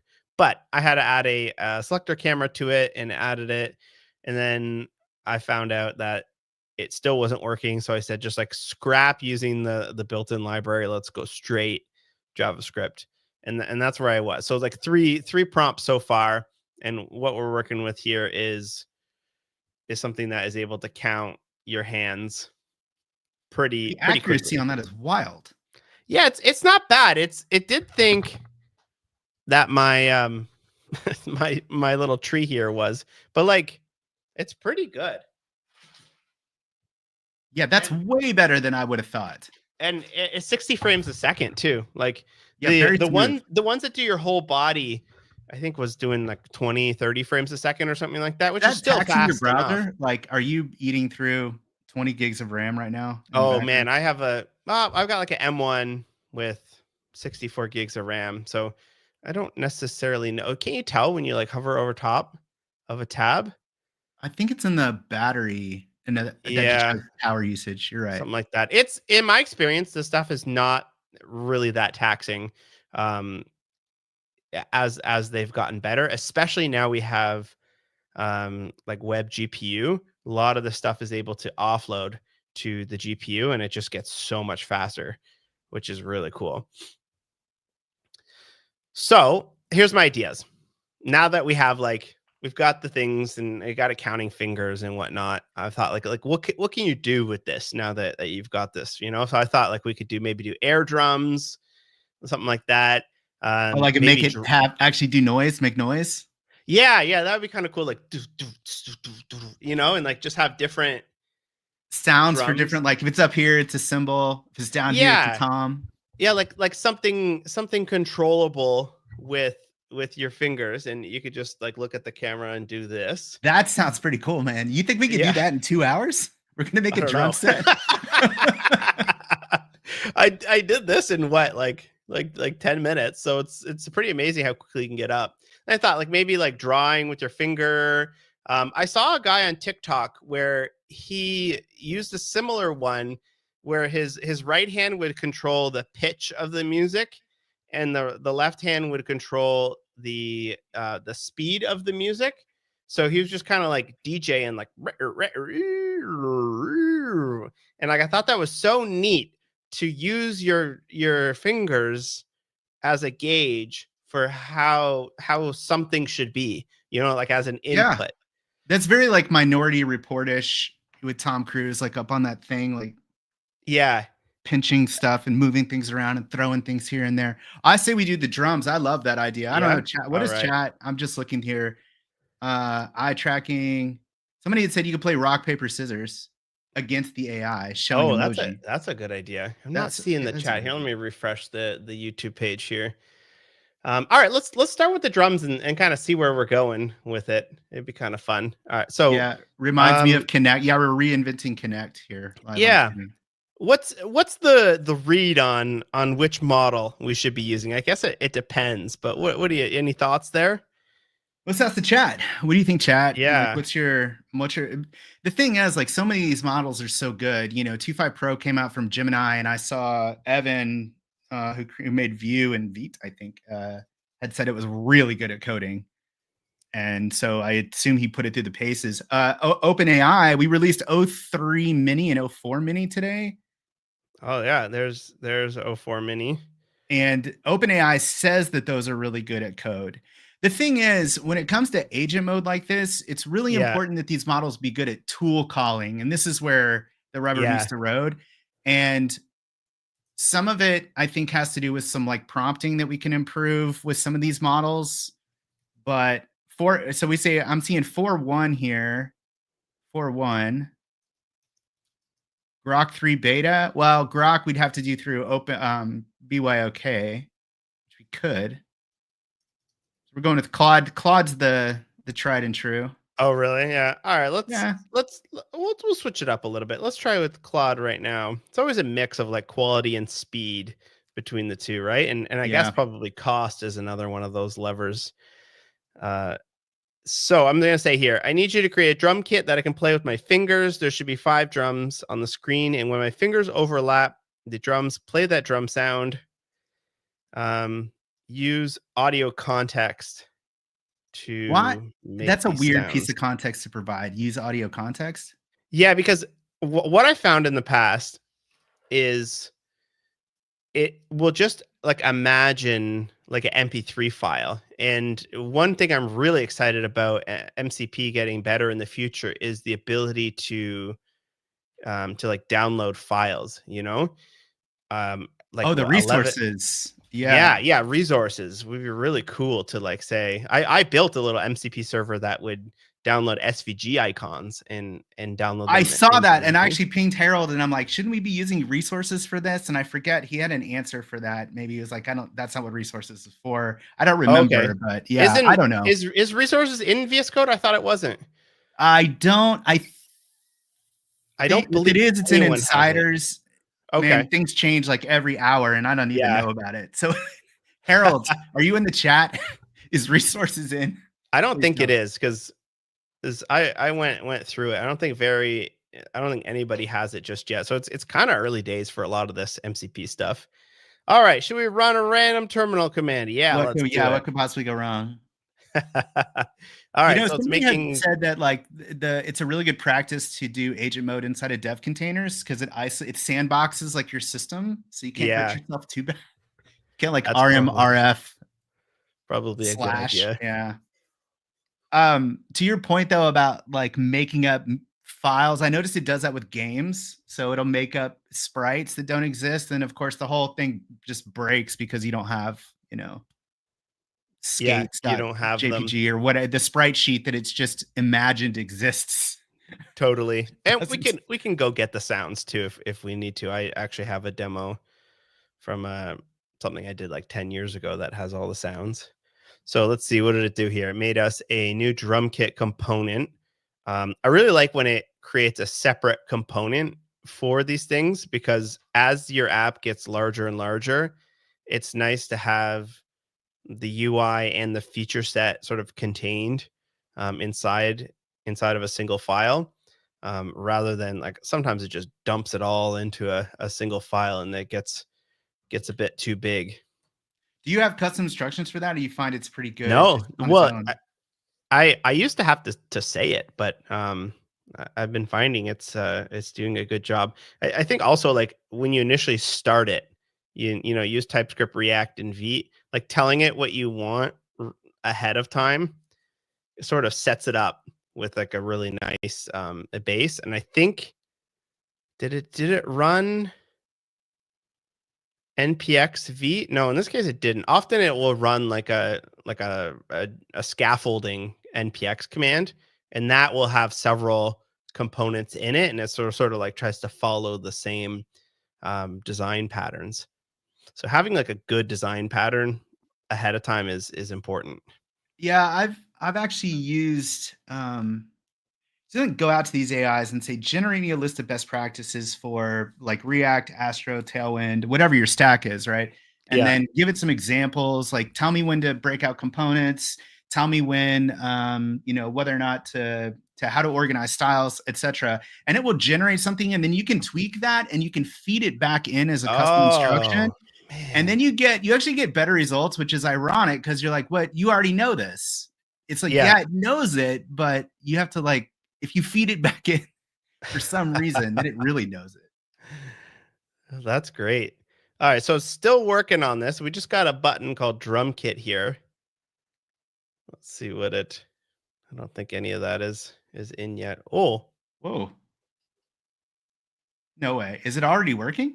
It doesn't have a sound yet. So actually, you know what? I have this app called Loopback, and I can use it to pipe my browser's audio into my microphone, so I can switch my input on the stream so the audience will be able to hear it. Wait, can you actually hear sounds right now? You can't. There's no, not yet. Not yet. Okay. I'm curious. What did it do? Hand tracker. Let's see. Where is audio context? Here, I'm going to show everybody one of my favorite VS Code tricks right now. Is you want to search for, like, I told it to use audio context. You want to search for that in your thing. Big fan of just opening the command palette and using % and then searching there instead of opening up the sidebar to search. I'm a big fan of this. So you open up command palette, use a % sign, and then I can immediately just grep through the entire code base for any audio context usage. Here we go. So audio context, decode, array buffer. Here we go. So look, it's trying to fetch the sounds directory and try to play the MP3. So in this case, we don't need audio context. I thought it would like actually generate the sound for me, but it's trying to find a sound that does not exist.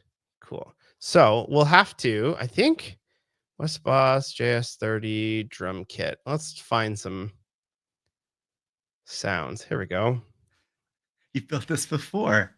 Yeah, what probably 6-7 years ago. This was not vibe coded. But I remember this. This was the 30 days of like 30 projects, a project a day.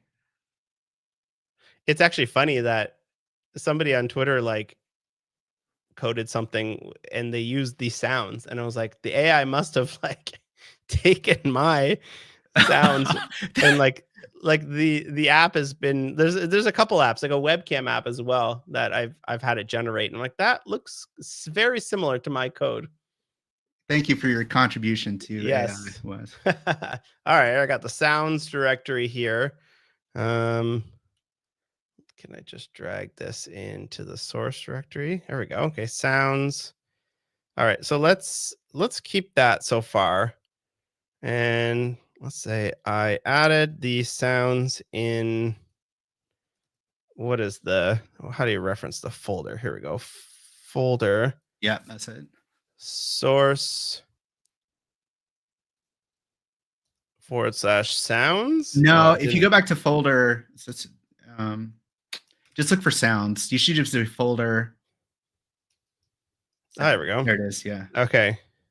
Can you use those?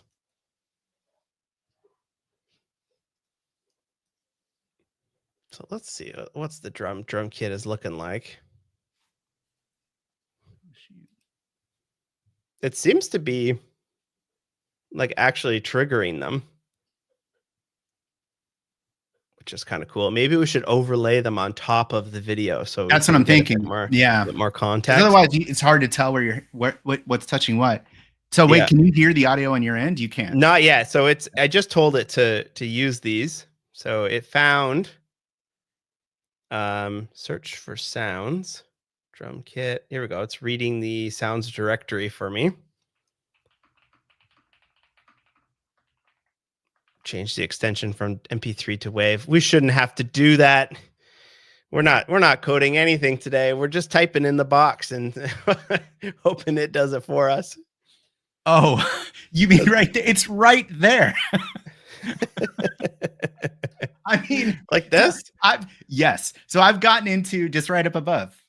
Yeah, right. yeah, Because right they're all here. WAV files. So I've gotten into these loops before, dude, where I will I'll be like, hey, move the button to the left, align it left, right? And then like 4 cycles later, I'm like, I should have just aligned the button to the left. Yeah. Like, just I'm wasting there the we AI go. time. Look at this.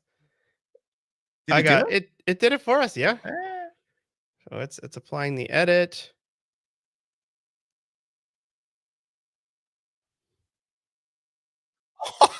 It's working. Okay. No way. Hold on. I gotta try pipe my audio into the feed here. Give me 1 sec. Change my. Can I change my microphone in StreamYard? Yeah, settings and audio mic.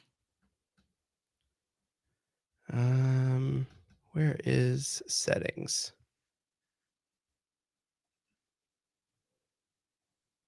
Down in the bottom, the gear. Beneath our little thumbs.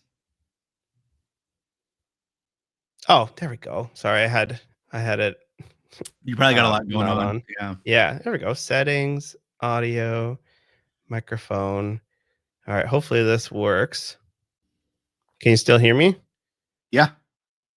Oh, I hear myself. Yeah, you can still hear me? Yeah. Yeah. Hold on.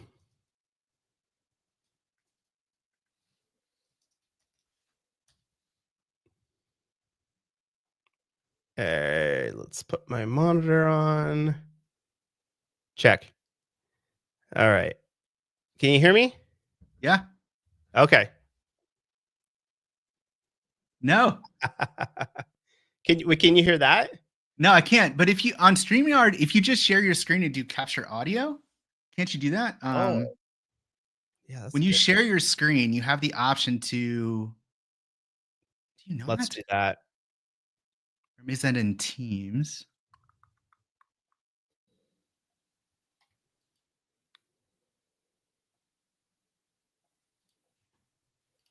Ask somebody here. Can you share system audio in StreamYard? I'm asking someone. Chat, help us with StreamYard. What's up, Sean? Good to see you, man. I just saw Sean the other week. Vibe coding to the max. Actually, now it's like we're out of the realm where Copilot can help us. Copilot cannot help you now. This is what we need MCP for. Yeah. That's true. Just tell Copilot to go configure the audio. Mm-hmm. Did you see it? If you like unshare and share, you have the option to. Oh, okay. Let me see if I can find it. Stop screen. Present. Share screen. Is there an option to share audio when you do that? Some screens let you share audio. Look for a share audio checkbox on the next window. Okay. Share screen. Sounds like what we want. Window. Sounds promising. Entire screen. Screen 1. To share audio, share a tab instead. Oh shoot, then I can only share one thing. Let me just try once more. No.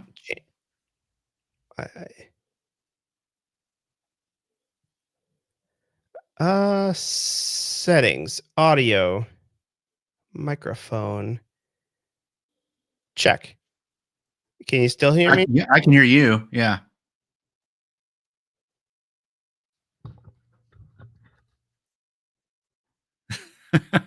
No, but I love that we're doing this like every 30 seconds. No. No? Oh, come on. No. You'd have to share the tab. No. Okay, I'll try share the tab. 1 sec.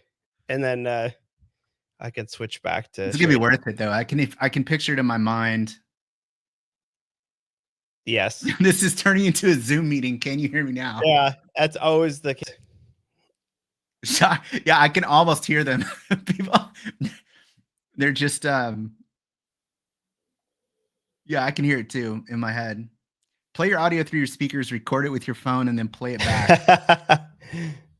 All right, I'm sharing my tab now.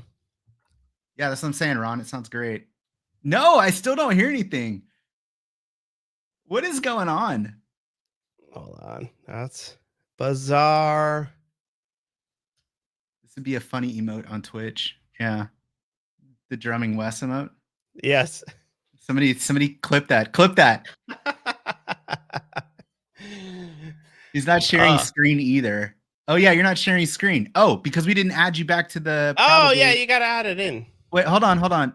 There it is. Okay. Our bad. All right, you ready? Yeah. Oh!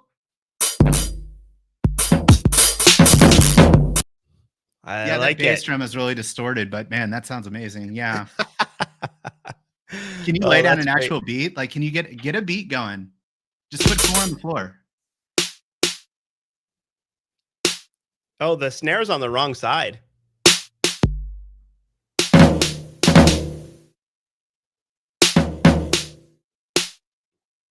It's really sensitive, apparently.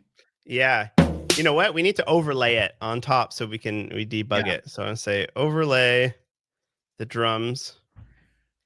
Now, when we're done with this, are you going to publish it so people can air drum? And then we'll put a stripe in front of it so it costs like $5 to drum for 15 minutes. Because that's the point of vibe coding, right? So you can make 100 million in ARR. Yes, exactly. All right, I just asked it to overlay the drums on top of the video, and we'll see what it gives us. I know you can't see my code just yet. I wish I could share multiple at once right now. Yeah, $20 a month. Just add that to your list of AI subs. How many AI things are you paying for, chat, right now? I want to know who's paying for AI and who's just out here using all the various free things. And when you max out one thing, you just go to the next thing. And then you just that thing maxes out, you go to the next thing.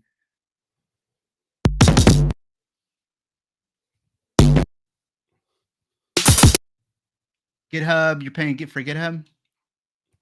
M365. What are you paying for, Wes? Are you paying for anything? You doing like any deep research or anything like that? Man, I like kind of go in and out. So the one I just paid for the other day was Hugging Face, because they have a 3D, like an image to 3D model.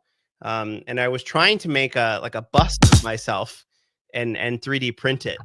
And you can upload every like a photo of around you. I guess I need to keep my hands out of the screen here. I'm playing the drums. So I pay for Hugging Face. I did dip into a couple of months of OpenAI or ChatGPT, because I wanted to try the video gen stuff. Obviously pay for Copilot. You paid for Copilot? Yeah. I was or am a Microsoft MVP.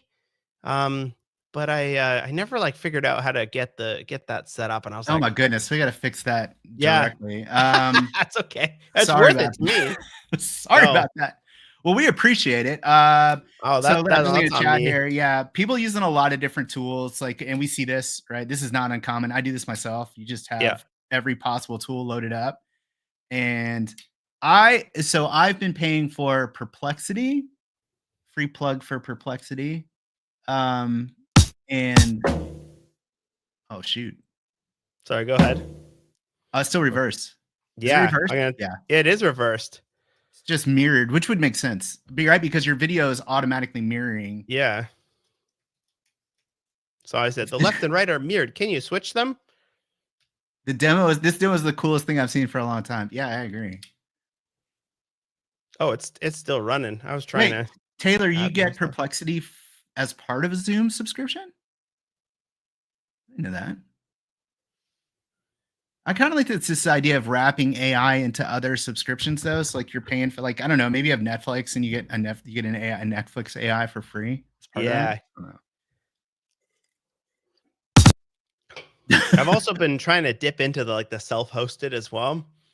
Just trying to run it on myself. I've been doing a lot of like the in-browser stuff. Obviously, this is one example of it, but the in-browser stuff is starting to get pretty good as well. Like I'm sorry, you mean like running models in the browser? Yeah. No we way. we have. I was in Paris like last week, and I gave a talk about this where web GPU means that we can now run like models quickly on the GPU in the browser, because previously they've all been done via WASM, which means you have to run it on the CPU, and then some of the stuff works. But now that you can run stuff on the GPU and you can put them in web workers, meaning you can have multiple threads running at once, it starts to open up a lot of use cases for not like these huge models. You're not running Stable Diffusion or whatever, but you can run like Whisper and get almost real-time speech to text in the browser for free. It's not hitting anything. What about code completion? Like, what are the good models for that? Like, there's one called like Clean Coder. Somebody's telling me about. I think it's an Alibaba model. Yeah, we were talking to the Ollama folks this last week, and they got a lot of still backwards. No audio. No, we've lost audio again. Yeah, I can't hear it either. It did something with the sound. Oh no, are we in the loop where it's like, please fix? Okay, I fixed. Yeah, please fix. You did it. Yeah, the audio. Quinn, Quinn is good. I've heard about. I think that's how you say that. Quen. I've heard about that one. You can use these now in VS Code with the bring your own key. So we've got Ollama, Open Router, drum kit. Sound not loaded. Lost all the sounds. It might be because, see here, look at this. This is still running over WASM. So this is an example of something that runs on the CPU, and it's still like wicked fast. Yeah, right? That's really fast. These things don't necessarily have to be absolutely huge models. They can be relatively small. And like how big is this model as well? I think it's like 20 megs or something, which is pretty amazing. Let's take a look at it. For which one? The one that's doing that hand recognition? Yeah, the hand recognition. It's called Media Pipe. There we go. 30 megs, including all the sounds, to load this entire page. And here we go. This is the file itself. TensorFlow Lite, 5.5 megs. And then there's a couple other pieces of like training data here. So probably about 20 megs to load this entire model, which is that pretty seems impressive. Really small. Yeah. I'm amazed at how well it works. And they have other ones that are trained on not just hands, but pose or like thumbs up detection, things like that. But here, let me share my code again, and then we'll maybe add another feature to this. Let me switch this now.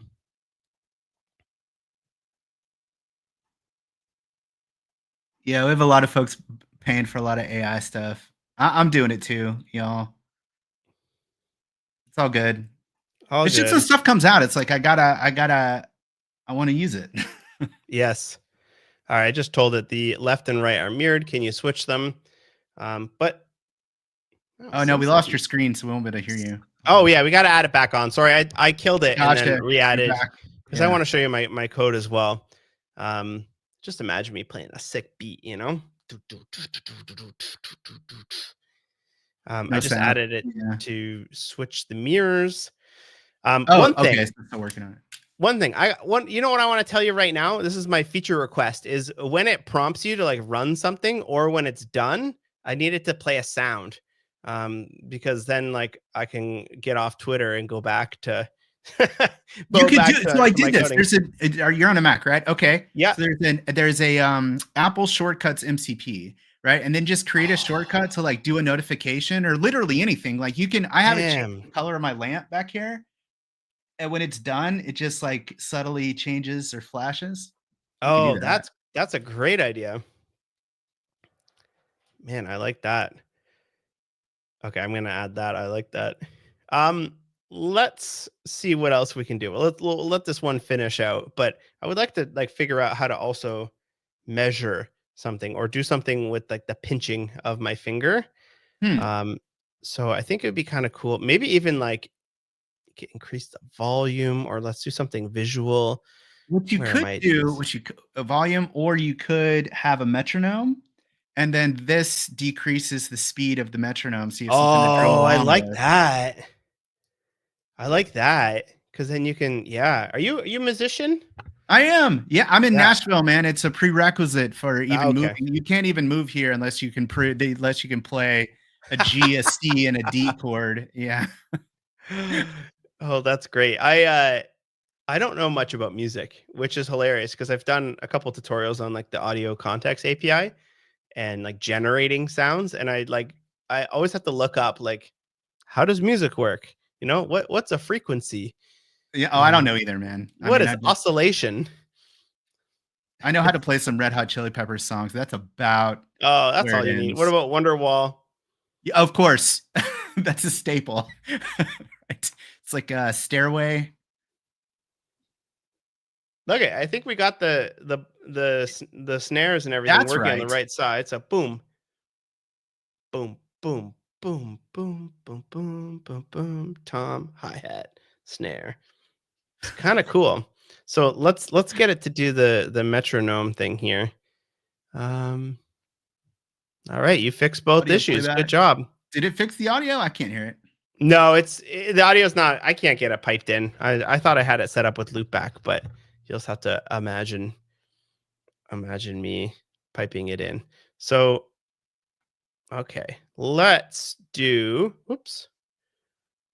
Go back here. Let's now tell it to do the metronome. Okay, so please add a metronome to the drum kit when I squeeze my index, finger, and thumb.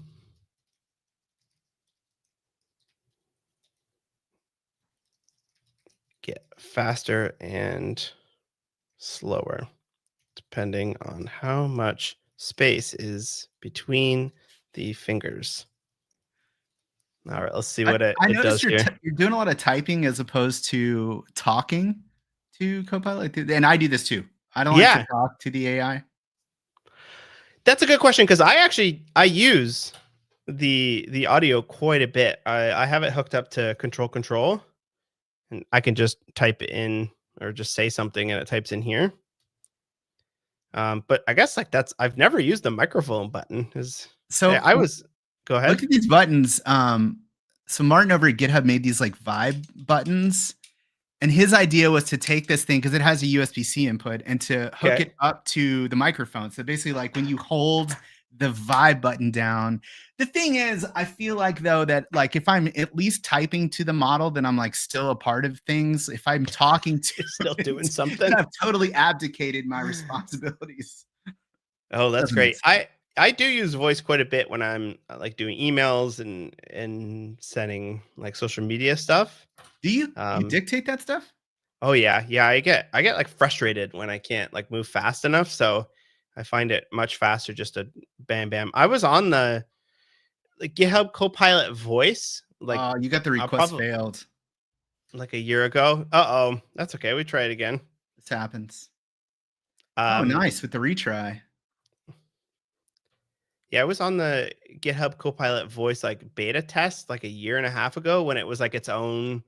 It was a different extension. Yeah, it was like its own thing. It was kind of cool just to sort of talk back and forth with it. Oh no!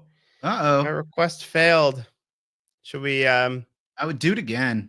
Yeah, like then I'll show you the overpowered strat. Yeah, or maybe we don't need all of this context. It's only 5 files. Yeah. Should it be fine? Yeah, it should be totally fine. Wait, keep.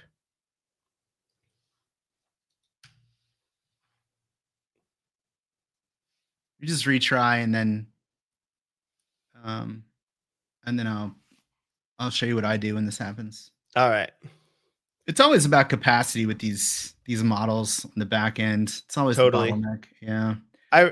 in the one before me, they showed a tip of like fix like the pound problems. Yeah. I love that. That's a great one. And it's one thing that's starting to make me want to move to the built-in terminal in VS Code, because I've always been like an external terminal user, but now that the output of the terminal is such good context information, I kind of want to. I'm trying to sort of move myself back in, and it's, I don't know, like a year and a half ago, you can now pop it out into its own window. I've been a big fan of that. Did you see? Are you on inside? This isn't Insiders. No, I have Insiders though. You can now pop the chat out altogether, which I made a video on this yesterday, because if you have, like, even for me, one of the biggest problems with having chat in the editor is that it takes up so much space.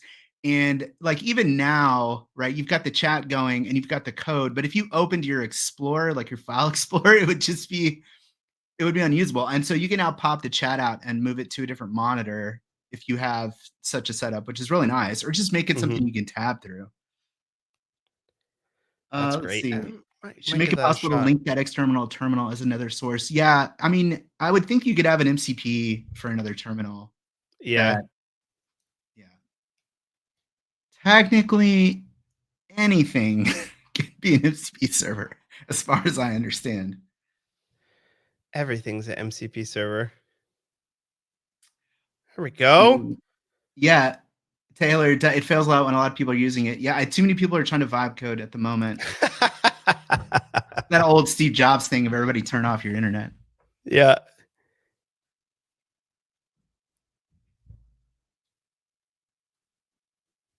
All right, it's adding a metronome feature. Let's implement this by modifying the drum kit component. All right.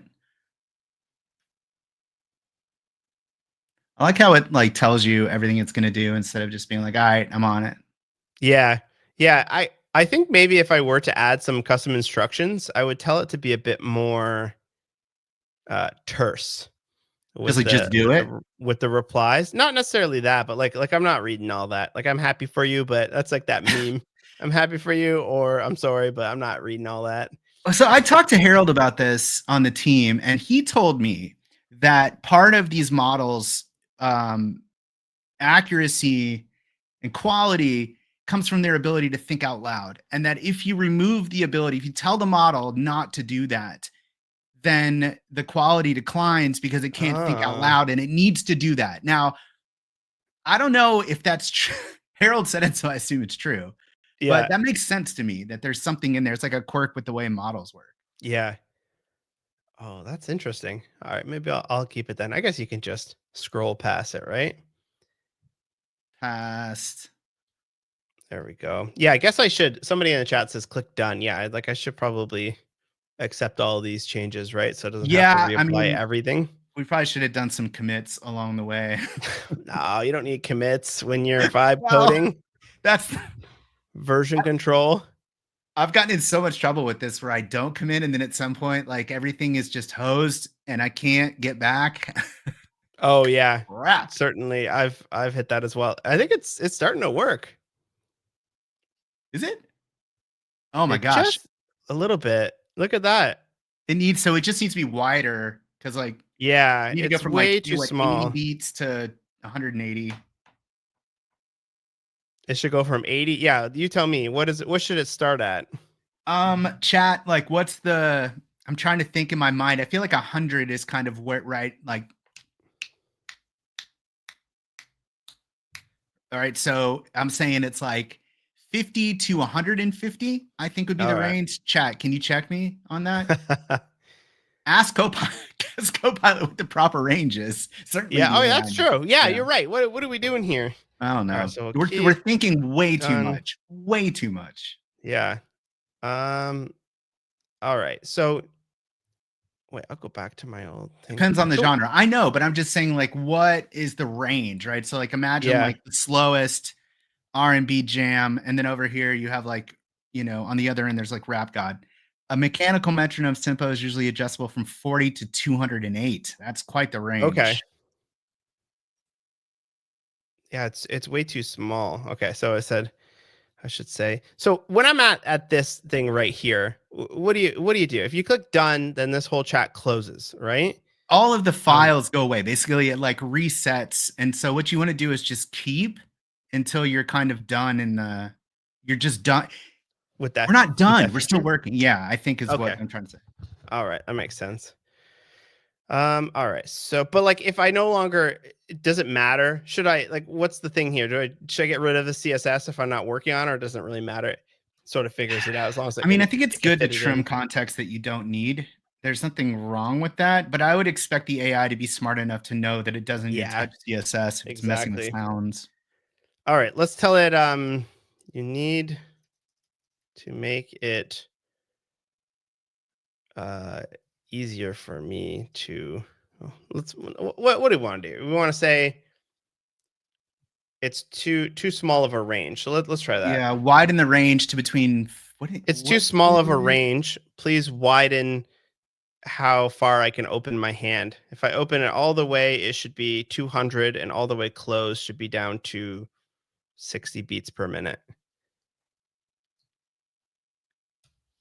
Let's see. 65 to 85 for R&B. Hip hop is 120 to 140. Techno is 120 to 140. Okay, yeah. So techno, that's it. That's like, what's the fastest genre of music? Techno 140. Okay, so 200 is way too fast. Most songs don't go below 70 beats per minute. 70 to 150 is a good range. He isn't going to play punk rock, is he? Are you going to play Circus Survive? Yes. That's actually, it's a funny story about Circus Survive. I got a DM on Instagram a couple months ago, and the guy's like, "Hey, dude, if you ever want to come in, come backstage, let us know." And it's a drummer from Circus Survive. No way. Yeah, he takes my courses, and he's like, "Yeah, what in the world?" Yeah, you know the guy from Weezer who's like submitting all the PRs on GitHub? Yeah. What's his name? Oh, that's Rivers. Rivers Kumo. He's in Weezer. Yeah, he's like a full stack dev. He does Flutter as well. So that's so y'all start streaming so you can get invited backstage to concerts. Yeah, that's it. It gets you hooked up. Somebody also was like touring with like a country band, and they offered me like tickets to like Shania Twain or something like that when they came to town, and I didn't go because I rather not go. I guess you're from Nashville. I can't say bad things about country, can I? Listen, it's okay to like things and to not like things. But I would have seen a Shania Twain concert, man. She's a legend. Come on, like she's got a residency in Vegas now, I think. Oh yeah, maybe it wasn't Shania Twain then. It was someone. There we go. Look at this is working much better now. Oh, that's really nice. Now, how fine grained? Like, if you want to go from 100 to 110, how hard is that? Let's see. Okay, let's. Oh, so when it's all the way open, it's slow. Yeah.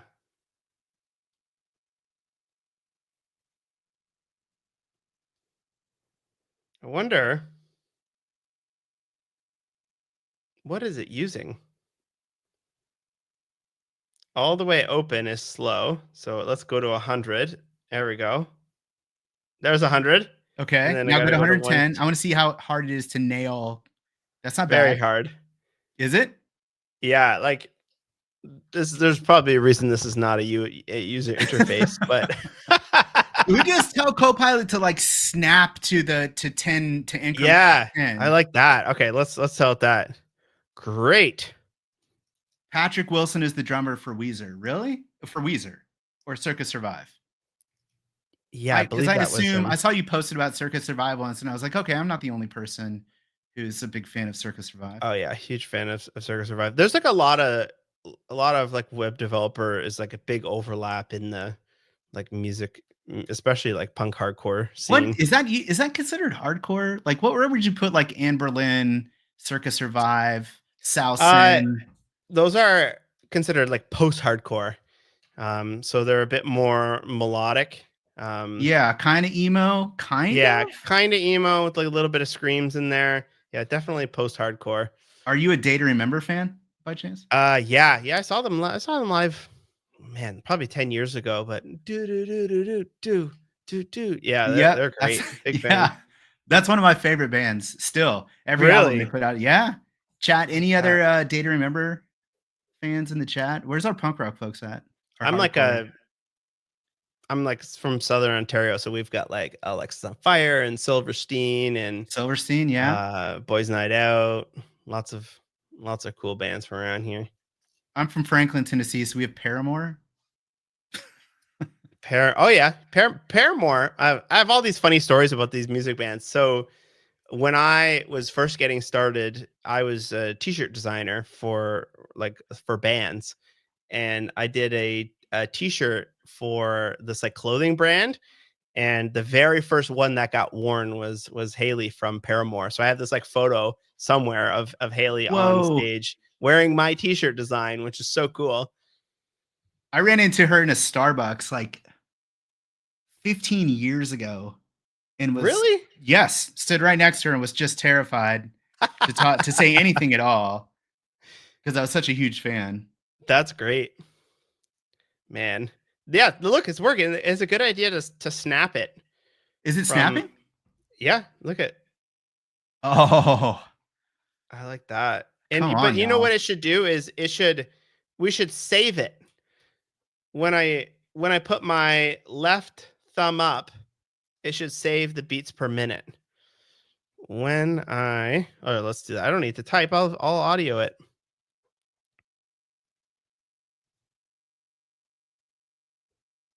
Oh no. Oh no, that was me. Yeah, that was my audio dictation. No, something's going on with my computer. Or maybe, no, there it is. This is quantization of the tempo, makes the metro more musical and more predictable while still giving you the full range of control from 60 to 200 beats per minute. Your hand gestures. Good. It's AI splaining. What's the term like for that. this? Where it's like, by the way, what's this is called? Here's one thing you can do. You ever do this one? Continue. You don't know all what the time. To do. Yeah, you got. Continue. It looks like you got cut off. Continue. Yeah.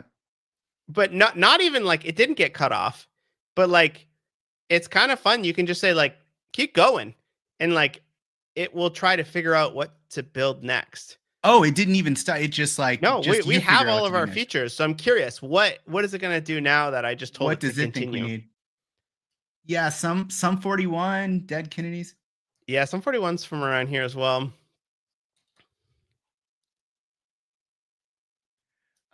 Taylor's asking about other vibe coding tools.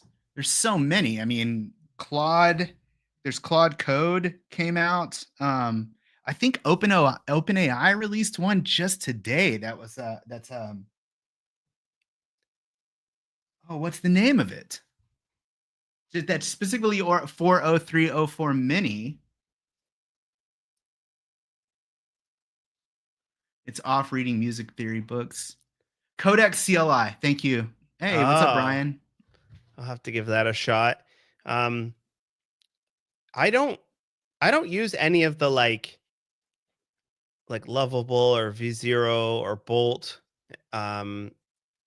anything like that. I did test the GitHub's version of it when it was announced back at GitHub Universe last year. Spark, yeah. It seems pretty nifty. But like it's all about how it fits into like what your coding flow is like. And I'm very much either I'm in agent mode going back and forth, or I'm just coding through like a regular file, and then I'll do stuff inline, or I'll use the completions, or I'll select some code and get it to apply it for me as well. So it really depends. Like when I'm just doing something fun like this, it's agent mode from the start. Where I'm working on my code base that's 10 years old, and then I'm kind of just using the tab completions and prompting stuff like write inline chat. So what is it actually doing now? Did it decide to just go off and implement it seems like you're working on a finger-based drum kit and metronome application. Let me help you continue developing this project. Looking at what we've built so far. let's implement the ability to record and play back your drum performances, which would be a valuable addition. I agree. Yes, it would. Sure. Why Premium not? feature. Oh, Different man. metronome sounds. You know, what'd be cool is if like it played a song in the background with no drums that you could just then drum along to. Like you could be the drummer. Or like a Guitar Hero.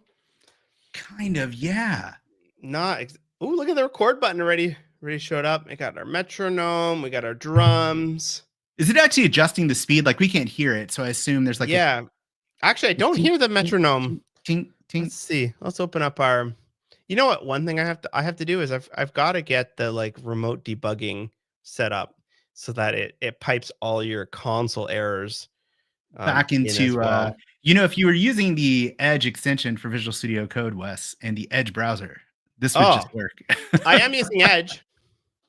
Is this Edge? But yeah, I've been on Edge for the dev tools in Edge are awesome. I switched over from Firefox like I don't know, maybe 8 months, a year ago, and I switched over to Edge because there was a bunch of like CSS perf stuff in there at the time.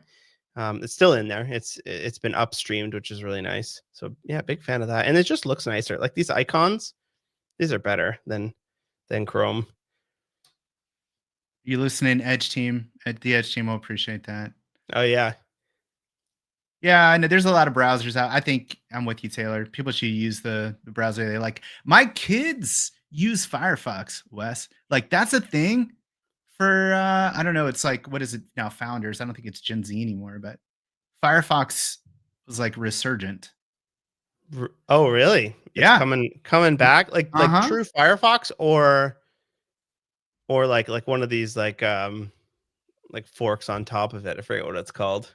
No, it's Arc, but is Arc a Firefox fork? No, Arc was like a Chrome one, but there's like a similar version of Arc built on Firefox. No, it's the old school Firefox, but it does. I mean, old school. It is the original, but I don't recognize it. It's been a while since I've used it. The last time I used Firefox, it was with Firebug, which was the only way. That was the only way to see what was going on in the browser. You remember that? Like prior to that, you couldn't. Yeah. Opera. I used Opera for a bit in my career. When I first started doing webcam stuff, Opera was the first browser to have WebRTC and Get User Media implemented. And that was a long time ago, though. I remember that because you did a submission you were speaking at FluentConf. Yeah. That's where I met you for the first time, actually. Oh, I remember that. Man, that was like 2011, maybe 2012 at the most. 2012 FluentConf proposal, and then they 2012. published the video in 2013.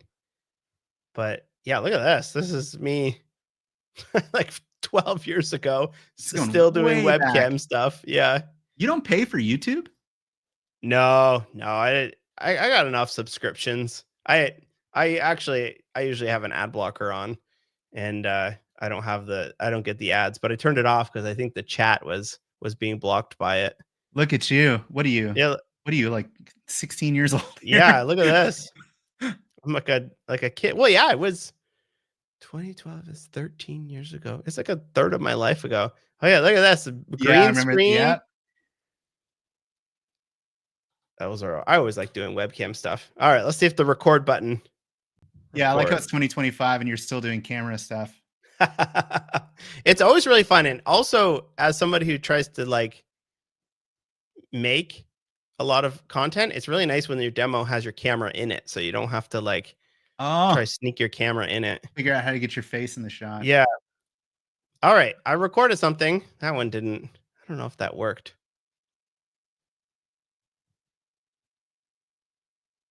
We got a maximum call stack. This is like Stop recording. Stack Overflow. Play.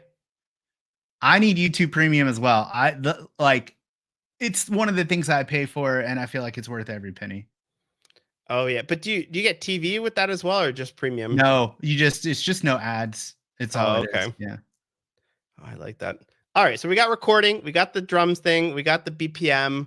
What do we got? We have about half an hour left. Chat, what do you think we should be adding to this thing? Yeah, let's leave it up to chat here to see what they say. I still finger think counter. We could blur it. What's Microsoft's stance on the middle finger? Could we do a blur? On when it detects only a middle finger. It's a family-oriented stream. All right, we will not do that. Microsoft do not take a position. What about take a photo when there's a thumbs up? Yeah, but what does that have to do with like the drumming? I feel like that's true. Can it like? I'm trying to think of something, some utility, like put some sunglasses on your face when you start drumming, like just magically. Add karaoke.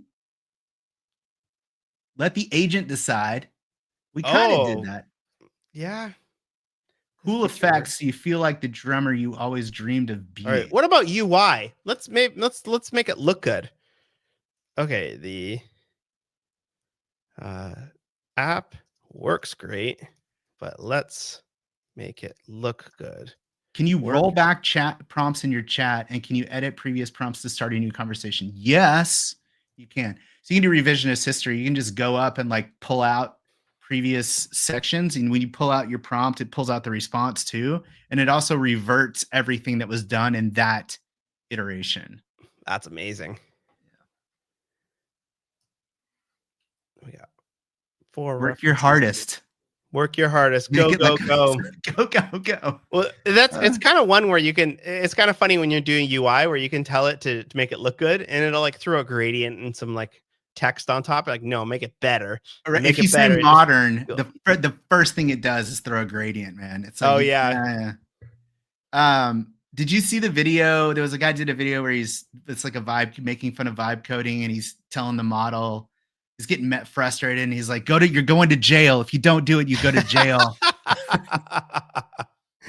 Oh, I like that. No, I haven't seen that. There's all these like tweaks that are supposed to convince the model to like, if you just say it the right way or threaten it or tip it or something. Yeah. I haven't found that to work.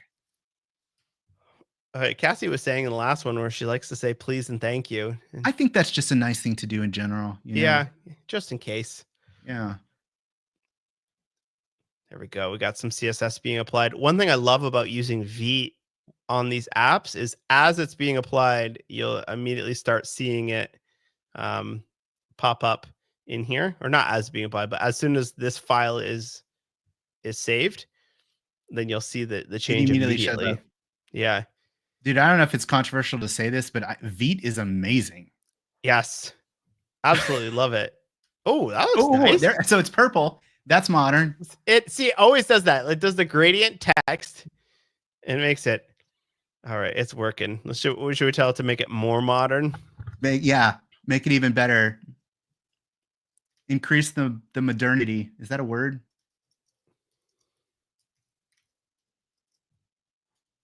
$2009. Tell it it's going to go to jail. Postmodern. There we go. That's what I'm looking for. No, mid-century modern. No, that's not it. Make it super modern. It should really pop. Go.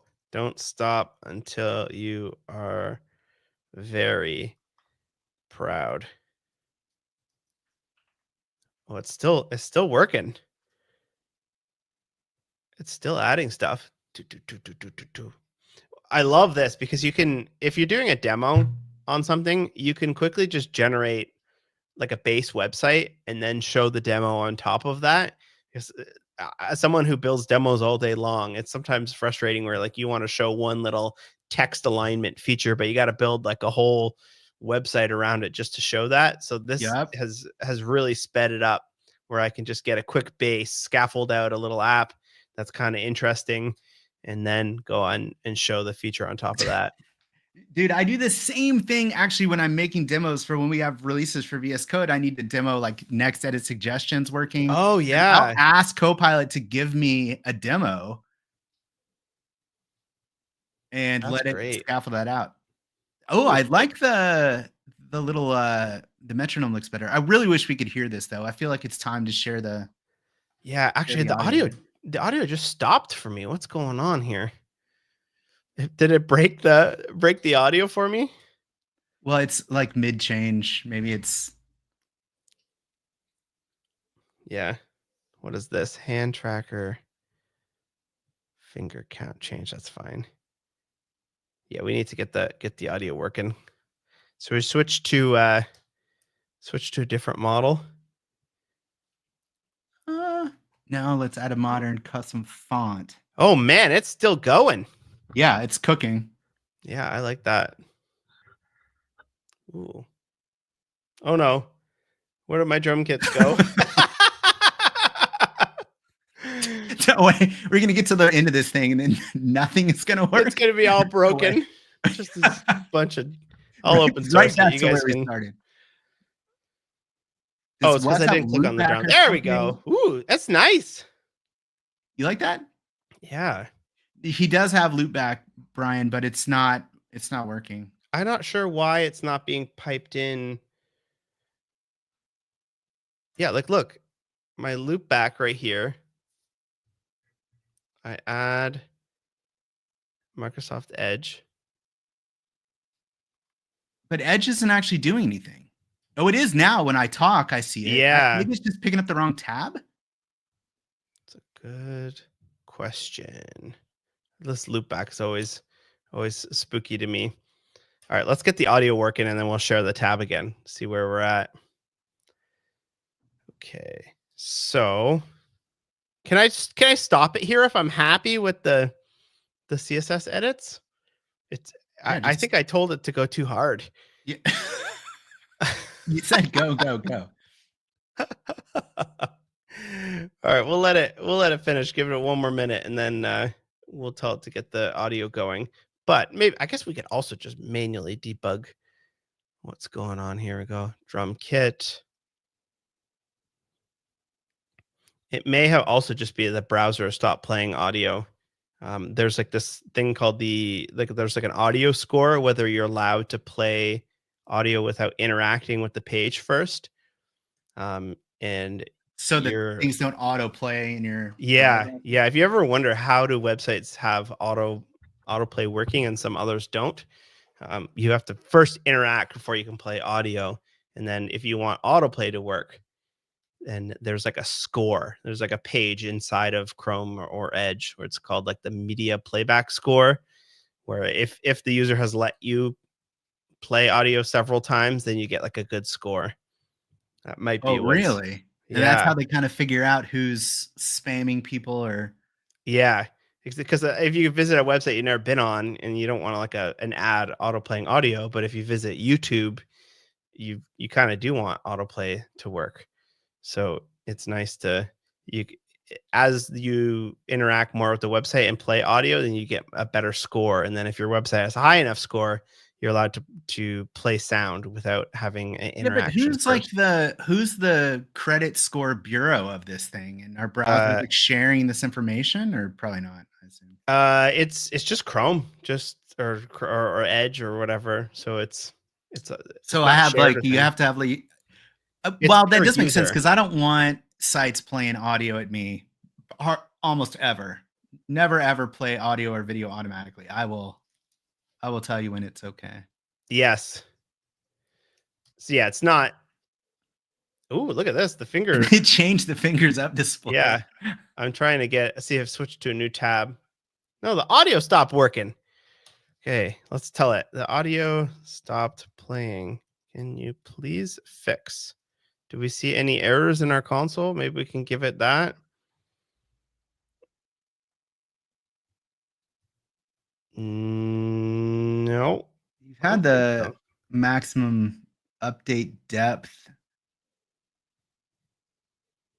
Yeah. I don't think that's related. That was related to the finger detection. Let's see if it. Are you using TypeScript? Yep. TSX. Do you have any problems? Oh, that's a good question. You do not. I don't think so. Surprising, they friggin' made like a couple thousand lines of TypeScript, and it's all with zero issues. Yeah, look at this, 500 lines here. Let's see what it says here. Do you find a difference between Claude 3.7 and 3.5 in your experience? It's so hard to know. I don't think so. I was pretty happy with 3.5, but it's hard to say. The stuff is like very hard to quantify whether it's better or not. I guess there are tests for that though, hey? Yeah, but I feel like even the tests I'm skeptical of. It's kind of like if you say that person's really fun to hang out with, it's kind of like, well, I'll be the judge of that. Yeah. I appreciate your input, but you know what I mean? It's almost like it's interacting with a person. Yeah. I tend to agree. 3.5 is the one I'm usually on, but 7's a bigger number than 5, so it just seems like it should be better. The OpenAI models make no sense with their numbers, so I've sort of lost track with that. Oh yeah, that's right. 03, 01, 04. There we go. It's trying to. I'll help you fix the audio playback issue in the drum kit component. Let's check the current audio loading implementation and fix it. Sounds legit. Here, let me just open it up in a.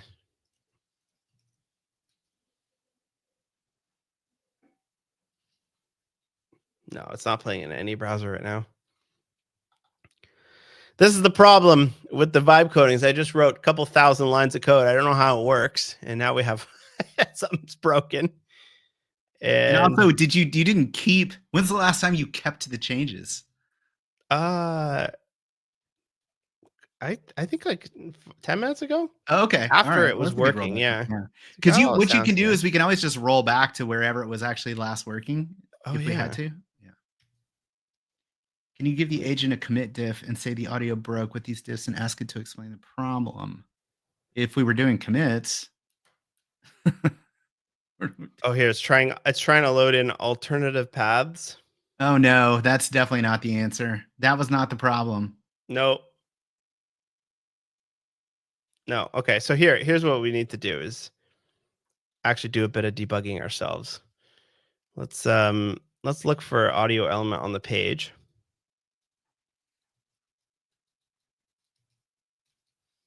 Nothing. Oh, it's probably using audio context.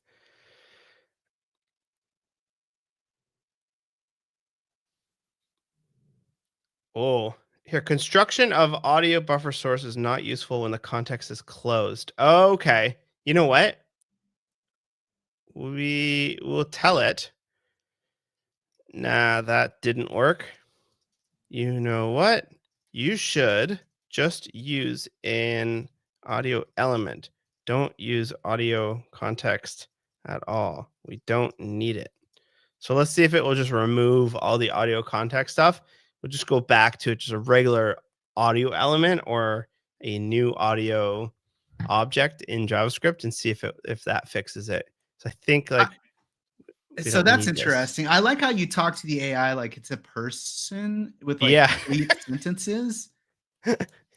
Chat, what do you do? Like, what do y'all do? Do you do like proper chatting, or you just talk to it like fix, make, create, audio not work? I like to just go back to it as well. Like, you know, if I have to scroll back to like 2 hours ago and see what I was doing, it's kind of nice to at least have notes for yourself. If we're not writing commit messages or anything. That's true. Yeah. I guess that's a good reason. Minimize your tokens, only commands. Oh man. Yeah, but that's not where you're losing. There's so few tokens there. Yeah. Logical. That's like not even pennies. It's good to start a new chat every once in a while because they aren't summarizing the entire agent log yet. I'll talk to it like a human because it's not. I don't. Yeah. No need for you know what. No, that's true. And the other thing is that, I hope I'm saying that right, is that you don't need to spell things correctly. So a lot of times I'm typing to it, I'll misspell something and I'll backspace. But models are phenomenally good at handling typos. Yeah, They're crazy often won't fix them. Yeah, it's wild. Old English.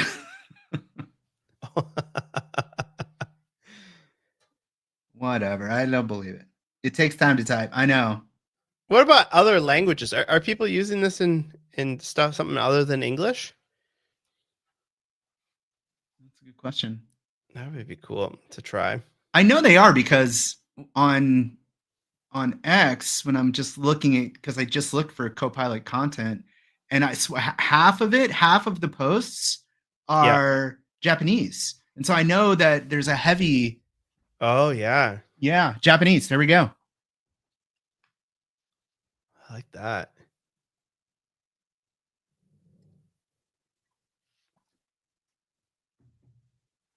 All right, let's see. Is it getting rid? Yeah, see, look, it's getting rid of all of this like array buffer stuff. It's deleting code. That feels so good. Good, yeah. And now it's simply just should be creating an audio context. Let's see.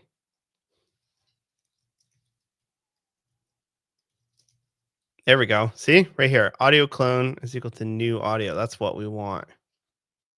Yes. Okay, it's working. Is it back? Yes. Metronome is not working yet. Let's see. Oh, it's still cooking.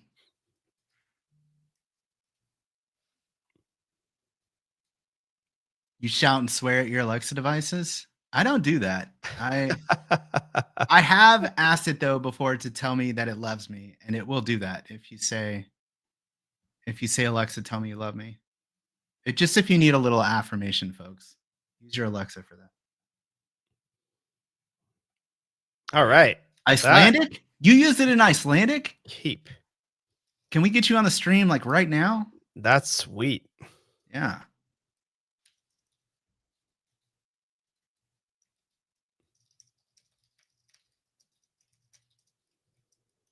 Oh, we're so close. Hopefully it doesn't fix the metronome and break the drums. Yes. Wait, so you talk to an Icelandic, but you never code. Is there a language pack for Icelandic for Visual Studio Code? I'm curious.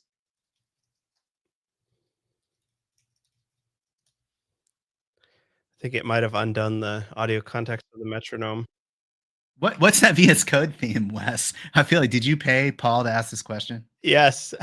This is Cobalt 2. Let's take a look. Cobalt 2 Wes Boss. Let's find it on Paul, because it's his theme, so I didn't know if maybe. Yeah. I guess it's for a lot of things. I use it a lot. Where's the VS Code? Oh, well, this is it right here. This has been my theme for probably 12, 15 years. Every now and then I have a hankering to make one that's a little darker. So I might do that at one point, but I see you use it. Why is it that we're still on this dark mode? Like, at what point are we just gonna open up our minds a little bit and consider that light mode is literally better for reading comprehension? Listen, chat, I'm sorry, that's just the science. Whoa, man. It's easier to read dark text on a light background. It just is. I think I need to try it for a bit. I've been dark mode. It's not even dark, it's blue. But I feel like I need to switch over. I use light mode for a lot of other stuff, for Notion, for email. What's your phone Slack? I think light mode. I don't even know. Mine's light mode. No. How do you know if it is? Is Twitter black or white? Yeah. So you would know if you go to that's a great question. So just open your browser, go to Safari. That's probably the best way to tell. Yeah, I guess I could just go to like a website. Yeah, X is light. Yeah, I'm dark. I'm on dark mode for my phone. Come on now. Take that offline. Don't take it easy. Whoa. I'm just saying.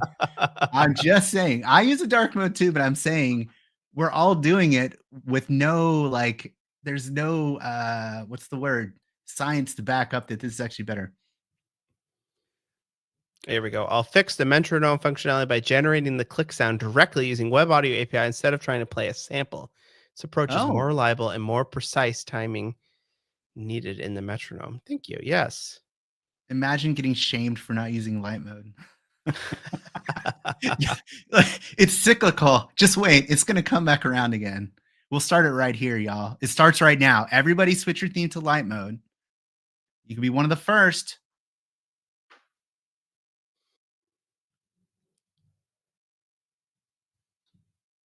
I can't wait to actually hear this thing. I've been watching it for like an hour. Man, you are in for a treat. All right, applying edits. I really hope this works for the metronome. Yes. All right, I'm switching. Okay, I'm gonna switch my screen here. So I'm gonna stop. Present. You're gonna deploy this, right? So we can actually play this thing? Yeah. Oh, we could probably even put it on live share. We should just do it right now. Let everybody play as we go. All right. Also share audio tab. All right. Can you add me back in? Mm-hmm. Whoever's in control of this. That's Peggy, by the way. Everybody Peggy, say hello to thank you. Peggy. Peggy's been doing this for like 8 hours straight.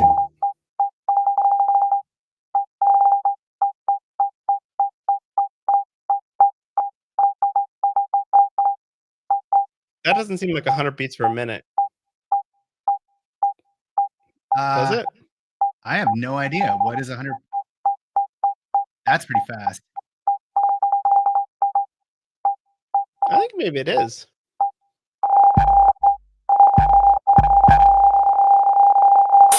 Wait, you gotta put your other. Wait a minute. So the metronome stops when you take your hand away? Yeah, it does. It should keep playing. Yes, it should just keep playing. Yes. Let's ask it to do that. Start the metronome. Hold on, we got to keep what we got. We're in a good spot right now. Commit. Check in. Should keep going when I take my hand away. Dark mode for front end code, light mode for back end code. I feel like Todd, like that's a statement about front end versus back end. A drum roll.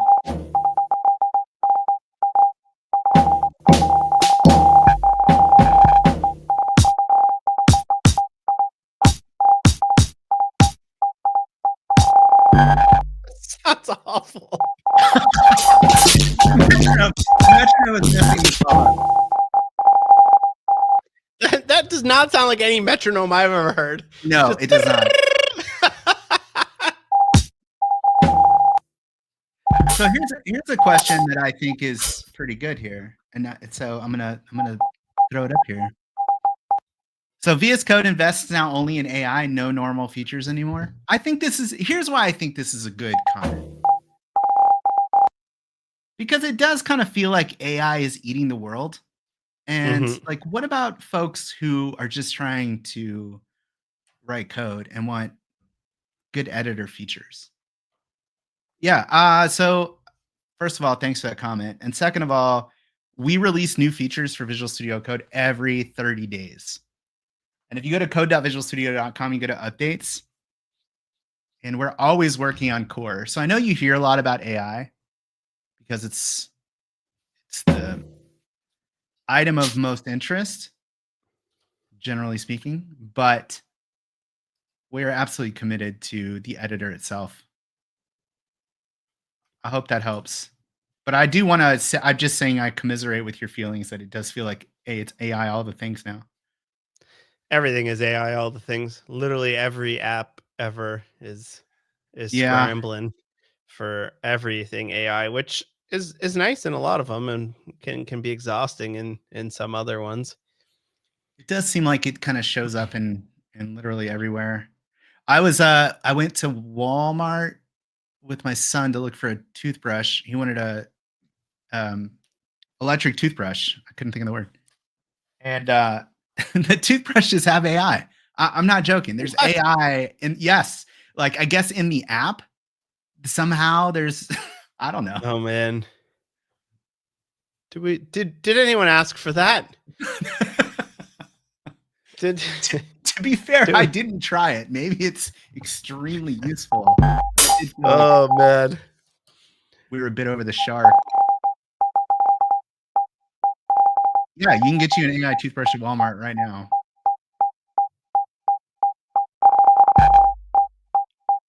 You know what's one thing we need to do is that I should metronome with one hand and play with the other.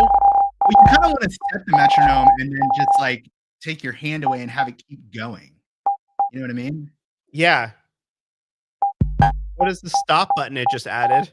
It does How nothing. do you make that work? There's no way to click it. Look at my hands.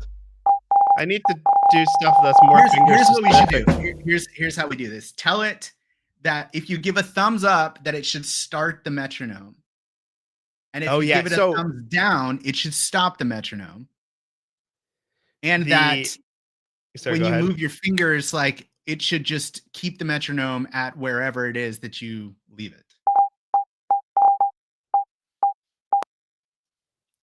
Because there's the stop button doesn't work. What did it say here? The metronome behavior has been completely reworked. When you make a pinch gesture, the metronome will start. When you release the pinch, the metronome will continue running. False. That's not true. Oh, we're on the wrong app here. Here we go.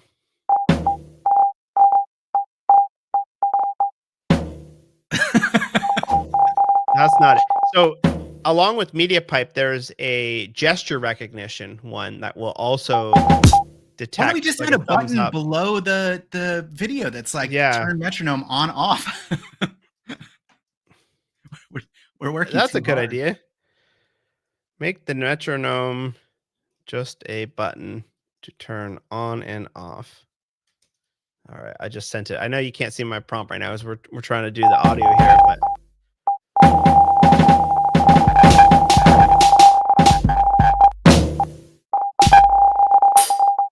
that is very annoying.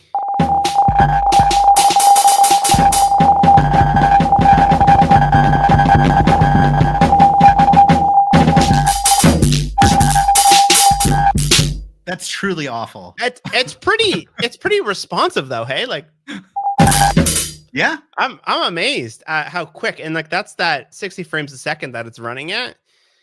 It's able to detect it nice and quickly. Drummers in the chat are dying right now. Oh man, what does it say? The endless beeps. Does any one of you know how a physical metronome works? No, we don't. We have no clue. Well, it goes click, click, click, click, right? It's that sound, man. That's so annoying. Why is it that pitch? Yeah, it should be a click, not a beep. Yeah, and it's literally called a click track. How does it work? Tell us how it works. Metronome. Where's the WebKit audio context?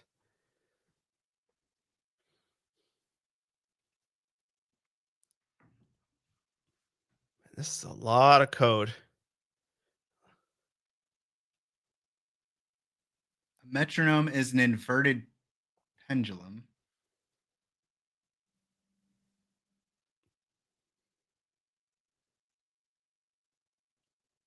Yeah, it should be tick, tick, tick, tick, tick, tick. I know that. Yeah. I'll simplify the metronome by adding. Sorry, it's just applying edits right now. It says, I'll simplify the metronome by adding a clear on-off button instead of trying to use gestures. No, we want to keep the gestures. We don't just speed with the gesture, just on-off with the button. Yes. Let's see what it does. Don't change the BPM value that much. You set it once and you never change it again. You need a gesture that's more unique for the app to show the change BPM feature. Yeah, I think what we would need to do is like be like 2 fingers up would like enter into metronome mode. You know, like this is like we're having layers, like it's Vim or something. Yeah, this is actually a really bad UI interaction. It'd be much easier to just have a slider beneath the video that does the metronome. Yes. But look, y'all, this is how software gets made, right? Like you cook features and you're like, yeah, this is not right. All right, it changed the metronome. The button is over top of the camera selector.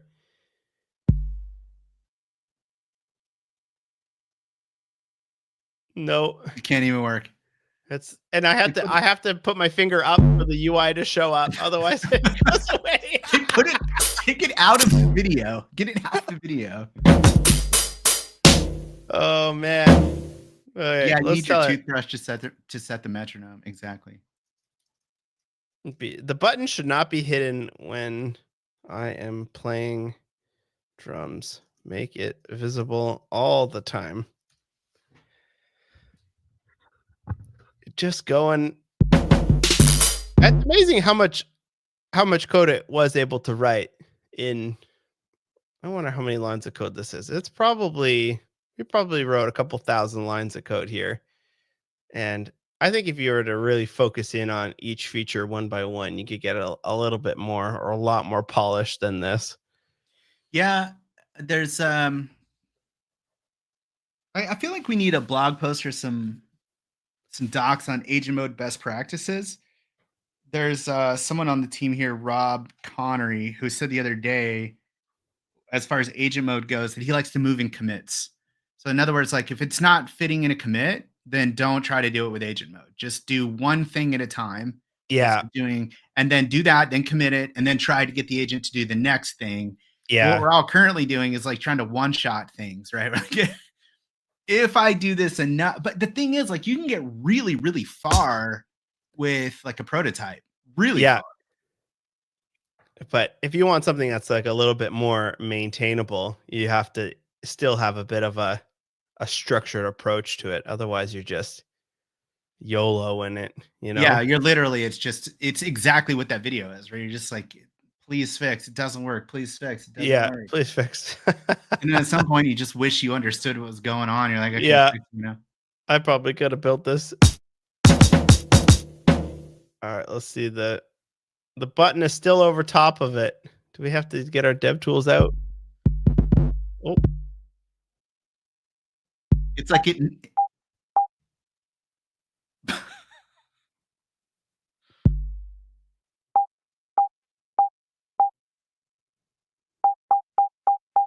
But if I take my finger out of the screen, it'll go away. Yeah.